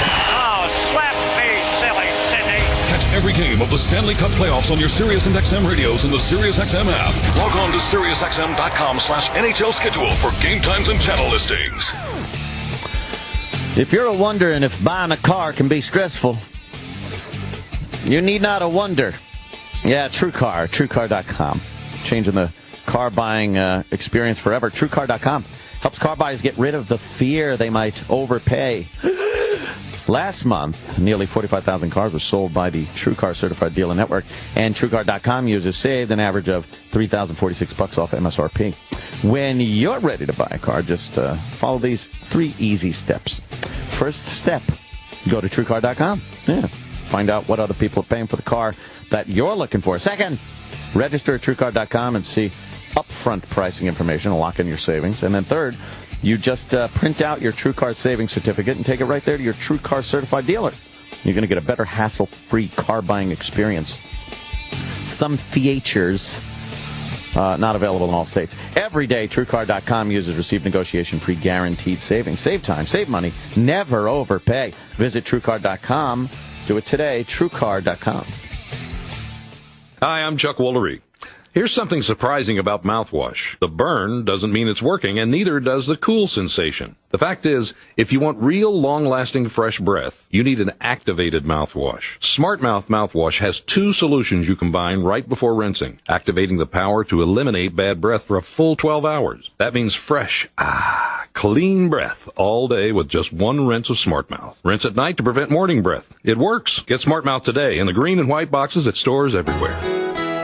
Hi, I'm Dan Mancini. I know you've heard me talk about my grandmother's authentic, all-natural, and delicious meatballs and slow-cooked sauce. But I bet you don't know, besides being all-natural and really delicious, my turkey meatballs are 96% fat-free and only 110 calories per 5-ounce serving. So don't walk, run to your local supermarket and tell them Dan sent you, and take home some of my Mama Mancini's all-natural meatballs. Mama Mancini's the meatball lover's meatball. Available at your local supermarkets. The Arcade Traders Pop Quiz. Have you ever been stopped out by market spikes? Are you tired of margin calls? Do you get bored trading slow markets? Any of this sounding familiar? Then I've got your answer. Trade Nadex binary options. They've got everything. Protection from market spikes, capped risk, many opportunities even in slow markets. Over 2,400 expirations daily. Trade with confidence every time you place a trade. Learn more about fast and exciting binary options at Nadex.com. Futures, options, swaps, trading, false risk may not be appropriate for all investors.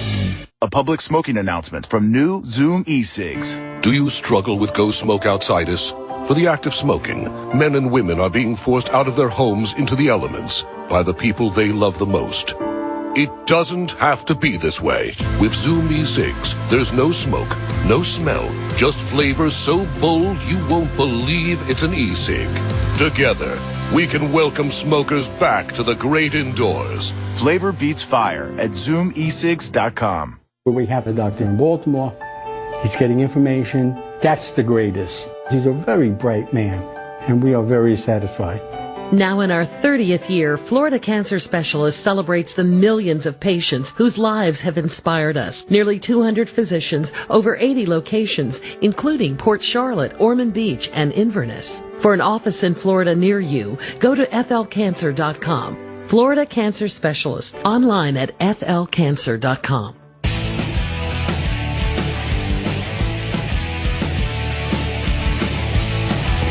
And that's how I feel those people should, oh wait, I'm on. Everyone loves having that sex, right? but who wants to deal with unwanted pregnancies and STDs? Get yourself some of them abortions. No. STDs, yikes. That's why there's a great new service, and it's going to keep you safe, prepared, and satisfied. It's called rubberclub.com. Whether you're playing the field, with multiple partners and doing the smart thing by wrapping it up, or you're in a committed relationship and just prefer using condoms. Rubberclub.com is the service for you. It's as simple as this. You go to rubberclub.com, right? You pick the plan that works best for you, and then your favorite brand name condoms are going to be shipped right there to your door monthly in discreet packaging. You don't want your nosy neighbors seeing that. No one wants to deal with embarrassment like buying condoms at the store, or miss out on opportunities with the ladies because you forgot to buy your condoms. Simply open up your web browser and type in rubberclub.com. You'll know you're at the right place when you see their friendly mascot. Give them a shuka, Reuben the Rubber. Go to rubberclub.com and sign up today. Rubberclub.com. Get caught with your pants down. Rubberclub.com. Sirius XM and the Foxhole present The Amazing Spider-Man 2 Town Hall. Spider-Man. Yeah, I know. Costume gives it away, huh, Max? Jamie Foxx sits down with the cast of The Amazing Spider-Man 2. Andrew Garfield. I'm Spider-Man. Emma Stone. And director Mark Webb. With an audience of Sirius XM subscribers. The Amazing Spider-Man 2 Town Hall. Today at 5 p.m. East, 2 p.m. West. Here on the Foxhole, Sirius XM Channel 96. And on the Sirius XM app. I love coming to Mathnasium. At Mathnasium Learning Centers, we make math make sense to kids. Your child will leap ahead, whether starting out way behind or already ahead. It's how we've grown to more than 500 franchise locations, now enrolling for summer and year-round. Call now for a free parent pack, 844-234-1900, 844-234-1900. Learn what Mathnasium can do for your child. 844-234-1900. I want my mileage back. Here's some inside information to get your gas mileage back. Inside your engine, carbon builds up, clogging the injectors and combustion area. If you want your fuel system cleaned in just one tank of fuel, use what the inside car guys use most. It's called BG44K. In fact, service managers use it almost 3-to-1 over any other fuel system cleaner. To find a shop with BG products, go to bgfindashop.com. That's bgfindashop.com. BG. I hate Steven Singer. Who is this guy? Your worst nightmare. A jeweler. My wife demands I bring home one of his gold-dipped roses every year for Mother's Day, and I have to get one for my mother-in-law. It's the only rose guaranteed to last a lifetime. If my wife doesn't get that gold gift box from Steven Singer, there's hell to pay. They start at only $59 and ship for free. If I screw this up, I really am an idiot. Don't be an idiot. Go online to IHateStevenSinger.com today. I need to archive emails to comply with business regulations. Do you have an IT guy to help search through thousands of PSD files? No. Got time to install a complicated product or create detailed reports? No. You okay paying storage fees to save duplicate emails and images? No. Offshore automated phone tree support okay? No. Then yes, we can help. The Barracuda Message Archiver lets you store and find emails fast to avoid compliance and litigation penalties. Easy setup and single instance storage will save you time and money. And if you need help, you'll talk to a live human. Try the Barracuda Message Archiver free. Go to barracuda.com/yes. Hi, I'm Chuck Woolery. Here's something surprising about mouthwash. The burn doesn't mean it's working, and neither does the cool sensation. The fact is, if you want real, long-lasting, fresh breath, you need an activated mouthwash. Smart Mouth mouthwash has two solutions you combine right before rinsing, activating the power to eliminate bad breath for a full 12 hours. That means fresh, clean breath all day with just one rinse of Smart Mouth. Rinse at night to prevent morning breath. It works. Get Smart Mouth today in the green and white boxes at stores everywhere. Gun crime, things like this, gang-related violence, it's going to be minority.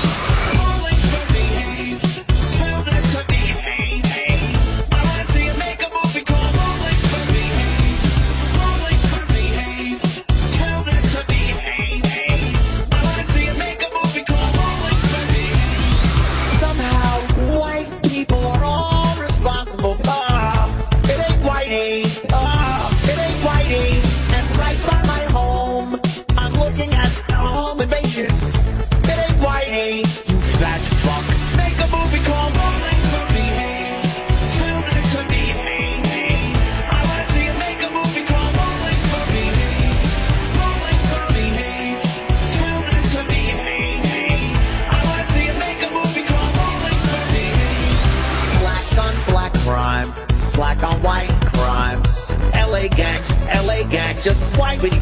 crowd. Black on black crime, black on white crime. Fucking behave. How about you do that? Make a movie called Rolling for Behave. Tell them to behave. I wanna see you make a movie called Rolling for Behave. Rolling for Behave. Tell them to behave. I wanna see you make a movie called Rolling for Behave. Rolling for Behave. Tell them to behave. I wanna see you make a movie called Rolling for Behave. Rolling for Behave. Tell them to behave. I wanna see you make a movie called Rolling for Behave. Opie and Anthony are back. On with the fart jokes. On Sirius XM.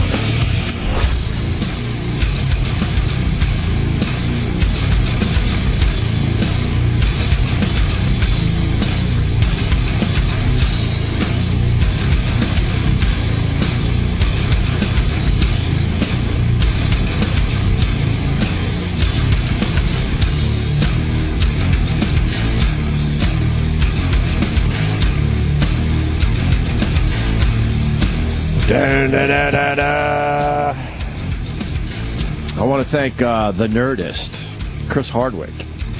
He has a little show on Comedy Central called Midnight, and he featured my camel toe video last night. Oh! I also want to thank World Star Hip Hop for featuring it on the front page. 1.1 million views on World Star Hip Hop. World Star! You should have yelled that like the whole time. You just go, World Star! World Star! World Star! World Star! You know, when I was filming that and laughing, I was going to do that, and then I was thinking it wouldn't come out right, and you guys would have just fucking killed me for it. Well, I'm sure. But I was ready to do that for real. World Star! For reals. So. Oh shit! And then you got to turn the camera on your face and go, yeah, World Star! And then you go back to the action, which is usually a fight at Chuck E. Cheese or something. You know. I also want to thank all the people ripping off the video and removing all mentions of me. You're nice. Even though it's my laugh in the fucking video. It's nice of you to thank them. Thank you. Thanks for that. Yeah. It's all over Facebook as... whatever. Peace. What are you going to do? We got a 911 call we got to get to Sam Roberts. Oh, yes. 911. Rescue. 911. We haven't had a good 911 call on the show in a while. What's some of those other 911 calls we've had in the past? Bambulance? Bambulance, there you go. More. That was proven to be real, that one, right? I think so. Ambulance? Ambulance? Well, the deer? Right. That's probably... Is that the greatest 911 call of all time? Woman hamburger wasn't good? Which one? The woman hamburger wasn't good? Right. I got one. Yeah. She enticed me. She enticed me? That's the best one. She enticed me. She enticed me my entire life. Although there was a really good bus chase. The bus to That's true. Bus chase. Oh, Doyle said you'd ought to send a hearse and an ambulance. A hearse. Can we play the enticed me one? She enticed Because the best part, should I tell the people in case they haven't heard or just let it play? Where they ask, the 911 operator asks the guy if she's dead, and then he goes, wait a minute, or something like that. He walks away from the phone, but he can still hear him in the background. He's like, hey, you dead? Yeah. Hey, you dead? Yeah, I believe so. I believe so. Can we hear that really fast before the new one? You want the long one or the short one? How long is the long one? 2 minutes. Nice. That's good. Perfect. All right. It's Friday. Nice. North Richland Hills 911. That's it. Hello? This is pretty well hot. How can I help you? I shot my wife in the stomach with 38. What address are you at? 8432. Is she still there? Yeah, she's lying on the floor. And what is your name? Pretty well hot. Where's the gun at? What? Where's the gun? It's in the closet. What is her name? Donna. Is there anybody else there with you? No. Okay. Why did you do this? She enticed me, and she would ridicule me. throughout my lifetime. See, you bitches. Shot her in the gut. Yeah. Okay, and you're at 8432? That's it, baby. Okay, I'm going to get somebody out there. Where at in the house are you right now? Just shot his wife, well, baby. I'm in the dining room. I don't know if she's dead or not. How long ago did this happen? A few minutes. Okay. Fucking amazing. I'll see if she's alive. Sir? Did he just whisper, you stupid something? Could you rewind that? Yeah, what did he say there? You stupid something? Maybe to himself? Or did he say, you stupid bitch? Maybe. I don't know. Let's hear that again, that part, yeah. Hang on, I gotta throw it in a different... Okay, I'm ready. Okay, all right. I don't know if she's dead or not. How long ago did this happen? A few minutes. Okay.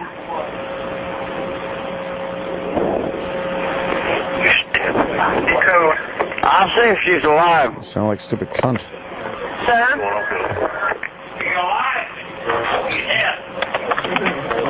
Do what? Call 50, you can show me. He said he shot his wife in the stomach. You there? I'm here. there? Sir, I'm here. I think she's dead.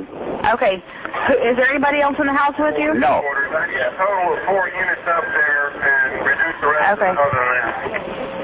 I'm peaceable. It's okay. Okay, sir, it's okay. I understand. I've got help coming up there. I just want to stay on the line with you until they get there. Well, okay. And then I'll go down. I'm sorry? I'll go down. Okay. Okay, you all right? That was it. Wow. She enticed me. Wow. Whatever happened to that guy? I'm looking him up now. I bet he You went are, to right? prison. Yeah. Sounds like he was an older guy. Yeah, all he is a picture of him. He's a classic. What does he look like? Exactly the way you think he looks. Oh, yeah, look at him. Can you see him? Yeah. And the Negro community. She enticed me. I remember what he looked like now. Okay. Is he still in jail? They have an update on this bet guy? he is. Oh, yeah. I think he had 30 years, I read. 30 years? But she Wow. enticed him. Just What years about the of enticing it. part? Years of it. Gotta knock a few years off of A the male enticing. judge would have been like, I hear you, dude. I understand, I dude. hear you. Case dismissed. We're gonna have you clean up a little garbage off the side of the highway. Yeah. How This good coming are you? Saturday. Is that cool? The pointy stick in the bag on the side of the highway. Right.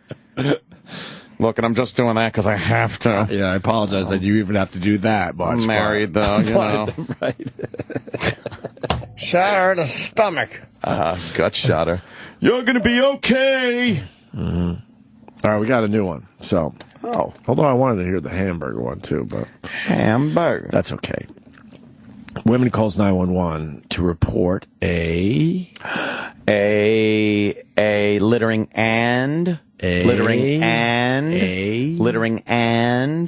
Let's find out. Right. 911, what's your emergency?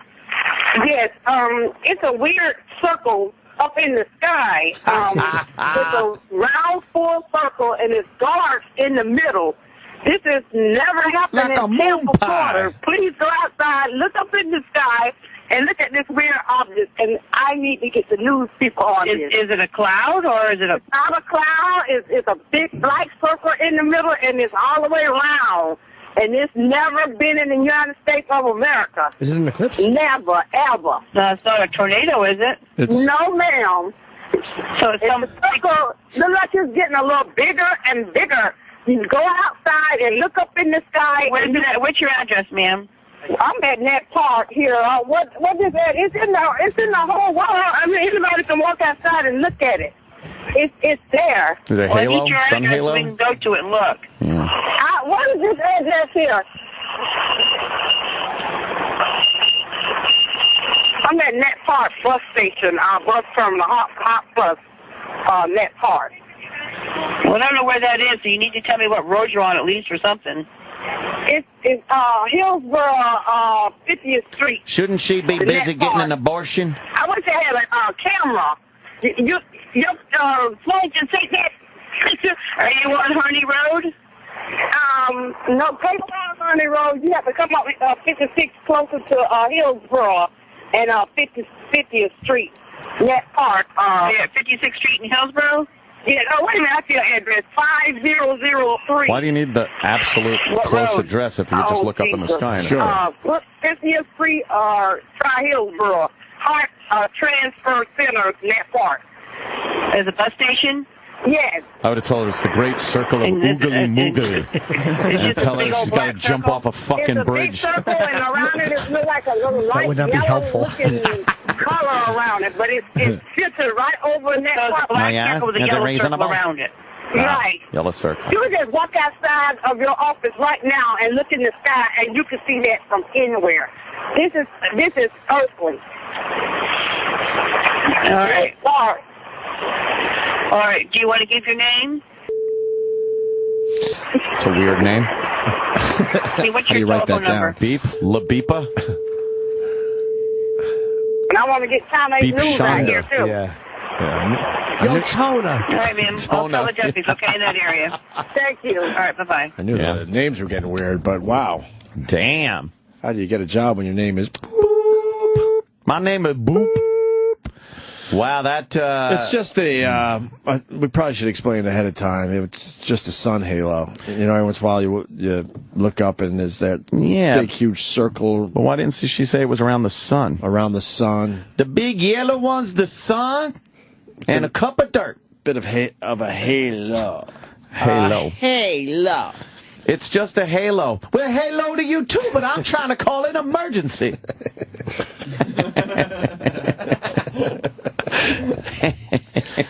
Somewhere, Cliven Bundy is going, that's what I'm talking about. See, now, if she had something to do, she wouldn't be wasting that woman's time with her 911 call.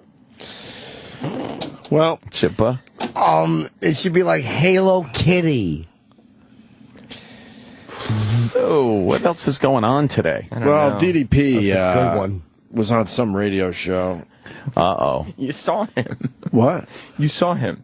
What do you mean? You know what radio show he was on. You saw him walk in. Oh, I did. You talked to him. We met him? Now, this would be weird, though. This is our show. Yeah. DDP was on our show. Sorry. You're right. But if he... Hold on, this could be a paradox here that could destroy the universe. If Sam Roberts on the after show talked to DDP, right, and then we play the clip now, right, Sam's going to be compelled to play it on his show, which then comes full circle. Right. It'll create a paradox that'll destroy the entire universe. Awful movie. I love it. I know. It's Back terrible. to the Future is so good. Well, DDP was on our channel. Diamond Dallas Page? Yes, he was taking part in a show that is under the Opie and Anthony brand. Ooh, yeah. I like that. Yes. You're our P. Diddy. Oh, shit. Just sampling. P. Diddy. DDP calls Nancy Grace a fucking cunt on the post show. Wow. Is this going viral? It's doing quite well. Yeah, what are you up to? Not strong enough. It's got like a little over 15,000 hits overnight. That's very good. Yeah. Well, here's how it went down. You talk about exposure, getting on every TV show you could possibly get on. You were on Nancy Grace, and it blew up. It blew up. Oh, God. I can't, I got to laugh at the things. It's just like... That's Scorch. Oh, God. That's Scorch. Weird news. Well, let me tell you about Nancy Grace. You know, the king about Nancy Grace. Weird News is a terrible segment. Weird news. No funny jokes after it. It's terrible. Yeah, so you got that going on. Yeah, and then somebody apparently they got impaled on a peanut. Right, impaled on a peanut. That's nuts, right? Oh. It makes you want peanut butter. Yeah, what? Weird news. I got to laugh at the things. It's just like when you pulled it out again. Yeah. It was but that was like pissed me off so bad that I won't even talk about that cut. Because you see the names. And I love because that sentence starts sounding politically correct and ends in a very different direction. Yeah, because it was just wrong. And, I'm not going to talk about that fucking cunt anymore because I'm just not. We can hashtag that. Because she loves her hashtags. Like, yeah, because you're sitting there, and we all saw it. She's running through. First of all, you could tell, looking at you, that you had been completely bamboozled into sort being of there. like you right now, bitch. Damn! Don't take out on me what you wanted to say to her. Yeah, I tell you what, here's a whole different world, you know, and it was just so weird because she was so nice to me. That's the weird part. It was like so nice. I was like, okay, because I was told it was going to be a whole different program, right? And it was just something that, I don't want to be associated in that way of, that. He was a great man, as far as what he did for our business. Check out the Warrior. Yeah, and it was a very, very, very sad time for our business. Right. And really the world, because so many kids grew up with him, man. Yeah, man. He shouldn't have gone on it. Should know. No. Do your research. Notice that she's a piece of shit. And don't go on her show. She is an absolute hunk of shit. She's somebody I can say, honestly, I hope that her legs are lost in an accident. Wow. She's a terrible fucking person. Damn. Terrible. A capitalizing she is. pig vulture. She really is. She finally... I love that she blocked me on Twitter, so now when I say something about her, people just retweet it at her. Boy, she gets it. She doesn't like that. Gets all curious. Pig vulture. Who wrote it? DDP was nice, though, in front of her, right? Yeah, he was nice in front of her. I think it was one of those things where he didn't really grasp what was happening as it was happening. She was saying he was dumb. You're calling him stupid. It's a little slow, huh? No, and he also kick your ass. He didn't Sam see Roberts the, says GDP's a little slow. He didn't see the graphics, I'm assuming, that were running that we saw while he was on. Blind and stupid? No, he's not blind or stupid. Wow. Plus, he's trying to plug that DDP yoga. And gay? You're saying he's gay, too? No, he doesn't DDP yoga. Crazy. He's not gay. I try to talk to him about the yoga thing. I don't understand what he was trying to say. Oh, dude. It's yoga, but it's not yoga. You have him in here, and you ask him. I have no idea what he was saying to me. Will he go on about it? Yeah, you ask him. I don't understand what the yoga thing is. He's basically saying, you got a 40-minute segment. Wow. That yoga's for, well, I don't think he said queers, but I think he said something similar to that. No, I think it was more like for chicks, not queers. Chicks. And then he said, but my yoga is cool. Well, I don't know. I was very confused by what kind of yoga he's doing. The slug line is, it ain't your mama's yoga. Is that what he says? Yeah. We're not playing any more DDP clips. No, we don't have to, but I'll show you photos. No, it's okay. Photos? I've done DDP yoga, so I know it's not your mama's yoga. Of course, yeah. Wow. You've done DP yoga. Both 2 holes filled. Families of passengers on missing flight threaten hunger strike over lack of information. That'll help. Yeah, hunger strikes. What information? They're not holding back anything. They don't know. They don't fucking know where this plane is. It's in the fucking ocean. officially. What do you want them to do? Yeah. I mean, it sucks, obviously. Sure it does. But they just don't know where this thing is. Every lead is a dead end. I was saying before the show, it really makes you think how hard it was to find shit in the old days. They have all this technology now, the pinging, the fucking side scanning sonar shit that they're putting down, the ability to send something down thousands of feet in the water. Like years ago when things would disappear in the Bermuda Triangle, oh, it's mysterious. It's something we never, and it would disappear without a trace. Right. No shit. You had to go around on a boat and just look. Right. Hey, you see it? Nope. Yeah, you didn't have submergibles. Yeah, you would hear pinging all over the place now if those planes went down in the Bermuda Triangle. Right. And now it's a deep part of the ocean, and oh my God. I honestly think that fucking thing just is underwater. There's probably a few pieces of debris that floated for a while, and then just, waterlogged, sank, spread out so far that no one's even going to find it. The old needle in a haystack thing. Yep. Pieces so small that they're just kind of, just blending in with all the other garbage in the ocean. All the other trash that's out there. That's what we learned. Plastic water bottles, apparently. A lot of them are in the ocean. Oh, boy. Ironic, really. Don't you think? Don't you? All I'm thinking is weird news. Really? We could do weird news. No. Weird news. It's in my head now. I got weird news for you. I do. What is... We're not supposed to do our own weird news segment. I'm trying to think of how... I thought that's how it went. It's like... Because there's other words before weird news. Weird news. Now I gotta hear it. Oh, here's Scorch's weird news. That's Scorch's great. Why don't we get right into it with our segment that we call Weird News, okay? Some are odd and some deranged, stories that are very strange. Weird news. There it is. Careful who you meet on Craigslist. I told you that. You can't do it. No, we've done all the weird news. I love it. You can't listen to it. You want to just play fucking Scorch? Right, start over. Well, now you got to start over. All right, screw it. Go ahead. You sure? Because it's gonna be non-jokes. No, the jokes are there. Stop. Do you think the jokes will be there? Yes. I don't have as much faith as others in this room seem to have. I love it. It's a fucking theme song to a movie that's 30 years old with shoehorned in words. Oh, it's fantastic.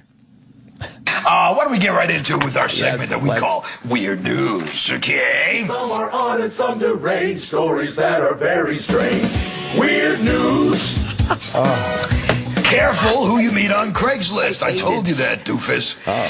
In Colorado Springs, also known as Western Massachusetts, 24-year-old Kevin Gaylor met a nice woman on Craigslist, invited her over to his apartment. Okay. At 3 a.m. 3 a.m.? That sounds like a hookup, man. That sounds like a Matchbox 20 song. All right. Unfortunately... Closing time? What happened? Just wanted to, because that was a little joke. That was a joke, right there. Because in case there was laughing. No one's listening in this room. Oh, I was pausing it in case. I just figured someone else was listening. All right, so Sometimes it's not funny. Sometimes it's fun. Well, that's just a fun clip. Oh. Okay, What happened? Right? The thing was, she arrived at the exact same time this guy's girlfriend came home. Well, so I'm assuming the girlfriend came home unexpectedly. The girlfriend came home unexpectedly, so rather than take his lump, so what this guy did was, ready for this? This guy called the cops and said the girl he picked up on Craigslist broke into his house. No way! He was trying to pass it off as some kind of burglary. The girl then showed the police. I guess I wouldn't know this. You could probably vouch for this because you answer Craigslist ads. I don't. I guess it's easy to. I bought a sofa or two, if that's what you're driving at. Weird news. What's a sofa? A sofa. And why are they filming in the dark? It's always, their lighting is always very mysterious. Who is this guy with Scorch? Yeah, a sofa. Is this new? No, it's just one we hadn't dug up. I don't remember this one, yeah. No, we haven't watched it before. Do we have to play the rest of this? Yes, we do. Okay. It's weird news, for the love of God. Okay. They're about to get to the punchline. Don't be a bummer. Yes, exactly. What was their names? It's easy to track if you've visited a site on Craigslist. Right. So police tracked it down, and they busted this guy for false reporting. And then they they gave the girlfriend a big round of applause for taking the game. Sex offenders. Oh, we're going to move on to the next story. This is this next weird news. Lucky us. You said there'd be jokes, Opie. There was a couple jokes in there. Really? Yeah. Not funny. Sex offenders, you don't laugh at sex offenders. No. I like that. It's like Willie Geist right there. Yeah. We don't laugh at sex offenders. He's not laughing, but let's make a joke. Sex offenders, you don't laugh at sex offenders. No. 57-year-old Charlie Price of Pittsfield, Massachusetts, probably watching the show right now. Thanks, Probably Chucky. not. We love you, man. Probably Hey, you know not. what? If he's watching the show, we don't care what you do in your off time. Just don't tell us about it. Price, they convict. That was kind of funny. There's some kind of sex criminal guy, Right. and Scorch is assuming he's watching the show, and then he gives a little private shout out, like, And a thumbs up. Hey, what do you do on your own time? In case you needed an extra thumb for the kid. If you're a PFG TV fan, I don't care what you do. You know what really Just happened? don't tell us about it. Right. What really happened there was, as he was talking, he realized that he was just giving a thumbs up to the sex offender. To the sex offender. And so he had to try to think of something to cover. Covered his tracks. He did a good job. Because apparently everyone in Massachusetts He's good. He thinks he's quick on his feet. is watching Weird News. Yeah, so. Weird news. I totally zoned out. Yeah. Should we start over? Much No. like. Should we start over? Much like the audience. You think so? I don't know. Let's take a listen. Let's hear a little more, though. Weird news. I can't get enough. Let's listen. Pittsfield, Massachusetts, probably watching the show right Close to now. home. Thanks, Chucky. We love you, man. We love you. Hey, you know what? If he's watching the show, we don't care what you do in your off time. Just don't tell us about it. Price, a convicted sex offender, been cited for disturbing the peace. You'll like this. Oh, I will. He admitted to kissing and fondling a cardboard cutout of a woman. I've never seen concepts so poorly handled. or I've never heard thoughts so horribly explored. Yes. What? This is good stuff. It's weird news.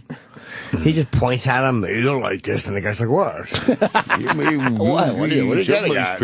Whoa, watch out, you! What are you getting at?" It's like, why don't they expand on these things and talk about them a little bit? Hit it. Board cutout of a woman. Oh my God! Part of an advertising display at a Rite Aid. Oh my! A Rite Aid? He allegedly was intoxicated at. Why was the Rite Aid part like at a Rite Aid? I know. Instead of a joke, there you get in front of a Rite Aid. Right. Yeah, like where in would a Rite Aid? Where would it be okay to make out with a cardboard? He's so panicked that he feels he's got to talk that he's just blurting out anything. He didn't have a joke, so he figured he would loudly say the name in mock exasperation. That's what I'm saying. Yeah. Exasperation will cover for absolutely nothing to say. He was hoping something would show up as he said that. Right. Nothing came. After right came out of his mouth, he's like, was hoping something else would fill his mind. Can you rewind by 5 seconds so you can hear that? Hear listen to how that just peters out and dies on his tongue. Oh my! A Rite Aid? Oh God! And he's all like his hands up. It's like Scorch, a Rite Aid. And then he sits back. Crazy. Terrible. Jesus. Board cutout of a woman. Oh my God! Part of an advertising display at a Rite Aid. Oh my! A Rite Aid? He allegedly was intoxicated at the time. No. Walked into the Rite Aid pharmacy, grabbed a hold of the sunglass display, hugged it tightly, then began to lick and kiss the face of the cardboard cutout. Wow. Now, did he try to get to second base with the cardboard cutout? Or? That's a good one. No. No. I'm just here to read. Right. Don't ask me questions. Hey, stop it. This is such a non-story. Wow. Of course it is. We've all been drunk and do it's stupid weird shit. news. In front of Marshall amps. Everything about this is horrendous. He's sitting in a fucking lush red chair. His friend's on a spackle bucket. I'm going to get the good chair today. Pretty weird though, huh? You know what I mean? All right. No. No. That's not a punchline, but that's just like, come on, man. I'm just saying, he was making out with her. He's it's weird. only natural that he's going to try to get himself a little, He's weird. It's not disgusting. There's a difference. There's a difference. So this went on for about a minute. He was kissing his cardboard. That's disgusting news. It's weird news. Yeah, the disgusting news. Just the way the guy tries to get on a roll. Uh-huh. And this fucking joke blocker steps in and cuts him off. No. Like, what are you doing? It's fucking obviously he's not trying to fucking grab the tits, you idiots. No. So all of a sudden he wants to turn it back into a fucking, a legit story. Uninteresting news. You haven't been impressed with the way they explore premises? I've never seen it done worse. Yeah. Well, it gets better. It's not disgusting. There's a difference. There's a difference. So this went on for about a minute. He was kissing his cardboard cutout till he fell to the floor. So the behavior, he falling to the floor and him licking and kissing his cardboard thing, the customers actually ran away from the store. So police arrived and they arrested this guy, a level 3 sex offender. And they say that way, I mean, he's a high risk for re-offending. Level 3. And on this whole story, all I got was this guy Price gave a whole new meaning to the words cardboard box. And there you go, my friends. That is today's installment of Weird News. Coming up, what? Nothing. You sure? No, it's fine. Can I say Very funny, Scorch. Can I say what's coming up? Yes, please. I don't have to because we have Take us out. We have our booth babe Devin who's going to tell us what's coming up as we continue with the Comedy Cornucopia Cavalcade. Wow. Right here on Scorch TV. We're coming right back. Thanks for watching. The way he fucking steamrolled his awful co-host so he could get to that fucking awful line. New meaning to hold on to your hats, people. Here it comes. Here it comes. Are you strapped in? He designed the whole segment and got the guy to come co-host and everything. Yeah. Just for one punchline. He does not pass the ball. Oh, no. He's shooting. Missing the entire backboard. He's a ball hog. He's fucking he plays basketball like fucking like Martini. Throws the ball into the goddamn fence. Martini, God damn it. He threw the ball into the fence. Bancini, old horse. We're just getting mad and pissed off. Holy shit. I'm going to be the straight man, but then I'll also be the funny one. With the big funny line, cardboard box. And the guy's like, a Rite Aid, and you can see he's gearing up. He goes, no. Hold on, I got this. Don't ruin my setup. Terrible. Don't worry, I got this. The big punchline. I got the punchline coming. Big punchline comes later, though. Scorch brings the funny. You don't bring the funny, I bring the funny. Weird news. Where's the out?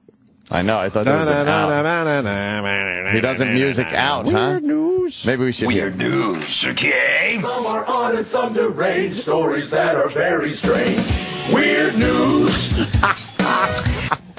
What's next? I have to hear the beginning of the next segment. No. Just for a second. I don't want to watch it. We don't have to do that. I just want to hear it. No. It's important. No, we don't have to do that. I'm always curious as to what he says after weird news. Weird news.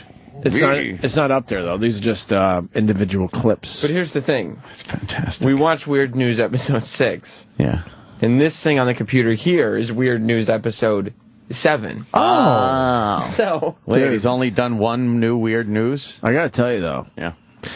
The video's setting the internet on fire, man. Why would you bring that up? How many views? Why would you bring it up? Well, the video is almost 3 years old. No, that number's wrong. And it has 176 views. How many is that per day? How many click-throughs per day? How many people visiting? You wouldn't be able to do it per day. Yeah. 3 years. Almost 3 years, so. For about less than a third of a view. Yeah. A day. Per So day. every third day or so, he gets a view. Every third day, someone pops in. And, he's got the people talking. He's got 3 likes. Hold on a second. How many? 3 likes. Three likes. That's one for Scorch, one for his co-host. Yeah. It would be. And Scorch's mom. The guy that wrote the Weird News theme song. It's more like a 9th or 10th of a view per day. Yeah, I thought that was. I thought that math was a high. little wrong. Yeah. Episode 6 that we just watched. Yes. Did you see how many views that had? I didn't see that. I didn't pay attention. You're not going to want to see. Trav Dog, how many? 45. No. 4,500? Nope. That's 45,000. Oh, Okay. wow. 45,000? 45,000. Like, it doesn't have to be viral, but his videos aren't even a sneeze. How do you get 40? People accidentally stumble on it for more than 45 times. It's not even a tickle in a nostril. That's terrible. It's completely free of any symptoms. And it's healthy. Yeah, it couldn't be healthier. Lots of red blood cells pumping through. Can we see Weird News episode 7? Of course you can. Each one going viral. Weird news. Some are odd and some deranged, stories that are very strange. Weird news. Fun stories today, kids. Police in Osceola, Florida. Have you been to Osceola? I have not. I can't say that I have no idea where that is. They're looking for 2 people that held up a 7-Eleven. The person they're looking for, they say he lives in a pineapple under the sea. Oh, no kidding. He was dressed up as SpongeBob. Oh, familiar with his work. Yeah, I would imagine. Yeah. What happened? That got some laughs right there. Right. The audience. What was the joke? Well, he was dressed. You see, SpongeBob SquarePants dresses that way. Is there such a word as audient? I'm trying to figure out how you would word that. Holy shit. He lives in a pineapple under the sea. Does SpongeBob. Right. Yeah. As SpongeBob. Oh. Familiar with his work. Yeah, I would imagine. Yeah. Does your son steal things now that he watches Scott? Yeah. He's a huge SpongeBob fan. Now, he got away with an undisclosed amount of cash. Do you think they got as far as they can go with SpongeBob? I've never heard like so many words equal 0 on a contribution scale. Police say it's not unusual for somebody to wear a costume when they rob someplace. Right. Which explains why you still have your Elvira outfit in the back of your car. I do, because I've been known to, not armed robbery. I go and I claim I have a gun, because I don't want to do any serious time. Well, with the Elvira thing, I'm too pretty to go to jail. It's Cliven. It's 2 utterly witless men. I don't know what this is. But it should be viral for the awfulness This of is it. 2 people without a particularly biting sense of humor. Why would Elvira, why would him having an Elvira costume mean that explains. What? He doesn't rob places. No. Like, none of that made any sense. When he wears costumes, too.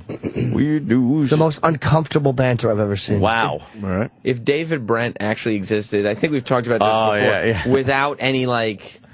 charm. Right, like, this is what the real life of David Brent is. Oh, because he thinks this is just killing. Hey. Oh, my God. All right, keep going. I don't want to do any serious. Well, with the Elvira thing, I'm too pretty to go to jail. It's cleavage robbery with Elvira. I get the man boobs, I push them together. Cleavage robbery? Yeah. So. And as far as you being too pretty to go to jail, No, you're not buying that. I'm going to arrange for that to happen someday. Well, we're going to put a camera on you, get you arrested, and just watch the fun that ensues after that. There's a good segment for Scorch TV. Holy shit! They are rambling on about nothing. Dude, they're riffing. Stop. Riffing? They're riffing a bit. If Going back fucking- and forth, throwing the ball around. If jokes were mines, these two have avoided stepping on any of them. All limbs intact. Oh my God! That Holy fucking shit! They made it completely across the field. Wow.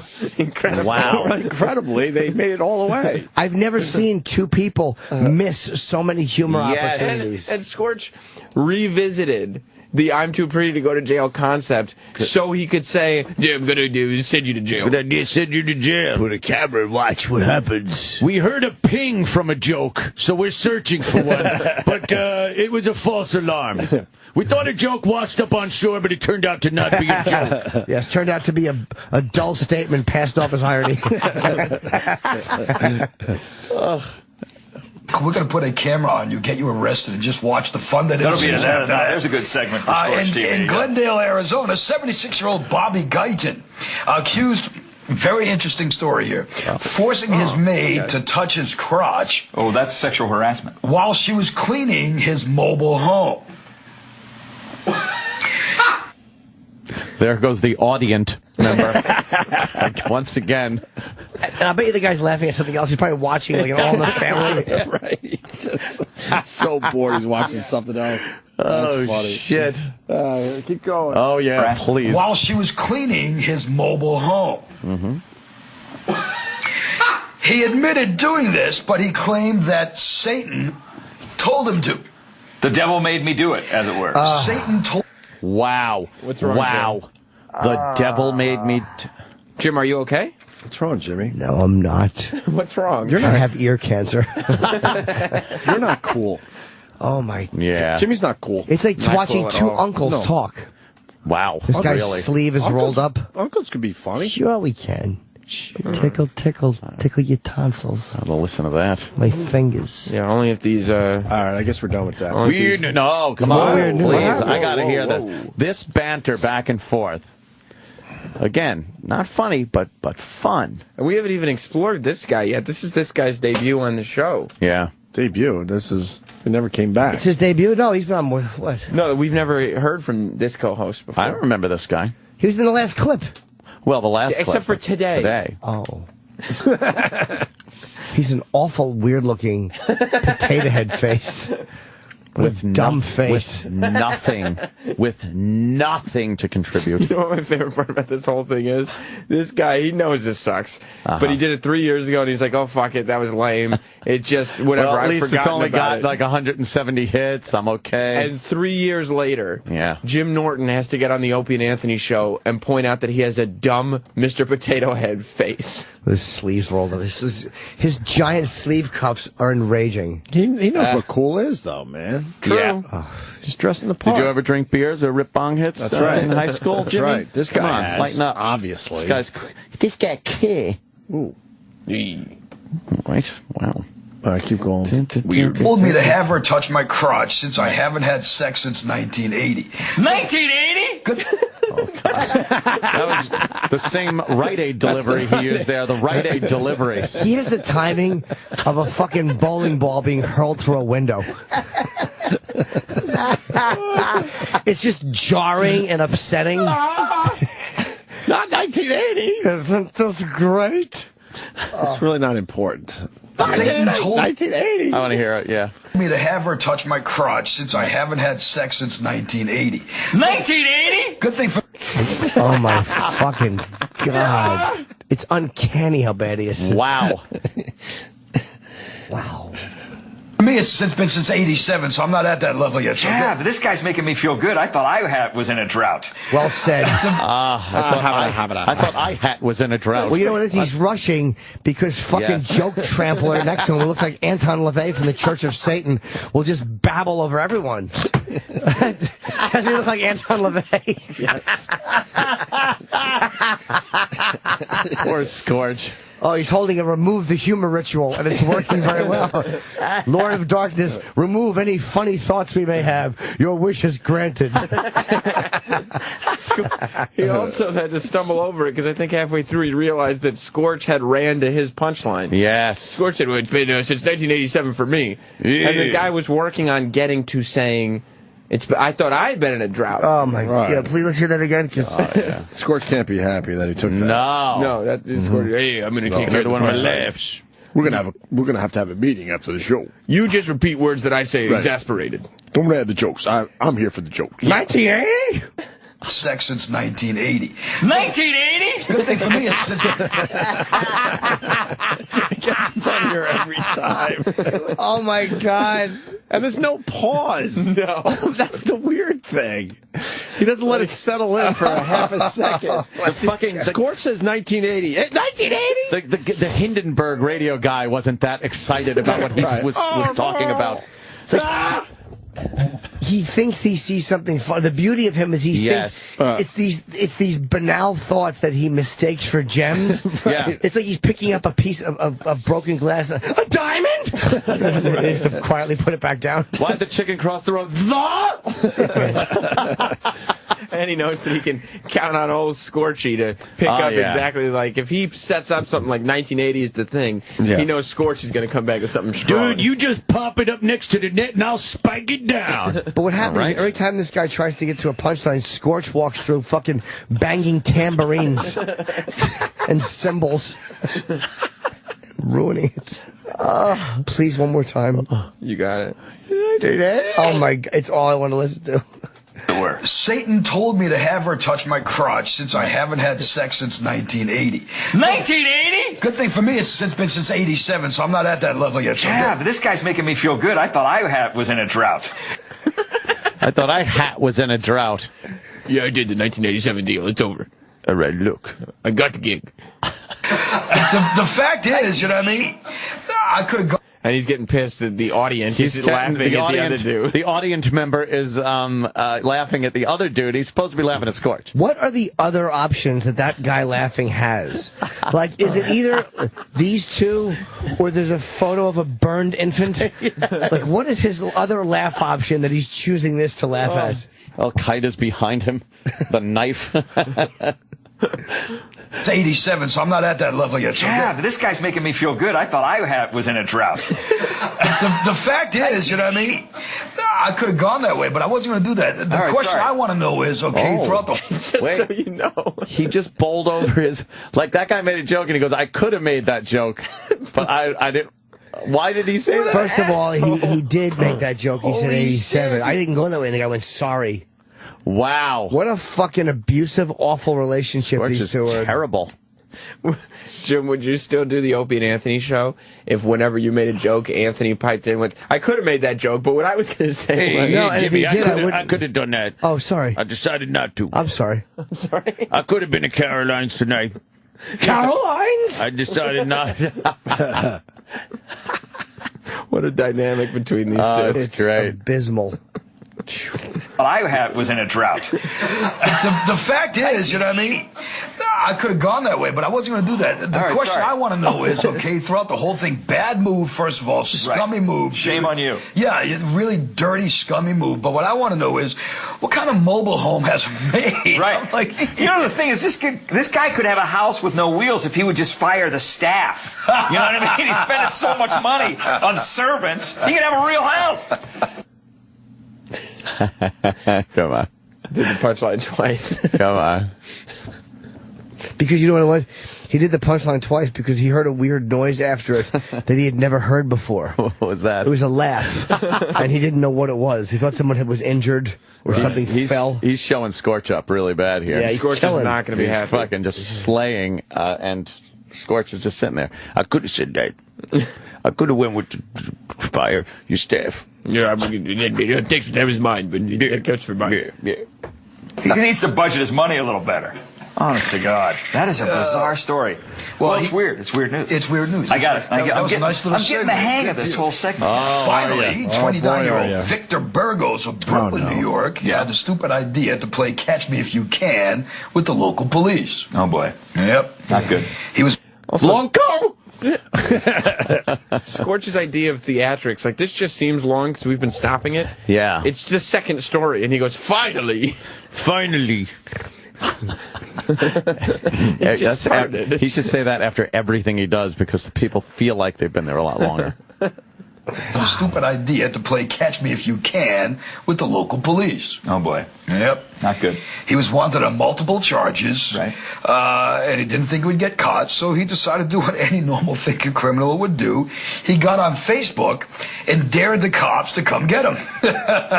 So they did. Pretty plain and simple. Shocking. Federal and local authorities. Oh, God. Wow. Now this is becoming a chore. This I laugh. went from fun to, I'm just watching that bar. I wanted to go to the end. Right. I wish it was at the beginning and this was a 6-hour program. Because the fun part is to watch the other guy try to make his presence known. Yes. Yes. Right. Oh, boy. Just little aside. He's just throwing in little noises so people remember that he's there. Oh, boy, that figures. Yep. He's trying to make an impact the whole time without realizing that figures nobody's watching. No, he's a single camera on Scorch. Okay. All right. Come on. Dared the cops to come get him. So they did. Pretty plain and simple. Shocking. Federal and local authorities got to his house, and I think I'm an egomaniac. Yeah. I wouldn't even do this stuff. He tried to tell the cops it wasn't him. When they actually got into his house, okay, and you know my ego. Yeah. He had a wall size. How many one-word answers can this guy? Yeah. Okay. We get it. You exist. I stink, therefore I am. Oh, God. Oh, fucking A. All right. And you know my ego. Yeah. He had a wall-size poster of his wanted poster on his wall. No kidding. His poster, his wanted poster on his wall poster. And when the cops got to his house, he was still on his Facebook page, still typing away, saying it wasn't me, come get me. So there you go. He also. Did you say it wasn't me, come get me? Oh, God. Yeah. Please. Did you say it wasn't me, come get me? Did he just get this completely wrong? Size poster of his wanted poster on his wall. No kidding. Wow. And when the cops got to his house, he was still on his Facebook page, still typing away, saying it wasn't me, come get me. So it wasn't me, come get me. Why would he say that? He wouldn't say that. Why would he say it wasn't me, come get me? It wasn't me, come get me. If he was confessing. Especially if he had a poster-sized poster, there's wanted poster on his poster wall. Oh, my God. Weird snooze. there you go. He also not only got arrested for being stupid. Oh, wait. I think the punchline. The big punchline? Of course there's a big punchline. Wait, hold on. Big punchline. This is about to end it all. The wanted poster, the cops getting him. He stepped on him and said, ketchup. Ketchup. I can't think You can't guess. Okay. Leave it to Scorch. I just can't. I want to see the guy. I want to see the guy with the fucking rolled up giant sleeve cuffs reaction. Still on his Facebook page, still typing away, saying it wasn't me, come get me. So there you go. He also not only got arrested for being stupid and all the things he did, but he got arrested for talking crap, and he's full of garbage. And that, my friends, is today's installment of Weird News. So extra weird. We've got, like I said, so many things. What? Extra weird. That was just extra weird. No punchline. No there. punch. Sometimes it's just weird, right. Not funny. Oh boy, do I love weird news. You do? There's probably no more installments. It's fantastic. Yeah. Weird news. It's 10:25. Oh my God. How did that happen? Wow. Weird news. Weird News did it. Yep. All right, y'all. Fan-fucking-tastic. Why don't we start our weekends then? Why don't we do that? Jimmy's going to be at Caroline's this weekend. Oh, yeah. Tonight Tickets and still Sunday. available. For tonight and Sunday, yeah. Saturday sold out. Wow. So get your tickets for tonight. Not many for tonight, I would assume. No. And Yeah, Sunday. 212-757-4100. Thanks to Humble and Fred. That was a lot of fun to listen to today. Humble and Fred. Thanks to Scorch, wherever the fuck you are. Thanks to PFJ. Frankie Valli. Big girls don't cry. Don't cry. Oh, yeah, that's how it goes, right. They don't cry. Yeah, I said that plenty of times. You know what? What? I'd like to tell the What? listening audience before we go. What? Weird copy. His name Steven Singer Jewelers. Your mom needs a Mother's Day gift. You know, that's kind of funny, really, when you think about it. That mom needs a Mother's Day gift. Mother's Day? That's right. Shut up. My gig. Sorry. You're the sidekick. Exclusive gifts that last a lifetime. Yeah. And by lifetime, I mean as long as it seems when you're watching Weird News. Seems like a lifetime, doesn't it? Ask for your Mother's Day gift from Steven Singer Jewelers. You got the perfect solution. What has he got? Lavishly dipped 24-karat gold roses. Roses! Yeah, gold roses. Let me tell you about that. 24-karat gold. You know what? It's better than 23-karat. 23! He's laughing over there. I see him. Yeah. For the first time, Steven's introduced exclusive Mother's Day gold dipped rose in a hot new color, Radiant Orchid. Uh-huh. Radiant Orchid. Yeah. What is that, like a radiator? Radiator? A bright, cheerful color just for Mom. Like your exasperated addition. I can't even do that voice. I don't want to. I want to be able to talk this weekend. Of course not. How about the I Love You Mommy necklace? It's silver diamonds, combined in a design you can't find anywhere else. Look, you know this guy, Steven Singer. He's great around the holidays and Mother's Day. He knows what Mommy wants. He makes it easy, very inexpensive for the amazingness that you're getting for your mommy. So check him out at IHateStevenSinger.com. And if you're in the Philly area, go to the other corner, 8th and Walnut, because he'll be there. Make sure you take care of your mommy on Mother's Day. She sure took care of you, right? So go check out what he's got for your mom online at IHateStevenSinger.com. Everybody, just have your... What? No. Another one? You gotta end the show. Just one. You gotta end the show. I gotta end the show, and then you do it because it's your show. Incorrect. Why would I end the show, though, and have to do that? If I end the show, it's over. It's not show, it's advertisement. I got 1 minute left of the show. Look, everyone else is gone. It's fucking 10:29. Yeah, they left. I'm telling. You're in trouble. You're in. I'm telling. All right. Did you have fun with Scorch today? I love a good Scorch segment, man. There is nothing better. I know. I feel bad, but we do have to do another full PFJ we never did TV. The revamp or the... Oh, I know. What happened? Well, they got a gig in San Diego. So I had to pull up stakes and move San Diego. Doing that now. Internet Left radio. coast. Internet radio. Wave of the future. All right. What do I do? End the show? Yeah, just say, like, we'll see you, like, Monday, and then they'll play a thing, and then you'll come back and do a commercial. All right, everybody. Hey, have yourself a good weekend, and we'll see you Monday. Thanks, man. I want to take this opportunity to thank you all for listening to the Opie and Anthony show. You know, as always, we as people enjoy the things we enjoy, but all good things must come to an end.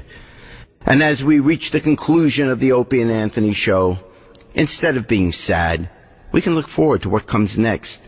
So remember to think of this not as the end of dirty jokes, but the beginning of a whole new set of ones. Till next time, take care of yourself and each other. Sam Roberts is coming up next. Read. See? Come on. No. Jerry Springer even introed you. All right. Do you know how buying a car could be very stressful? Well, TrueCar.com is changing the car buying experience forever. TrueCar.com.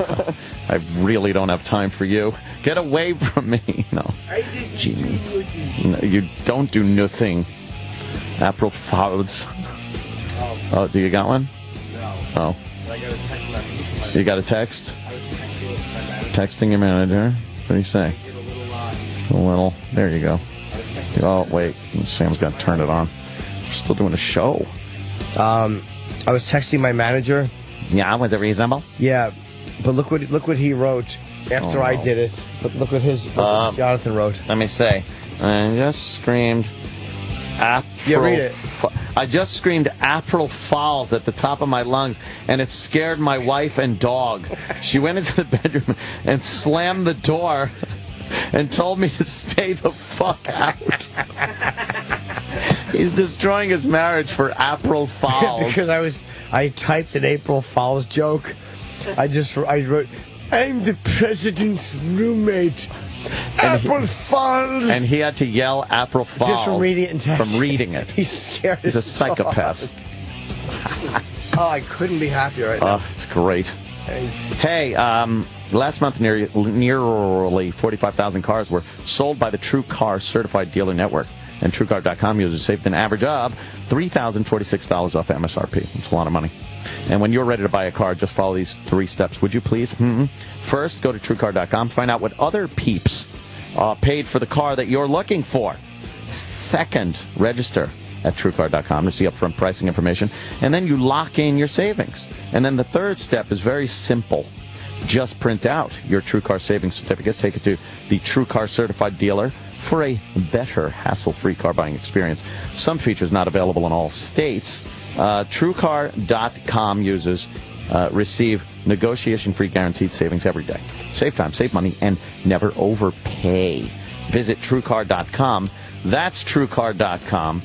And that's it. I once again get to say, have a good weekend. Up next is the incomparable 80s on 8 that I'll be listening to on my way home. Hopefully they play Kajagoogoo again. I'm too shy, hush, hush, Ottawa or something.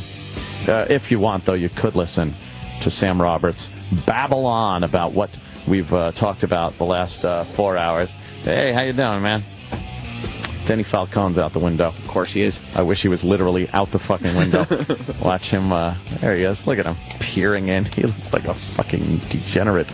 We're going to rename the show to the Sam Roberts Babylon. Babylon. That'd be great. And you spell it like Babylon. But then the logo could look like Babylon or something, you know? Then it's just waved hello to us. I saw that. I flipped him off. He's waiting outside probably for me to come out and go, so what date do you want to hammer down for that gig that I'll be doing poolside? This time we'll break out the hula hoops early in the evening so as not to upset the neighbors that call the police. All right, Danny Falcone. Look, I got to get out of here. What am I doing? Just entertaining the people. You have an addiction to it. You just live to give. That's what I do. And by the way, this isn't funny right now. It's not meant to be. But it's fun. It's fun. I tell you, I've completely turned around on Hassel and Fred. What are their names? That's what Humble and Fred. Yeah, Frank. Well, that's what happens every time, though. Like it does. As long as they're normal people on the other end. That's what it was. It doesn't, because they were absolutely backtracking on what they said. If they didn't acknowledge it, I would be like, fuck them. If they acknowledged it with this holier than thou attitude, like, you know, we don't go there or something like that, fucking hate them. Right. But the way they kind of touched on the humor of the listeners in their viciousness. Referencing the specific Facebook post was hilarious. A big win. That a lot of people suggested that they suck each other's dicks. And they acknowledged it in a very professional, articulate way. Yeah, I think they were calling us fags. Yes. Something about faggot? I was like, oh, okay. So I've turned around. I think... you know, I don't know about their show. Their show still might really suck ass. I'm sure it does. I'm sure it probably does. But them as kind of guys and everything, yeah, fucking, they're fun. You'd have a beer with them? Not funny, but fun. Fun, not funny. They're not I going to always make go anybody by laugh. that rule. If it doesn't make you laugh on a stage, just get the fuck out of the business. That's what I say. They're going to like you now because you're in on their joke. hope so. Anthony knows the funny joke. I just want to be loved, you know, even if it's by some dopey Canadians in a food court. Apparently, I don't know. Send pictures. All right, I got to get out of here. All right. So I'm going to pack up the old laptop, and that's what I call my cock. The old laptop. That's very Teasing, clever. of course. And Sam, you have a pleasant weekend. All right. You gonna have the pool open this weekend? Yes, and I think the weather should be conducive to a little dip. I do have the. I want you to take the Pro Flowers that were given to me. Oh, I will. The boxes home to your lovely wife. I'll do that. And tell her last night was fan-fucking-tastic. In reference to what? Just she'll know. Just say that. She'll know, I think. Uncle Anthony is what you go by with her? Huh? Yeah. Exactly. All right, kids. Have fun, all right? The Opie and Anthony channel. All Opie, all Anthony, all the time. And only here on Sirius XM. Sirius XM is your home for every NBA playoff game, where this year's playoffs bring a third straight championship to Miami. Behind the head, two-hand jam by LeBron James. A first ring for Oklahoma City. Pulls up fires, angle right three for the lead. Cha-ching, it's under Moneyball. Can you say KD MVP? Perhaps a surprise jam. Hear every NBA playoff game on Sirius XM and get closer to the NBA playoffs with Sirius XM NBA Radio, channel 217.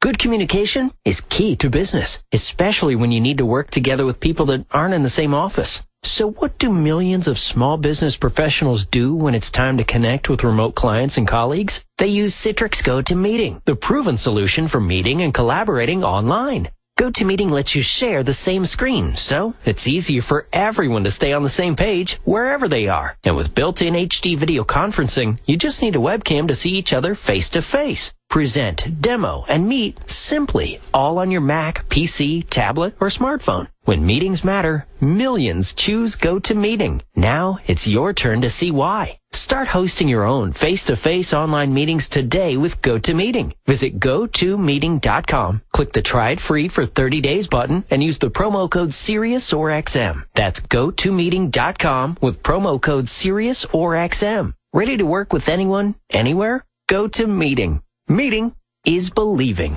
Hey there, fellas. So everyone loves having sex, right? Yeah, but who wants to deal with unwanted pregnancies and STDs? No. That's why there's a great new service that'll always keep you safe, prepared, and satisfied. It's called rubberclub.com. Whether you're playing the field with multiple partners and doing the smart thing by wrapping it up, or you're in a committed relationship and just prefer using condoms, rubberclub.com is the service for you. Check it out. It's easy. Just go to rubberclub.com, pick the plan that works best for you, and then your favorite brand name condoms will be shipped right to your door monthly in a discreet package.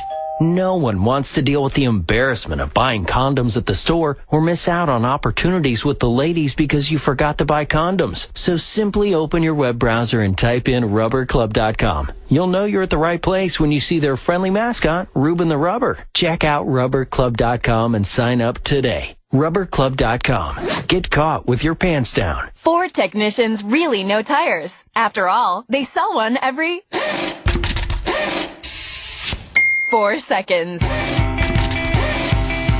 Have your tires inspected during the big tire event going on at your Ford dealer. You'll even get up to $120 in mail-in rebates on select tires when you use the Ford Service credit card. Subject to credit approval. Rebate by prepaid debit card. Other tire manufacturer rebate or offer cannot be combined with Ford Service credit card rebate or offer. See your participating Ford dealer for details through 5/31/14.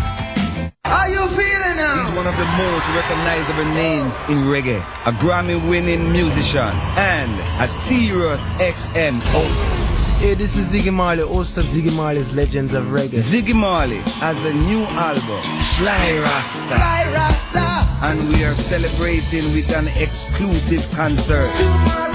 Ziggy Marley in concert Sunday, 3 p.m. Eastern, on the Channel 42, and on the Sirius XM app.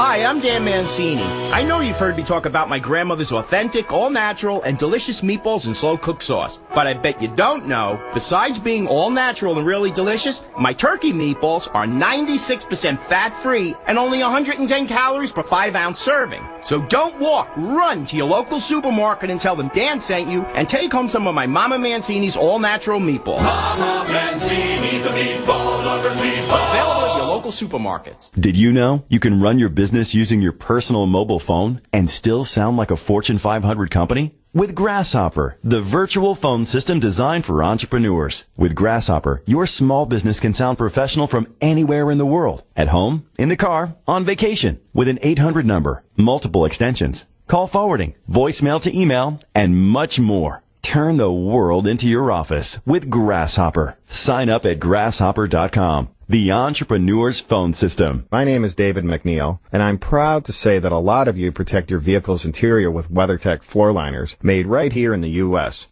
in a factory built by American workers with American machinery using materials sourced in America.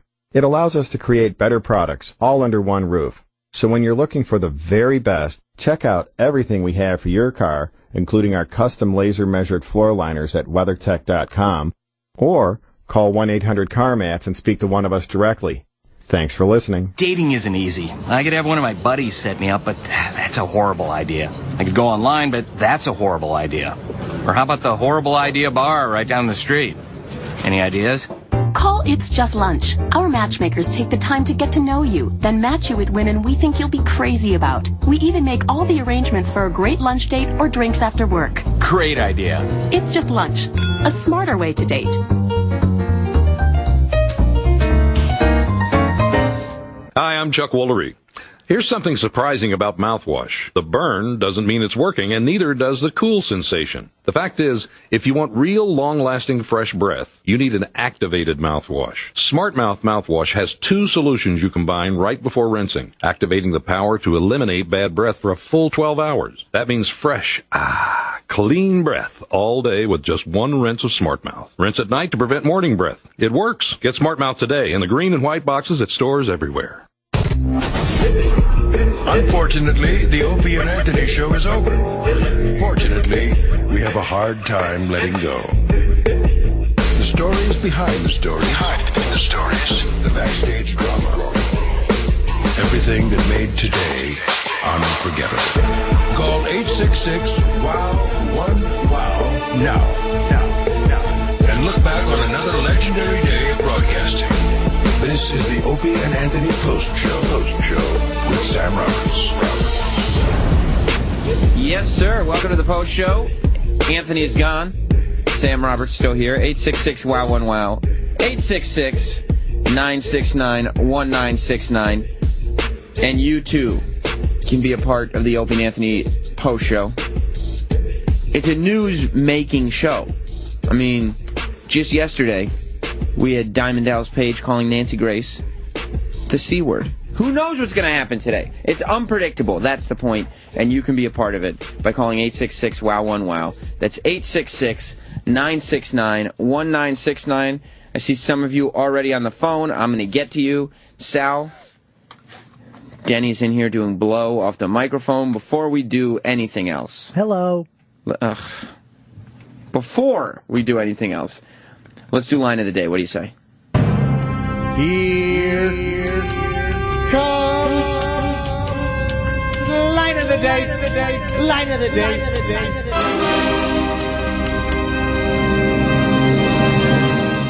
Oh, what's that one? Well, fags comes up a lot. We're called fags a lot. Yeah, fags and faggots comes up a lot. And there's a lot of racism. There's another picture this morning of guys having anal sex. And well, hold on a second. They're describing the pre-show meetings we have.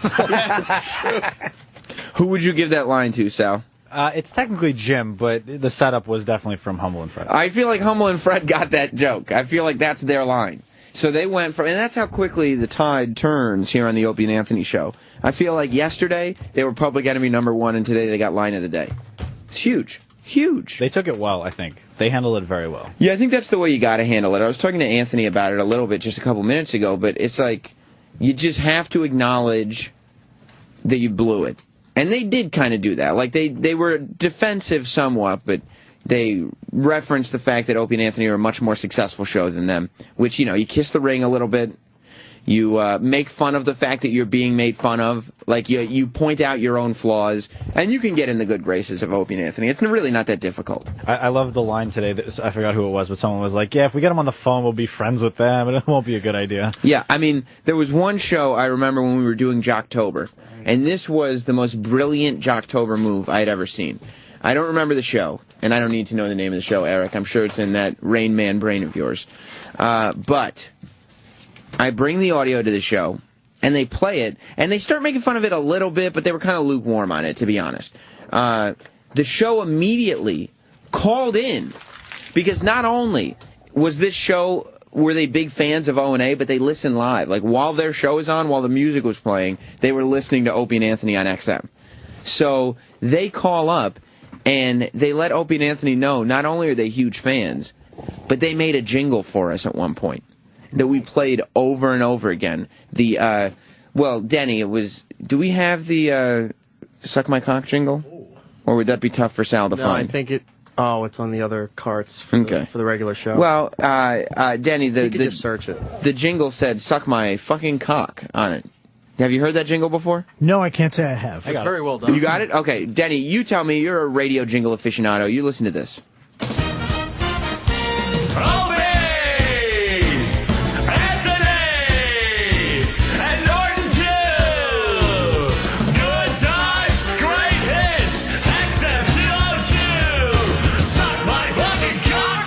What'd you think of that? I like it up until the. You didn't like the punch? Point. No. You didn't like the punch as much? They did a nice job. They did a nice job. That show that we were making fun of is the show that did that jingle for us. Very nice. They called up, and before Opie and Anthony could even have a chance to really blast them, they just started talking about how much they love Opie and Anthony. So what did O&A do?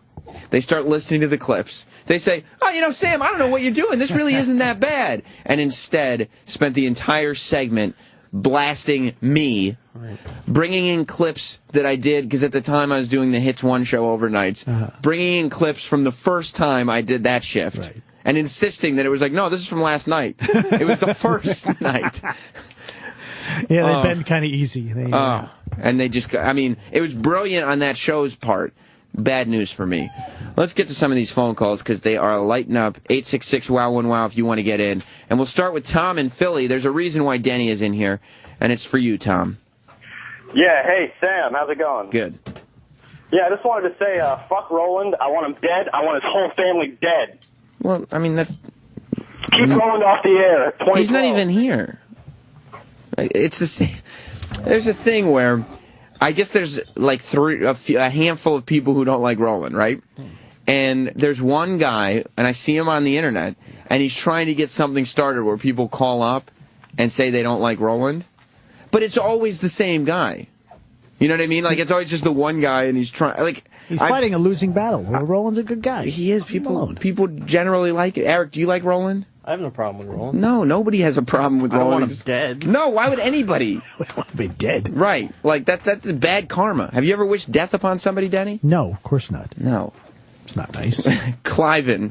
Is they in Florida? Is your real name Cliven? Yes, it is. How's it going? Good. How about you? I'm getting, this is how stupid some people are. Not you, Denny. Well, I keep getting death threats, and I don't even have, my last name's not even Bundy. So I mean, I guess Cliven is an uncommon name, but are you racist? No. You had to think about it. You had to think about it a little bit. It seems like a racist name, though, Cliven. It does. I get that. So the last name, it's not even close to Bundy. I don't get it. And you've really been getting death threats? Yeah. Like, I'm going to kill you, and you're a dead man, Valentine. Stuff like that. Oh, that's so funny. Thank you, Cliven. Godspeed. Maybe start just going by Clive. It works for Clive Owen. Okay, that works. Go by Clive from now on. Patrick in Cleveland. Good morning, Sammy. How are you? Good, buddy. I just wanted to say thank you so much for making fun of Scorch for the past few years. I used to live in Boston, and when I first moved up there, it was pre-Jocktober days. Yeah. And the place that I worked listened to Scorch as like their background music on whatever it was, Rock 101 or whatever. And my first impression with him was just, Scorch, you got the voice, and he just sounds like such an asshole. And he plays, my favorite thing, I gotta say, he plays the same 6 songs over and over and over again. So if you're in an 8-hour shift, you'll hear Love in an Elevator 15, 17 times. And then the other thing that Scorch does that I loved was called the brain cell stimulator. Oh, dude, and, he has been doing that he did that in Boston. He took it from Boston to Syracuse when I met him. He took it from Syracuse to New Hampshire. He's now doing it on Facebook. He loves the brain cell stimulator. Everyone loves the brain cell stimulator, and my favorite part about it is it's always 87% of American males think about that. It's like, isn't it supposed to be a low percentage? 94% of Americans do this on average. So it's like everybody. The guy's a genius. What you don't know, you got to see what happens behind the scenes. Because I interned, we were playing Scorch today on the show. Danny, what do you think of Scorch? He's an interesting character. I mean, he's he does a good show. He does a good show. For what he does. For what he does. We all have different tastes, but for what he does, there's an audience for that. You don't like him, you push the button. Well, Scorch, the brilliance of Scorch happens off. What are you laughing at, Eric? Just Danny's constant. I'm thinking of Scorch playing Love in an Elevator and singing along with the intro, going do do do do do do do do do do. And that's what he'll do. That's actually what I was getting at. Because the brilliance of Scorch is what happens off the air. I interned for Scorch right after my internship here at Opie and Anthony. So my senior year of college in Syracuse, every morning I was waking up before class and interning with Scorch. And all these songs, Patrick, that he plays over and over again, he has cute little things that go with them that's just for the people in the room. Like, we played some, I think it's a Shinedown song, but the beginning of the song goes, never mentions the word addicted. Never mentions the word addicted. That's the start of the song. Okay. And so every time that song came on, the mics were off. Every day, Scorch would just go, never mentions the word a dickhead. And then look around the room like, I made it funny. That's exactly what he would do.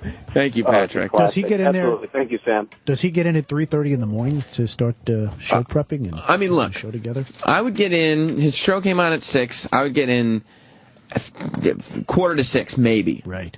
He was there. Good. He was always there early. He was always there prepped. He probably never went home. Maybe he didn't. I don't know what he did. He's there from yesterday. Maybe. We're already out of time? Wow. God damn it, Sal. God damn it. Well. Denny, the caller, the fake Roland call, and just so it's... Darren, you don't like Roland? I can't stand Roland. Every time someone calls in and says something, it's the same shit. I hope your family gets hit in a car accident, your kids... Yeah, but what about the guy just called up who doesn't like Roland and said the exact same thing to him? He just, I hope Roland does. I hope his family does. I don't like that Roland always says he hopes people's family dies. Like, get over it. He's a talent booker. God damn it. What I was going to say, the caller that called up, his fake thing for the screener, because the screener, I just took that call to prove that the thing said, this guy doesn't like Roland. I'll take every call. But he was asking if you were a character or if that's really you. And I think that Denny lives in this perpetual world where he doesn't exactly know where the character ends and the person begins. That's what I think of Denny. Because you're very much, I think you're playing a character, but I've never seen you out of character. What is this, therapy? It is. I'd like to sit down with you and really analyze you at some point. He does. But I don't think he knows. Like, I think he's lost in it. Right. He's Andy Kaufman. He's lost in the punch. You know what I mean? That's what I think, Denny. Maybe he's lost in emotion. Next week, I want to... Lisa. Shut up. Next week... Culture. You see what I mean about being... Well, I'm analyzing him, and he's shouting out song titles. Next week, I want to sit down and really get into that head of yours, okay? I'd like Well, he's telling you things you've never heard before. And I'm going to tell... Stop it. Oh. And you're encouraging him. All right. And I'm going to tell you something, too. Yes. After last week, when you ran down my intro for Unmasked, my dad is not a Dennis Falcone fan anymore. He's not. Okay. Not everybody can. No, most people aren't. No. Most people aren't. No, a lot of people. You know who is a fan of yours, Danny? Steven Singer. Not only Steven Singer, but your mother. Your mother. My mother. No, my mother's not a fan of yours. Your mother is a fan of yours, though, Denny. Right. And that's why you got to treat her right. Like Mr. T said, treat her right. Treat your mama right. Oh, yeah. Treat her like a lady. Cornelius Brothers and Sister Rose. Oh, just shut up. Your mom deserves a great gift for Valentine's Day, Denny. She had to deal with you for a very long time. And Steven Singer Jewelers has the perfect solution. Exclusive gifts that are going to last a lifetime, and they're just for mom. Dennis, you got to check out Steven Singer's Real Famous Roses. Lavishly and deeply dipped in 24-karat pure gold, it's the only rose that's guaranteed to last a lifetime. And for the first time, Steven has introduced his exclusive Mother's Day gold-dipped rose in the hottest new color, Radiant Orchid. I know you're a collector of things, Dennis. This is going to be one you want to add to your collection. I have the other one he gave me. That was very nice. A bright, cheerful color just for mom. And just like you, Dennis, bright and cheerful. Available in limited quantities, and they're only $59. Another great gift option is to treat mom to Steven's exclusive I Love You Mommy necklace. Silver and diamonds combined in a design you can't find anywhere else, starting at just $149. Make sure you take care of your mom on Mother's Day with a gift she'll love from the biggest mother of them all, Steven Singer. Visit him online at IHateStevenSinger.com today. That's IHateStevenSinger.com. Line 2 if you want, before you go. Okay, you love a Eric. And way to go, Eric. Joey in Georgia. It's the Black Crows who sing that song you were talking about. Okay, all the OCD people out there, you got. Thank you, Joey. Black Crows. And compliments to E-Rock. This is E-Rock's professionalism. There was 2 callers on the line. Yeah. One was a caller that said, I want to know where Eric has been all week. We miss him. Okay. A compliment to Eric. Right. The other was a correction to something that we said on the air. Good. He didn't go for the compliment. He went for the correction. Responsible broadcasting. Responsible broadcasting. He's a good guy to have around. I would have gone for the compliment for me, personally. That's what I mean. I would have done that. You know that, though, don't you? We'll see you next week. Goodbye, everybody. Here comes the weekend. Thanks for listening to Opie and Anthony and the Opie and Anthony Post Show. If you missed a minute, get it later today at SiriusXM.com/on-demand. Or stay tuned. Today's replay starts in minutes. Here on the Opie and Anthony channel. It's real. Coming up today on the O&A West Coast Encore. I'm not good at many things, but one thing I am is smelling shit a mile away. Wow. This is not happening. I know this like the back of my hand when this crap hits. You have shit on the back of your hand. I pulled away from that. And we got to leave it on your dick. The West Coast Encore is up next on the Opie and Anthony channel. All Opie, all Anthony, all the time. It's real. I need to protect my company's email. Do you want an email security solution that's hard to install? No. You good with paying a fee for every user? No. How about a little extra for outbound email protection? Wait, with email encryption and data leak prevention included at no extra cost. Available as a hardware appliance, virtual appliance, or as a cloud service. And always humans to answer your calls. Try the Barracuda Spam and Virus Firewall free. Go to barracuda.com/yes. But wait, I've got one more content security problem that I need solved. Okay, what is it? I need to control internet usage in my office. Do you want to pay a fee for every user? No. Do you want to pay extra to protect remote users? No. How about a product that's difficult to install and use? No. Offshore or automated phone tree support okay? No. Then again, yes, we can help. The Barracuda Web Filter. Content filtering, application control, and malware protection with no per-user fees. Available as a hardware appliance, virtual appliance, or as a cloud service. And live humans to answer your calls. Try the Barracuda Web Filter free. Go to barracuda.com/yes. France, 1793. While Augustin Dupre was awaiting execution by guillotine, he took from his pocket a prized possession, an angel coin.